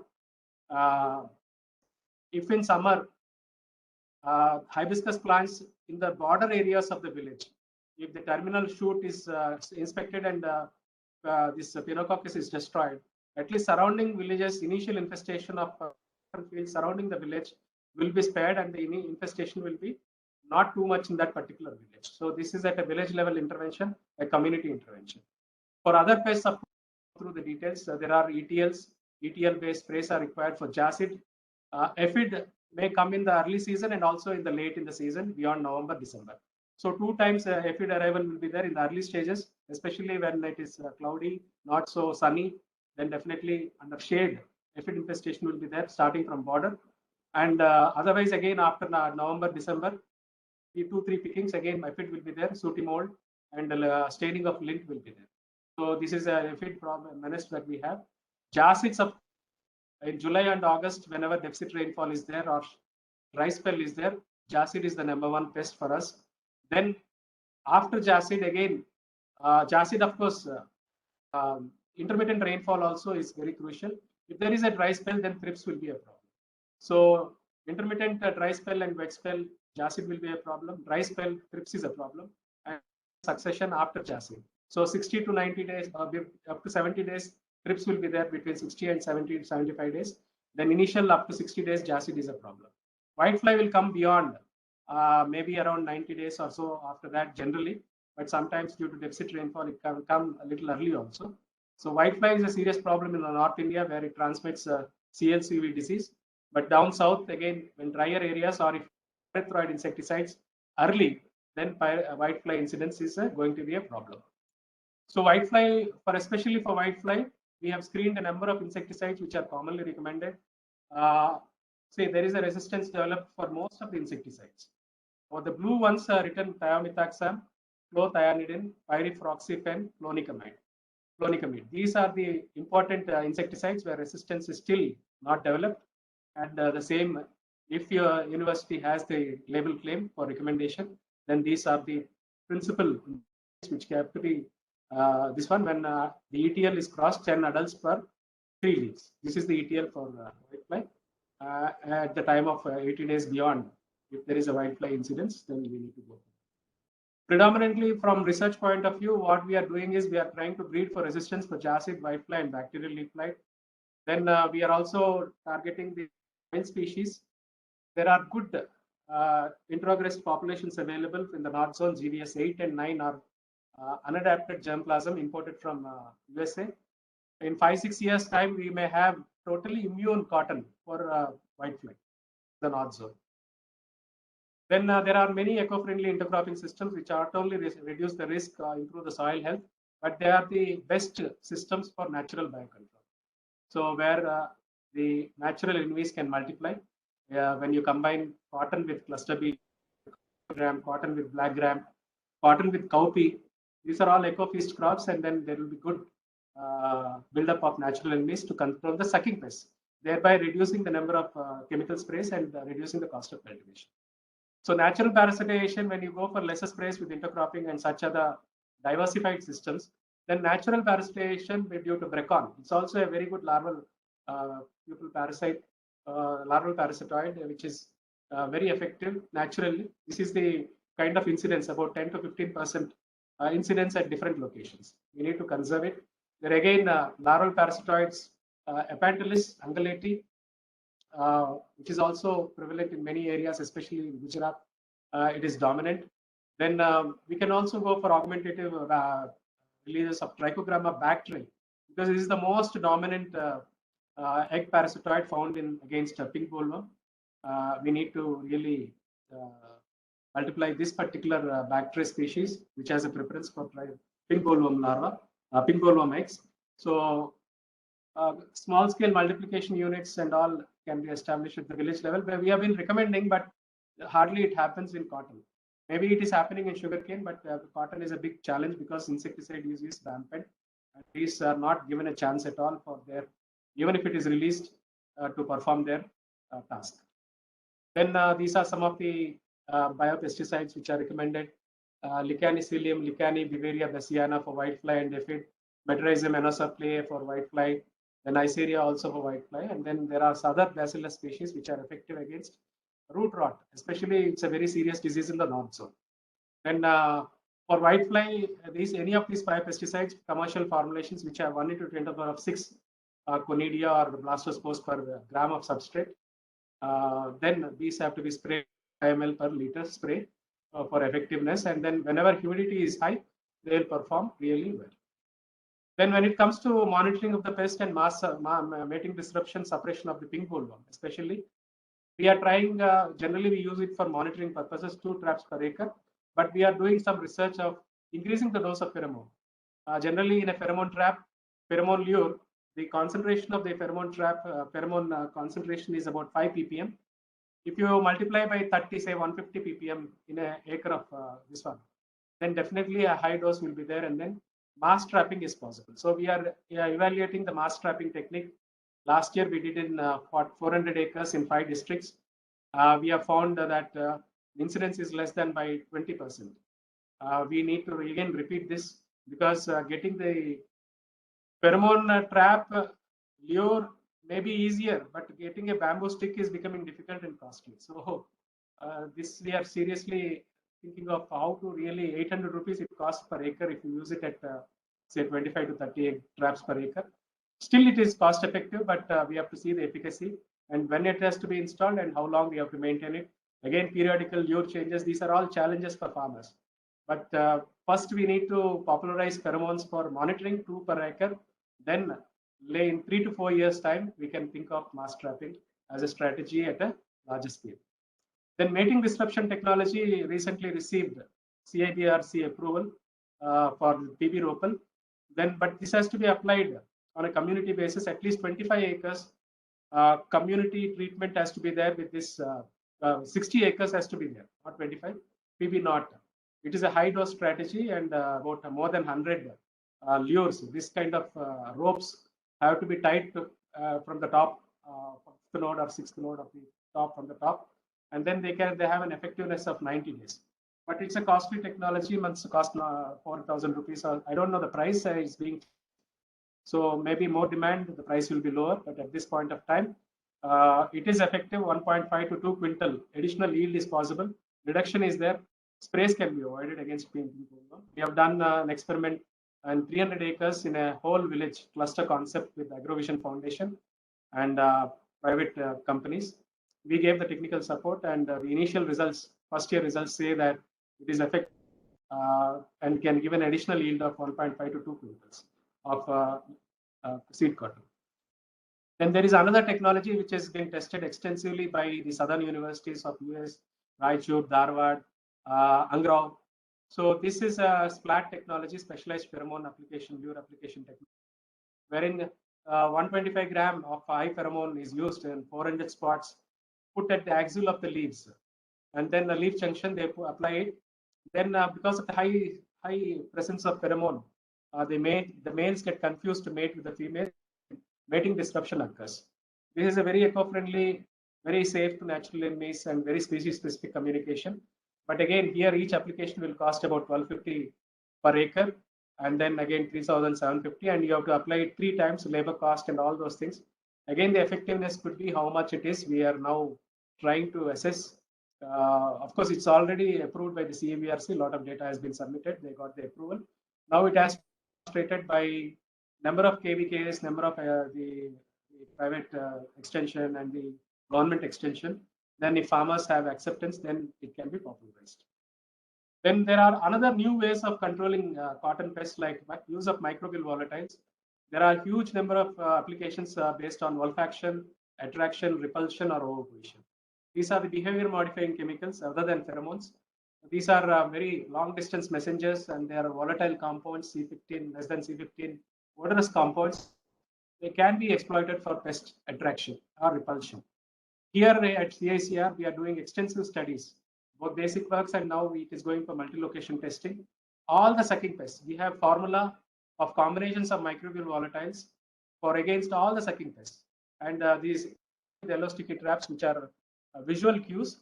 If you can combine olfaction cues like the new formulas, then definitely there is wide scope for using them for mass trapping as well as monitoring purposes, especially in a crop like cotton, where the number of sprays against sucking pests is slowly, gradually increasing.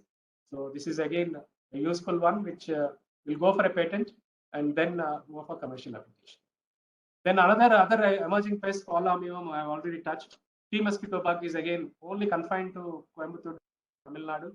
So here again, it's a common pest for cashew and others, and we are studying extensively, and also we'll come out with a management strategy. This along with TNA Coimbatore. Then most difficult disease that has seen the light of the day in the last 3 years is boll rot. And I request all the participants to note that the normal leaf spots that we take it for granted is as alternaria, but our research, our epidemiology studies, our race studies, and DNA characterization at the isolate level indicates that Coronospora is the dominant leaf spot disease in central India and maybe in South India also. So again, grey mildew is also emerging as a serious disease on desi cotton and also arboreal cottons, especially towards the fag end of the season. TSV in southern India, it is becoming a serious problem. Last season, we have noticed that up to 8% of the certain hybrids, especially in Andhra and Telangana, were affected with Bemisia tabaci transmitted tobacco streak virus. We need to go for host plant resistance for this. Otherwise, there is no other remedy except removal of plants. But the biggest menace as on today is boll rot, which is causing loss up to 50% loss. And there is a lot of confusion between boll rot and pink bollworm. Because pink bollworm larva also, if any, this one is there, the initial stages of pink bollworm larva are white. So boll rot infested rotting bolls also attract maggots. Maggots are also white. So many people confuse between these two and attribute the most of the damage to pink bollworm. So it is not the case. We are seeing an increasing incidence of boll rot. So if it is a boll rot, then we go for either a bactericide or a fungicide and not depend on insecticides. So this has implication for what type of chemical we need to spray, whether the target is pink bollworm or whether the target is boll rot. We need to, the resource persons should be aware that what are the differences in infestation, nature of infestation in boll rot. I'll come to boll rot symptoms later. Coronospora is increasing. I will not go into the details. These are easily manageable. Grey mildew is another which in closer spacing, in especially towards October, November, a lot of incidence is there. Herbaceous cotton is the most susceptible, which is grown in Gujarat. Next, some desi cottons are also highly infested, especially in Marathwada area and Vidarbha area of Maharashtra. Grey mildew also we observe in Andhra and Telangana. Then tobacco streak virus I have already covered. Cotton leaf curl disease mostly confined to northern zone. There are two to three types of leaf curls. Most dominant is Multan virus, and then there are strategies of the usual practice in Punjab is that you go for a varietal hybrid screening, whichever show less viral load, or expression, those hybrids will be recommended for cultivation next season. So the companies also multiply those kind of seed only, then these are permitted to be for sale. That's how we have recommended together with the Punjab Agriculture University. And this particular strategy has worked. And now the CLCUV incidence in North Zone is still under control. But it can break out at any time. So we are cautious and we are trying to focus on development of immunity in breeding lines. Then internal boll rot, this is the most important disease. I said you can see the damages.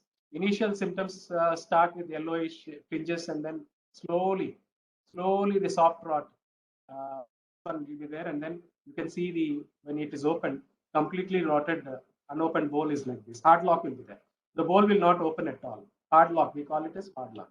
External fungal rot is external fungal rot, especially the internal boll rot is perceived to be a bacterial infection. External is spots. Various symptoms you can see from spots to gray, and then some discoloration and all those things. Again, here we have to use a fungicide. So the usual recommendation for internal or external boll rots is copper oxychloride combined with an antibiotic. But now antibiotics, streptocycline sulfate, has been removed from label claim. So we have other alternatives of strobins and methoxymethyl. These agents, when sprayed appropriately during flowering, so may give some relief. We are working on this insect transmission, role of different insects. We will soon try to come out with some recommendation, especially for a boll rot. And this is the kind of incidents we have in different states: Maharashtra, Madhya Pradesh, Gujarat, Rajasthan, Andhra Pradesh, then Karnataka also. So across pan India, all the 8 cotton growing states out of 11, we are having reporting incidents of boll rot incidents. So this is the management. We should not go for closer spacing in deep, heavy soils. We can follow HTPS in light to medium soils. We will not. But if you go for HTPS or closer spacing of robust hybrids, very big bowl, very robust, luxurious, bushy types of hybrids in deep black soils, because of high humidity buildup in the microclimate, there will be a good expression of boll rot disease, and we will not be able to control it. So copper oxychloride for fungal boll rots is very effective, 25 gram in 10 liters of water.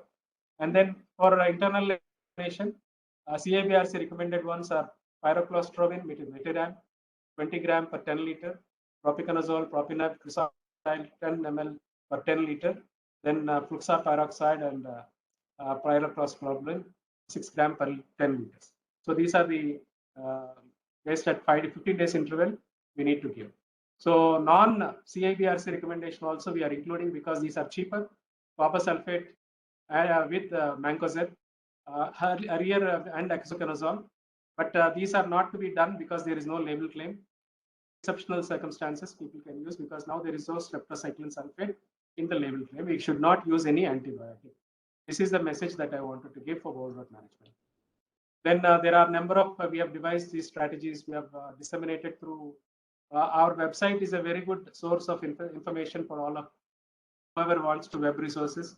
There is a lot of information in our website, cacr.org.in. You can visit our website. You will find a lot of literature. Then critical issues, of course, I have already covered most of the points. I would like to have a discussion. If some of you would like to know questions, ask questions and all, I'll be very happy to answer. Stem weevil is a big menace, coming menace in Tamil Nadu. Now we are trying to work on attractants for knowing the incidence of attracting the stem weevil and reducing the infestation. Stem weevil problem is around early stages, 35 days on. Around that time, we need to really be careful, give a spray at that particular point of time, in the south zone only. Thank you very much. Thank you. Audience may ask some questions quickly.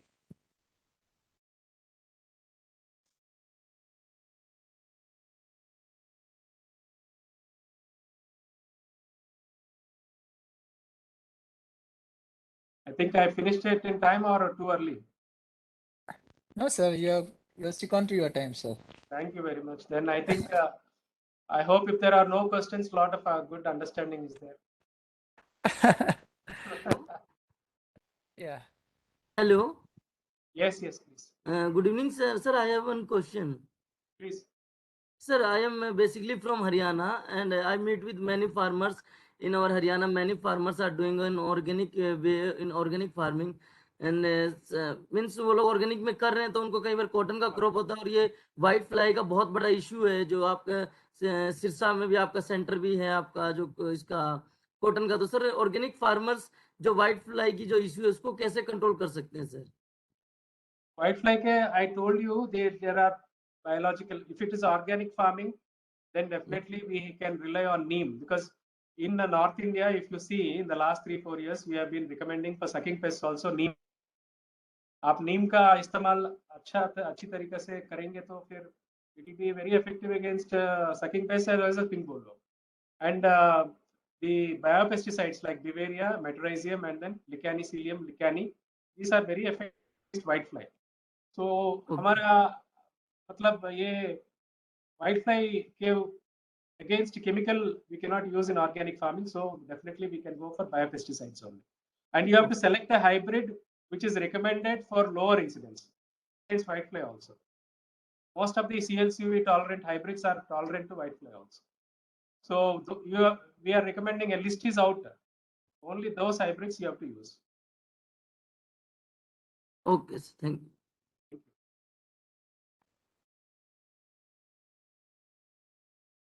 So, any other questions?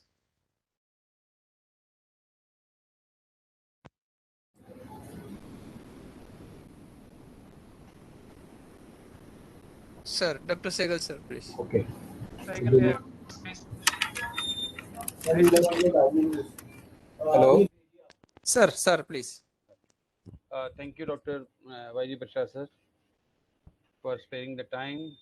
I know you have a minister program and you are very busy, but still you had made it.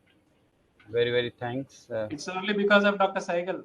Okay, thank you very much. Thank you very much. Thank you very much. So thank you very sparing for time, and in future also we will request you again for this. I hope you will accept our invitation. Thank you very much. Thank you very much. Thank you. Thank you. Thank you, sir. Thank you, sir. Thank you. Saurav, ये वाला screen है, ये बंद नहीं हुआ है, grow pulse for soil health.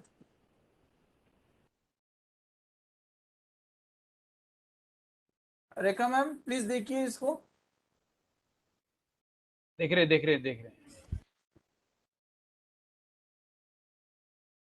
The screen has stuck actually. Okay. एक minute, wait.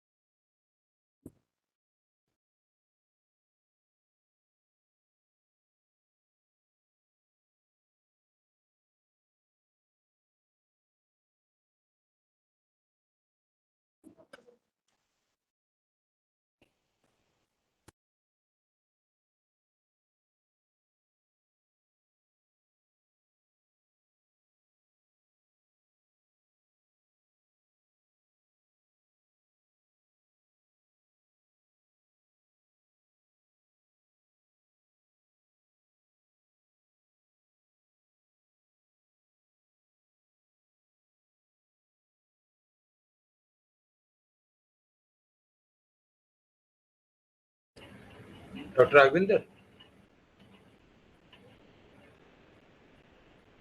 Dr. Agwinder. 1 minute, sir. Yes, sir. Yes, sir. Dr. Agwinder. Yes, sir. Yes, sir. Can you start? Yeah, sure, sir. I'll share. Let it be as such, but anyhow, I can share it. Right.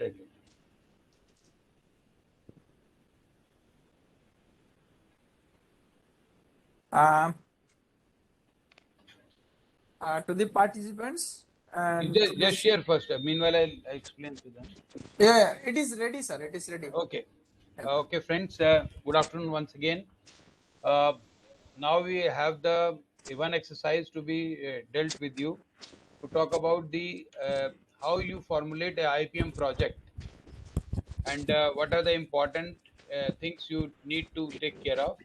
So that Dr. Raghavinda is going to explain to you. Meanwhile, Dr. Rekha, and if something is more added, I will add up in the last. But meanwhile, I will request Dr. Raghavinda to initiate the presentation.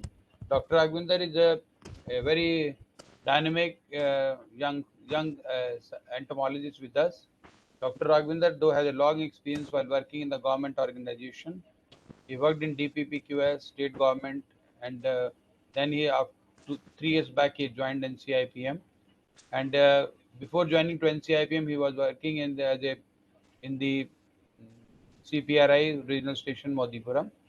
Dr. Raghavinder at present is working in a project in a vegetable team, and a project he is dealing with a project of tomato and radish IPM in Karnal as well as in Karnataka region in tomato, as well as he is a very active member of HRD and making all much effort to make all programs successful in HRD, as well as he is also actively involved in the tribal sub-plan, as well as in the northeastern region of hilly region of India.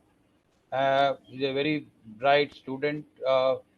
He did his, I hope from US Bangalore, he did his post-graduation, and then from Tamil Nadu, he did his PhD. So I don't take much time and request Dr. Raghavinder to initiate your presentation. Dr. Raghavinder, please. Yes, sir.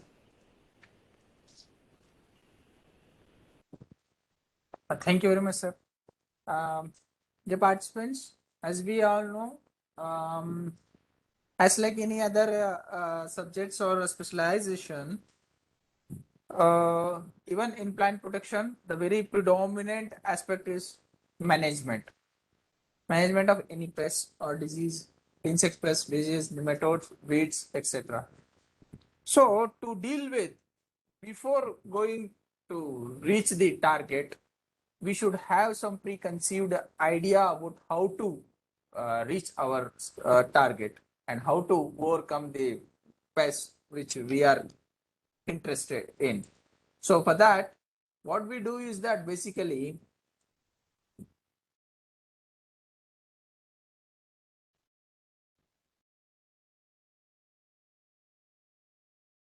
is my screen visible? Is my screen visible? No, Dr. Raghavinder, no, not. Now it's visible, right? Now it is visible, right? Yeah. Okay. So before formulating a project or an experiment or whatever, so we need to have an information or need to assess the technological or knowledge gap to tackle with. So what we do is that, so before formulating an IPM project, we will have a baseline survey or baseline information of particular location where we are supposed to take up our experimental project. For that, we will collect some baseline information to assess the technological gap and also to have the status of socio-economic condition of that particular village, block, or particular location. So wherein, see, as we have mentioned, we collect some basic information regarding background of villages and farmers, wherein we collect the date of survey, name of the village, block and district, total population of the village, socio-economic social structure of the village, name of the farmers' education background, occupation, his land holdings, etc. Then we collect the detailed information of field and crop descriptions, wherein we collect the detail of soil health card and will assess. Because many a times it happens something like that, the soil plays a major predominant role in management of many insects, pests, diseases, weeds, pathogens, like, because as we all know, the soil-borne insects or soil-borne pathogen, the soil is the major source for their inoculum. So likewise, and soil pH matters a lot for management of insect pests and diseases likewise. And even the type of irrigation sometimes matters a lot for management and source of irrigation. And also we collect the information regarding the cropping systems, the crops grown in Kharif season, the crops grown in Rabi season. It is because the previous year crop may act as a residue for the many pests and diseases for this present crop and for the coming crop likewise. And we also make a note of a source of seed, because many a times it happens something like farmers sometimes keep their own seeds without treating properly, without storing properly for next season, wherein during the storage there may be a chances of inoculation of diseases, seed-borne diseases, or inoculation of insects, the chances of egg laying of the insects in the seeds. So this happens like this.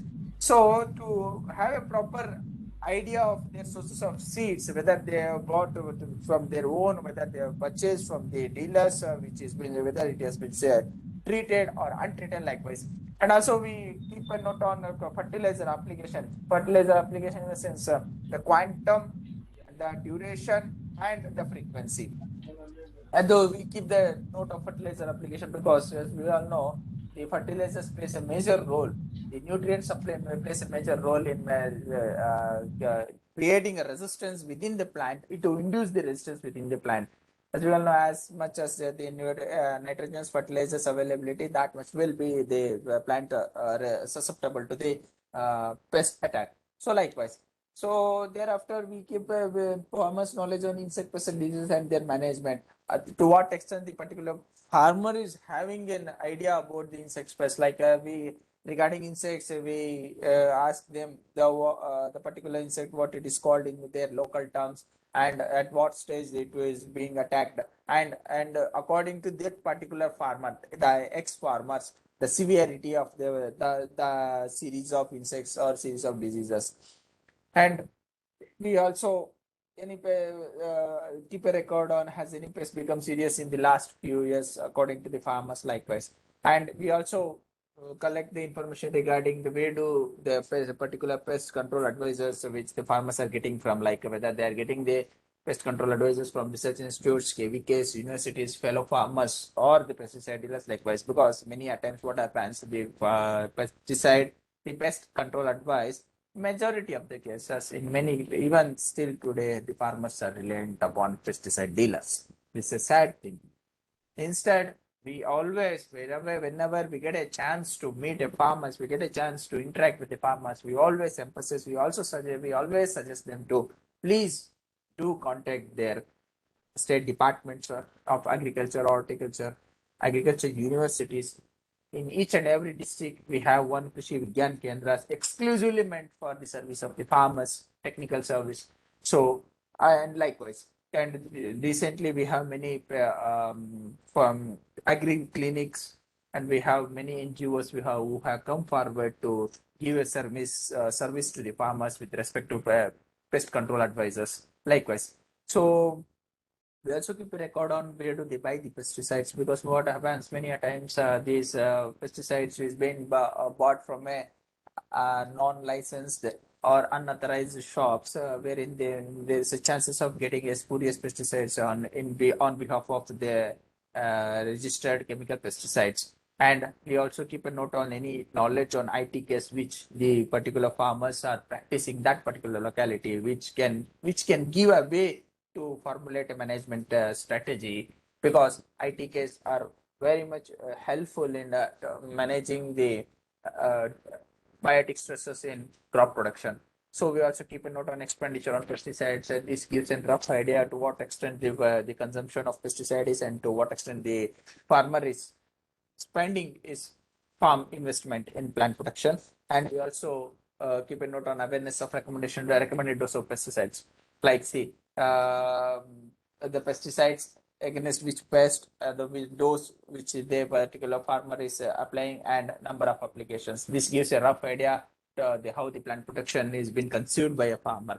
So we also keep a note on the way of the type of sprayers what they are using for. We also keep a note on the awareness and recognition of friendly insects like natural enemies, predators, parasitors, likewise, and the method of breeding which he or she is practicing, and what are the other particular practices they prefer for controlling of the pests. So we also keep a record on farmers' knowledge on IPM. So if has the where from here he has obtained this IPM knowledge, and do have farmers have any idea about biocontrol methods, likewise their source of supply, etc. And this gives an idea about the availability of IPM inputs in their locality.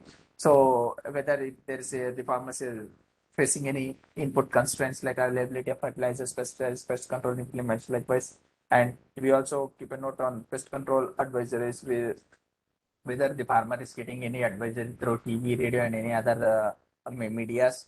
And finally, we calculate we have a rough idea of a particular farmer regarding the inputs like the inputs what he is incurring for nursery preparation, main field preparation, soil treatment, sowing, fertilizer, plant protection, irrigation, interculture, and harvesting. So before going to start in our IPM project, we keep this idea. This is called as socioeconomic analysis, and after completing this baseline information, what we do is that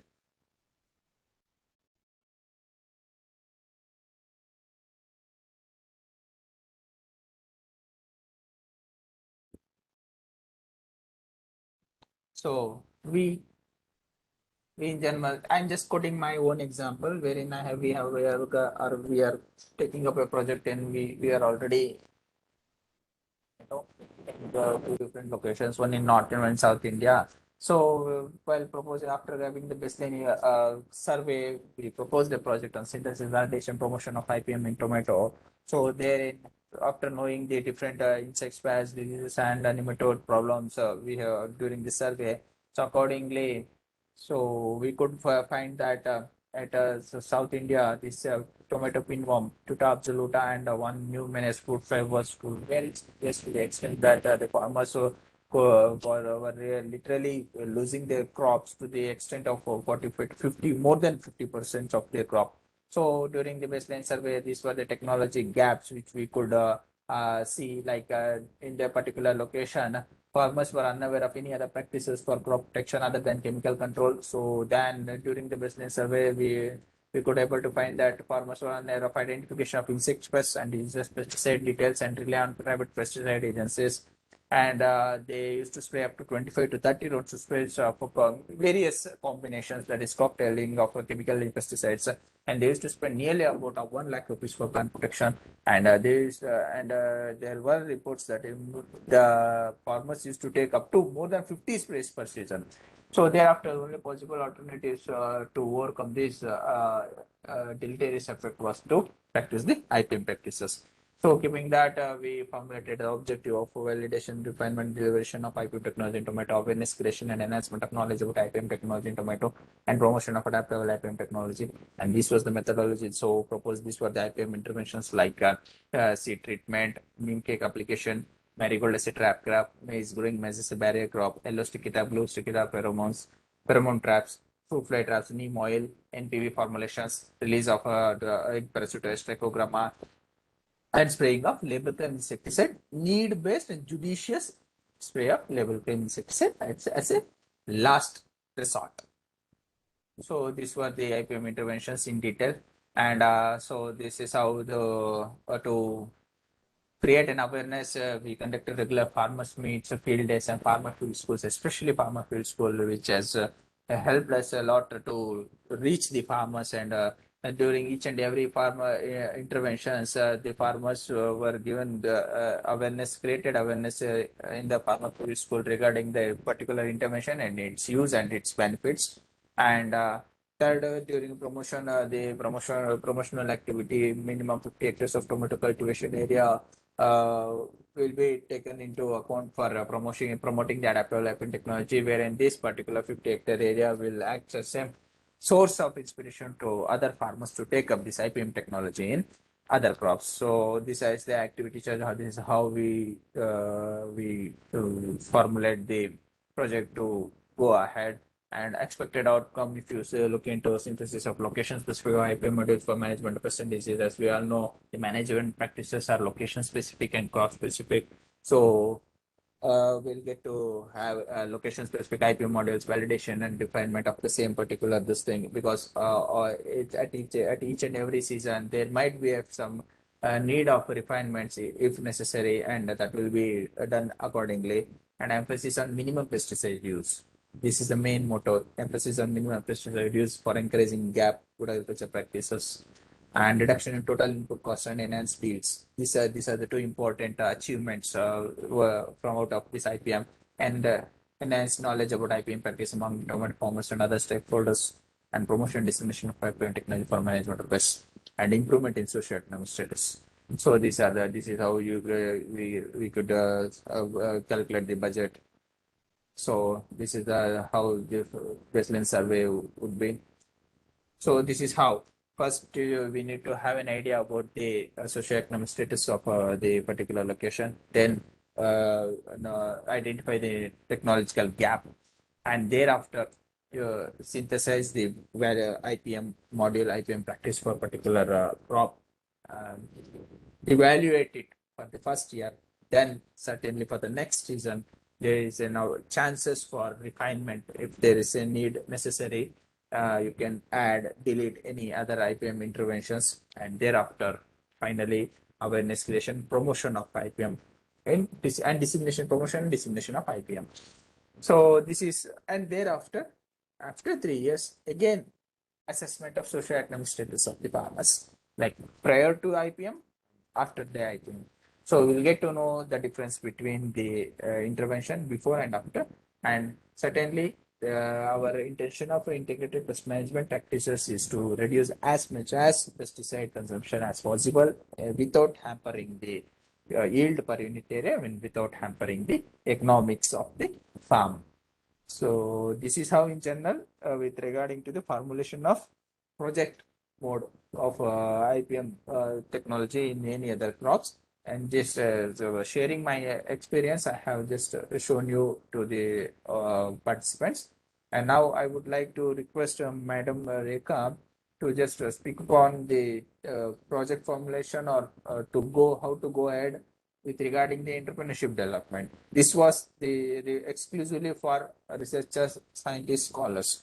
Now it would be for entrepreneurs and rural youth, especially. I'm unsharing it, ma'am. Let us discuss in detail.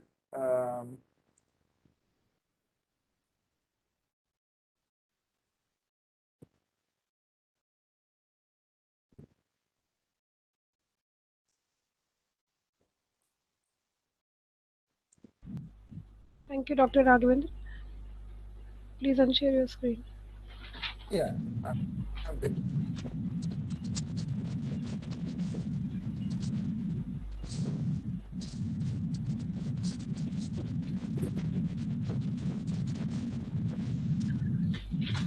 The session on project formulation has been kept to have a sensitization session, basically, in which we want to discuss about the various aspects of IPM. One is, at the farmers field, we want to we want to have a validated, refined IPM module, which is for the benefit of the farmers.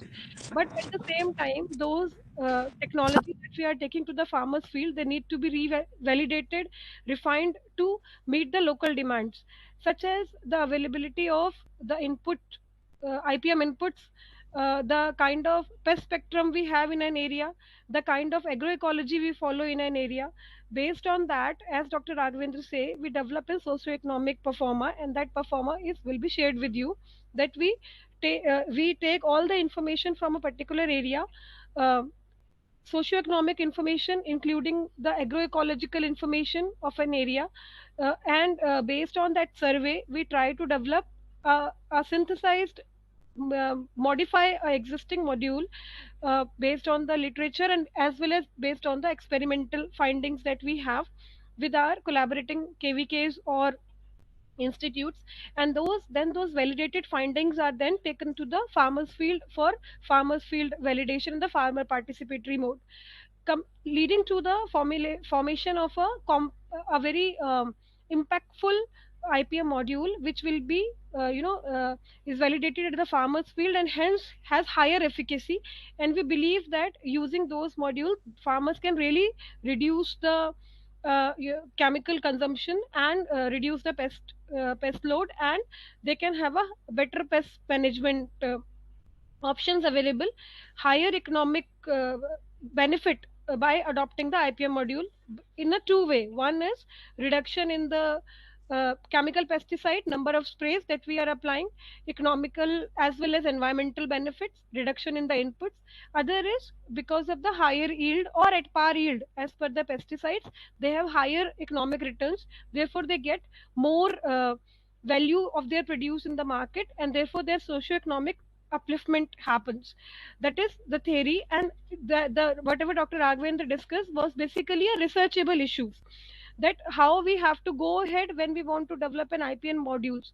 But at the same time, IPM can be a two-way benefit to the farmers, farm women and youths who want to remain in agriculture, because IPM has a lot of entrepreneurial opportunities.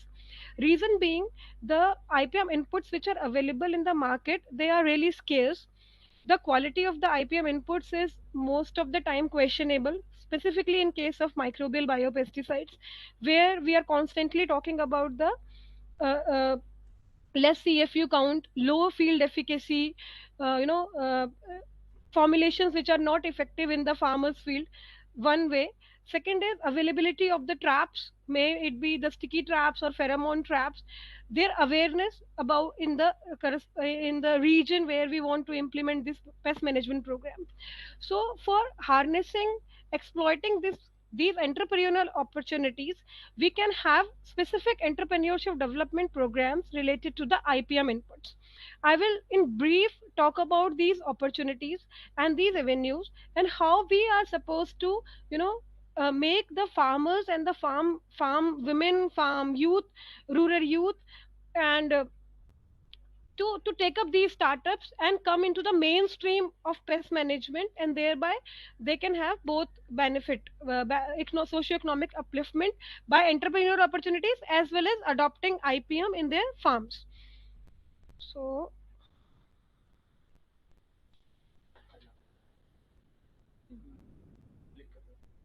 screen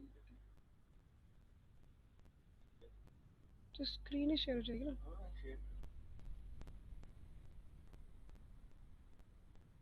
नहीं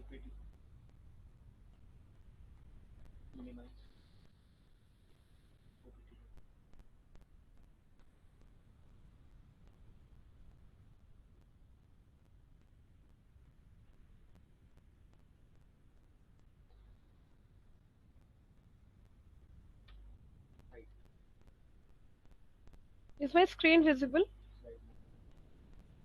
Yes, ma'am. Okay. Put it into presentation. Okay. So Yes.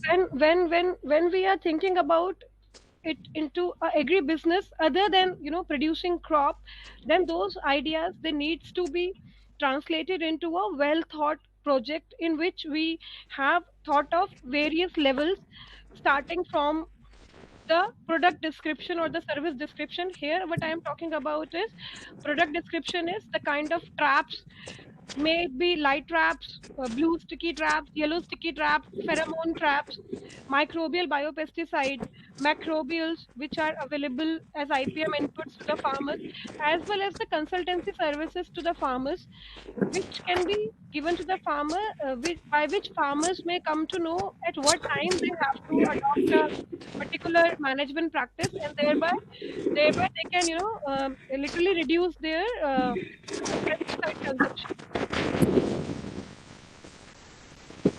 Sorry, I'm hearing some noise.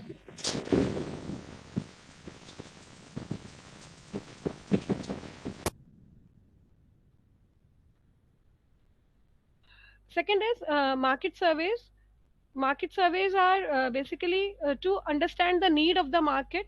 For example, at this point of time, we know that the microbial biopesticide market is going to go up. There is a huge thrust there. So an entrepreneur may enter into venture related to the microbial biopesticide. Then how the production unit has to be established, what will be the initial costing of the production units, these details they has to be well thought of, and followed by the business location as well as the supply chain, that at what place our facility will be located, and how these supply chains will be made in which the various intermediaries will be there, and using those intermediaries how our product will go to the end consumer. For example, let's take an example of the biopesticide market in India. We understand that by 2029, the biopesticide market is going to have a very high value in India. And as you can see that Indian biopesticide market also, the bioinsecticide, biofungicide, this is primarily driven by the trichoderma based products.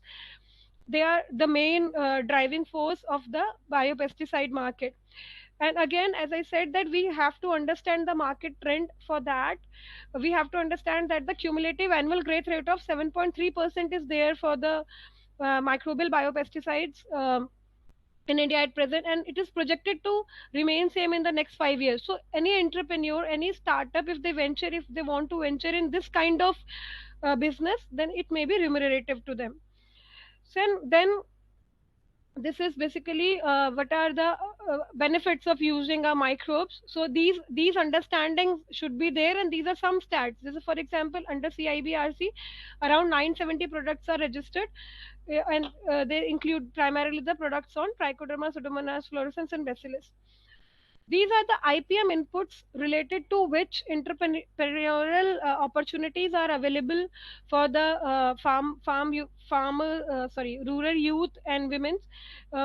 They can take up the production unit related to the traps or the biopesticides. In this area, primarily agribusiness incubation, I want to talk about. Agribusiness incubation is basically an initiative under the NAIF Agri Innovation Fund, in which a component is agribusiness incubation, and in that NCIPM is primarily working in the incubation related to the integrated pest management. We have different levels of agribusiness incubation. First is invitation of the technology, identification of the technology, which involve, as I said, that we have to understand the market trend, we have to understand the location, we have to understand in which product, in which technology we want to venture in. For example, some people may want to venture in the light trap production manufacturing, and while other people may be more interested in the biopesticides, or some other people may be more interested in the consultancy or the AI based technology by which we can spread the IPM information, and we can have the consultancy services paid back in the form of the consultancy services. First is identification of the technology. Second is once we have the repository of the technologies with us, then what we do is we invite expression from the potential entrepreneurs. They will identify in which area they want to venture in, and accordingly they will submit an application to the agribusiness incubation center, for example NCIPM.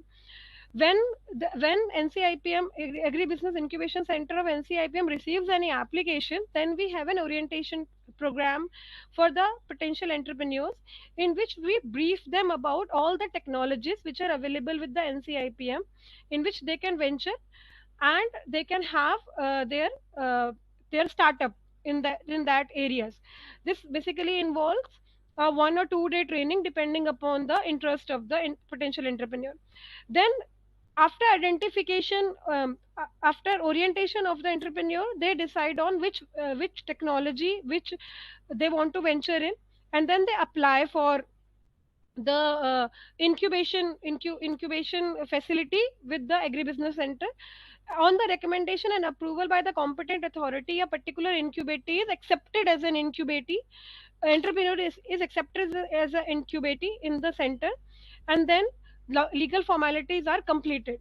After that, there is a strong handholding between for the technical support between the team of NCIPM or any other agribusiness incubation center and the entrepreneurs, in which they are guided for each and every technical aspect for the production and manufacturing of the product they want to they want to venture in. There, after that, the incubation phase starts, and the incubator will develop the confidence uh, confidence in its startup, and there will be an initial lag phase and followed by the exponential growth phase for the incubator.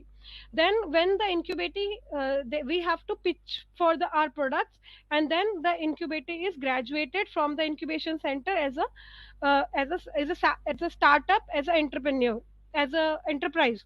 And then after this, regular audits related to the quality, production and sale. As I said, that specifically in case of biopesticide, the major constraint is the availability of the quality products. So regular audits related to the quality, production and sale, how to maintain a specific quality, how to maintain the production status, and how to enhance the sale of the product. Those facilities are also supported by the agri business incubation centers. These are the funding agency to which then we try to we try to make collaboration between the entrepreneur and the funding agency through various projects, for example for NABARD, from DST, DBT and RKVY. Thank you. Thank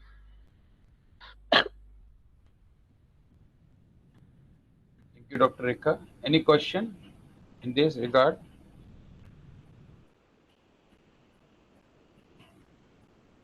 Otherwise, I will add few more points here.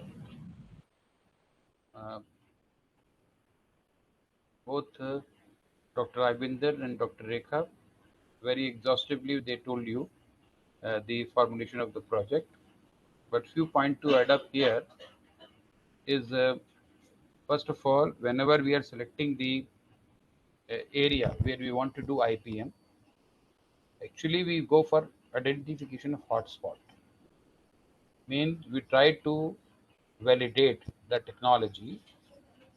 When you are validating the technology, where we have a hotspot, mean the not one pest, almost all pest will be in a problem.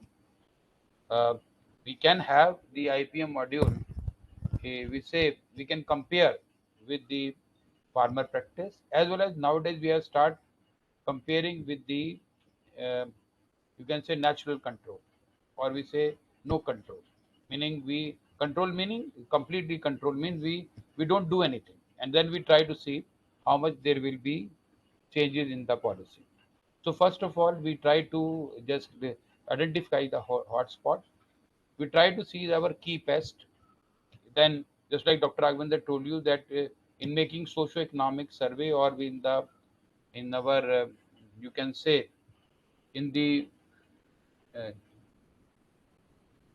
just wait. So just like you for that when you are making the effort for making the you can say formulating the IPM project, you must know the technologies which are available, what are resource. Basically, it is resource driven technology. Just like in the morning, since morning you are hearing and you are experiencing also that sometime we will have the crop, we have the pest, we have the technology. So in that case, we will have a difficulty. Just wait.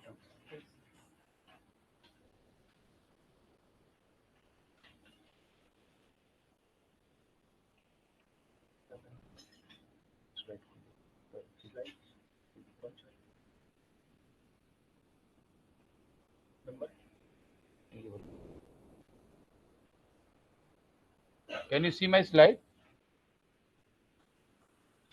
In this case, you see that here, socioeconomic status of farmer. So we are given a new name, just like we have given demography and socioeconomic status of farmer of the north and eastern part of the country, a case study. This was though we have done socioeconomic status of the farmer. In this, Dr. Raghavendra very exhaustively explained to you what we are doing. So that will identify what farmer is doing and what are the resources are available with us, and then we can mobilize the resources to this. And then we need to teach second, we will take the second objective, identification of pest and natural enemies of the villages. What are the important pests and what are the important naturals are already available, and how we can make a habitat management. That is also very, very important. Another point is that doing this, we also take the soil health card of each farmer. Earlier, I find the government of India has a policy that for a 10 kilometer, 20 kilometer, but recently I came to know every farmer must have the it is for your knowledge. Those are aware is good, those are not aware, I will tell them. In 2024 onwards, every farmer will get subsidies or benefit or sell their product only when they are having the soil health card. Getting soil health card means getting registered in the state agriculture department. So you tell your farmer also, help the KVKs or help the state agriculture department to have the soil health card. That is very, very important for us, for them. So what are the practices they are following? We have to see that. So then we have to find out what are the technical and administrative gaps in crop losses. You have to have a pest calendar. It not we are. I'm not saying that we are using the pesticide on the based on pest calendar. No, we must know when it appears. So it means you will be ready. You will be ready, and if there is a new pest is appearing, that we notice ourselves and then tell the others one also. So this is very, very important for us. And then synthesis of IPM module. So when you are developing the IPM module, keep in mind, just like you must know what are the important resources are available. What so means researcher are making effort to have, just like Helicobacter, they are maintaining with one. So in our IPM module, that is not only the Helicobacter. Please see that. Please never write IPM of Helicobacter armigera in cotton or in pigeon pea. No. When you say IPM, it means it's a holistic, complete crop, starting from your, you can say from soil-borne disease to the you can have later on in your up to your final stage of fruit stage, seeding stage, or sometime in post-harvest. That is also very important. So keep in mind therefore you have to develop location-specific IPM module. That is very, very important. We need to develop the location-specific IPM module. That is, and then I told you how to develop the IPM. So say how to develop IPM module. So we develop the IPM module. We know pest A, that now we have to do this. Just like seed treatment for soil-borne disease. There is seedling treatment. We have to again for soil-borne disease. So that keep in mind. But it is done by different people. So we are combining here. But these, when you are combining, must keep in mind, they must be economically viable, and the critical inputs are easily available. So they only recommend, if just like, let's see, I find in certain area, I don't name it here, the certain area we find neem is not useful, but still telling the neem is useful is not important. So please see that when we say, when Dr. Rekha is talking about perhaps that we must have the native isolates. So those have the native isolate, that is good. Those who want to identify, request our director, we can help you to have the native isolates of microbes available with you in your area, and that whether that availability is not a point. Point is whether it is effective, whether it is promising or not. That we need to stress upon. So this is keep in mind, your IPM module should be economically viable and socially accepted. So now, if you look at here, I just give you example what Dr. Raghvendra told you. Baseline information collected. You can see what is the average of the, just like arbitrarily I filled up, the average population of the village, total area of the village, number of household, average family structure, power supply, power this, everything, source of irrigation, soil type, everything must be available with you so that you can develop or synthesize the IPM module. So that is the need to be taken care of. Just like this is soil health card. This soil health card we prepared with the help of Dr. Sanjay Arora, is the CSIR expert, principal scientist at Naklau Regional Station, and this is the for Sitapur KVK village. We have done. You can see that I was in the morning. I talking about that there are certain are very low. So therefore, we need to stress upon. We need to tell what to do and what not to do for all these. This what we are giving the recommendation. You also please see that you must give the recommendation to the farmer about their nutrients. And now if you look at here, there we are. What I want to tell you here, our decision must be pest defender ratio. That is very, very important. Here I am trying to see that maximum, minimum temperature, relative humidity, rainfall. This is to show you stem borer. In that you can find stem borer is there, whatever the stem borer are available. So different, depending upon, you can correlate with different climatic factor, and you can see that these climatic factors are suitable. Then only it may be 38th week, it may be 37, it may be 35, it may be 40, 41. That we need to stress upon. Now look at the natural enemies in different ecosystems. That is also important. Here is we have a pest defender ratio. So keep in mind, in different system, we are trying to see DSR mean direct seeded rice IPM, direct seeded rice, transplanted rice. So we try to see that what are natural enemies per hill present, and what is the pest available, and how much it will be effective. So it all depends upon climate also, that we need to find out, and then depending upon pest defender ratio, your decision will change. So that is very, very important. Sometimes we are also talking about earlier ETL, but now we don't talk about ETL ratio. We talk about pest defender. We have to see how many defenders are also available. So that makes you pest defender ratio. That makes you correct decision. So that you also take care of. Please see while monitoring. So train your farmer as pest scout. Don't think your farmer is illiterate. No. In our farmer, in one of the village I show in Haryana, you can find from 10-year to 85-year-old person, male or female, have a good knowledge about the cotton pest. I really say you must see that in the village gene. You can find 168 pest they can identify. Means pest or natural enemy they identify. But they don't name helicoverpa. They say muchad, langda, papa. Like that they talk about the different names. But they have made a photographs also. And that photographs that we need to find out.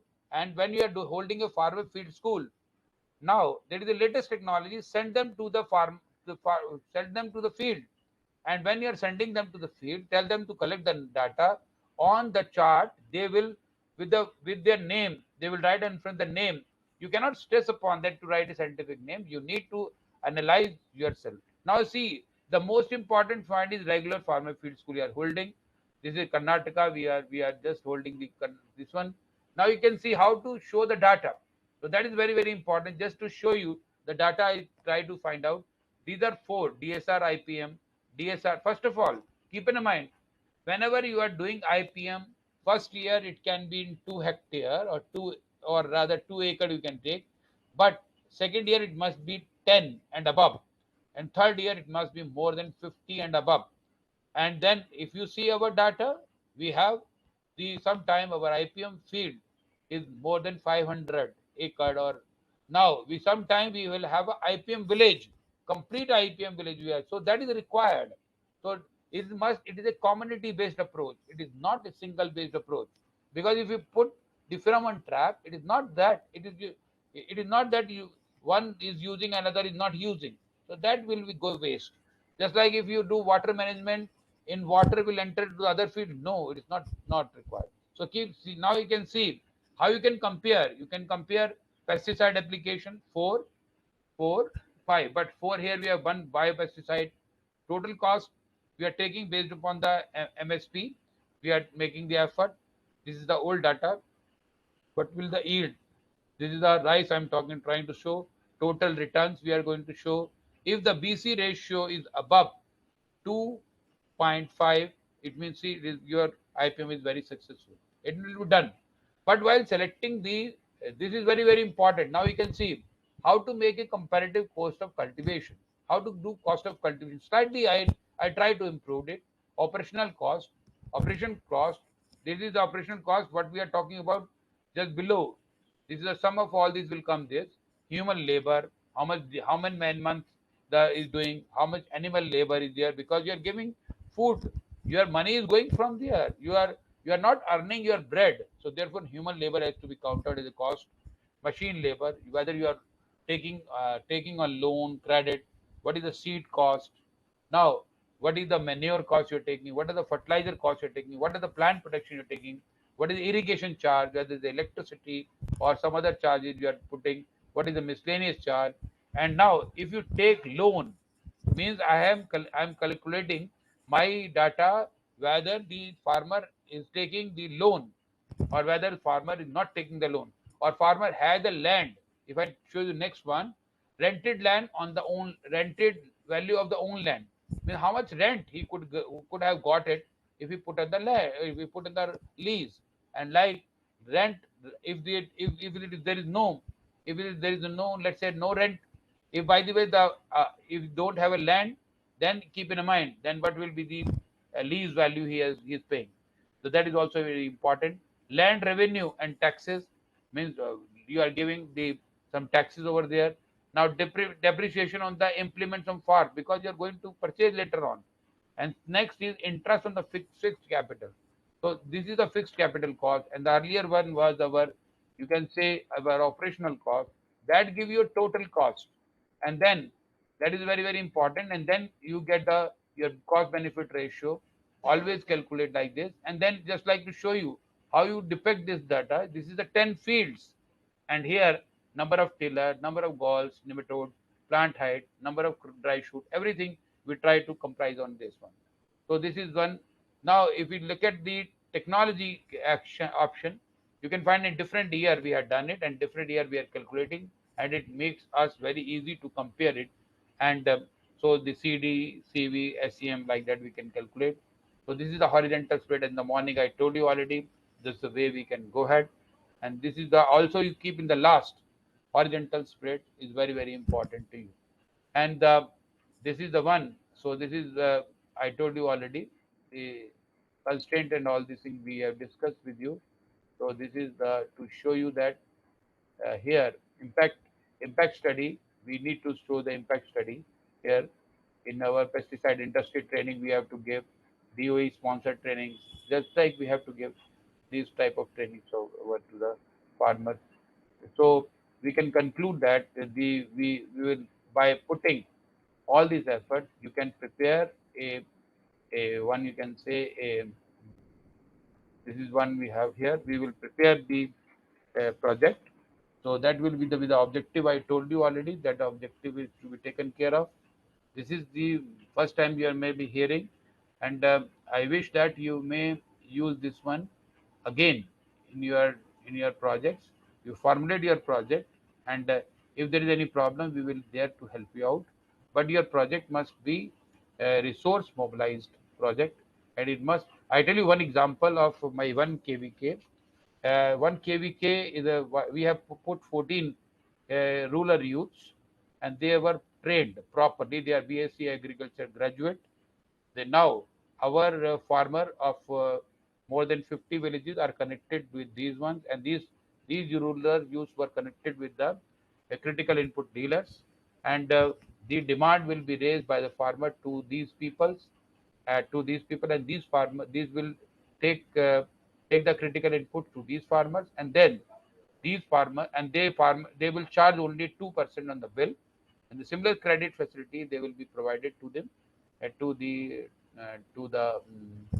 company, to this farmer directly, and the farmers are getting quality inputs with the maximum discount, because the middleman is nowhere. Middleman is the middle youth, rural youth is getting 2% from the company and 2% from the, and every time there is a demand, he knows the resources, he knows everything, so it can be easily done. So if you have some more point to discuss with me, we are all three are here. Please raise your issues. Thank you very much.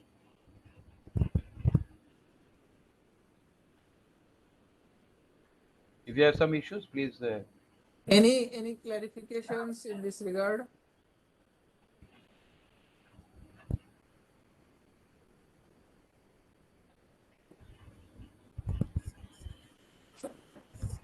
So, Raghunder, if there is a no, you can wind up. Actually, there should be two things possible, sir. Either the participants understood very well, or they have not understood anything. No. They are also well experienced people. We are just making refinement. Otherwise, they have a good knowledge. Okay. So thank you, sir. And so that's all for today, I think, sir. And tomorrow by 9:45, I request all the participants to be present. And sir, on behalf of you, I would like to give one clarification to the participants. Dear participants, your presence, your attendance is being monitored virtually online, and please don't claim for the certificate without being present in the training. Those who are actively participated right from day one, the first session inaugural to the valedictory, those participants only will be issued with the certificates. And it is a strict observation made from the organizing committee. Yes. It is for the information to the participants. Yeah. Our person is taking screenshot. So please be there. It's always there. And please complete all the formalities what are given to you. So you just go through once again. There will be again we have session, interactive section we have for in the third day, I hope. Third or fourth day we have interactive session of project formulation again. There we will interact with you. Randomly we select some of you and tell in the one day before that how we can formulate, and we will have one classical example from our NCIPM also. One of our NCIPM youngster will show you a project how it will be formulated and how you must do logical correction, right? So, thank you very much. Actually, one Dr. S. Shiba Joyce Roslin is asking, is there no pre-evaluation? To your information, madam, the pre-course evaluation is already been done in the morning session. I think you are not there. And tomorrow again, we'll be sharing you the pre-evaluation, pre-course evaluation link. Please complete your pre-course evaluation. That's only for you. The rest of the people, they have done already. Okay. I hope we received more than 140. I hope. Yes, sir. Yes, sir. Okay, fine. Thank you. Tomorrow, dear participant, please be there by 9:45. We'll We will start have with the recap session, and thereafter we'll start with the regular sessions, technical sessions. Yeah, I tell you here tomorrow we have a very two important lecture because of the occupied program of the expertise. We will have the two lecture very important. One is from Dr. H.B. Singh in the morning 10 o'clock. He will be delivering the lecture on microbial pesticides, and then we have a role of newer formulation in IPM by Dr. Shakil in the morning, and then we have in the afternoon we have an important gadget role of gadgets in IPM will be delivered by Dr. S.K. Singh, and the fourth lecture will be delivered by our esteemed, we can say, most respected early ex-DDG, Dr. Krishna Kumar sir. And tomorrow we will have a panel discussion. Some of you will be also be involved in that. Thank you very much. So, thank you. Good day. So we'll stop here and we'll meet tomorrow 9:45. Thank you very much. Good evening to all. Good evening, sir. Good evening to all.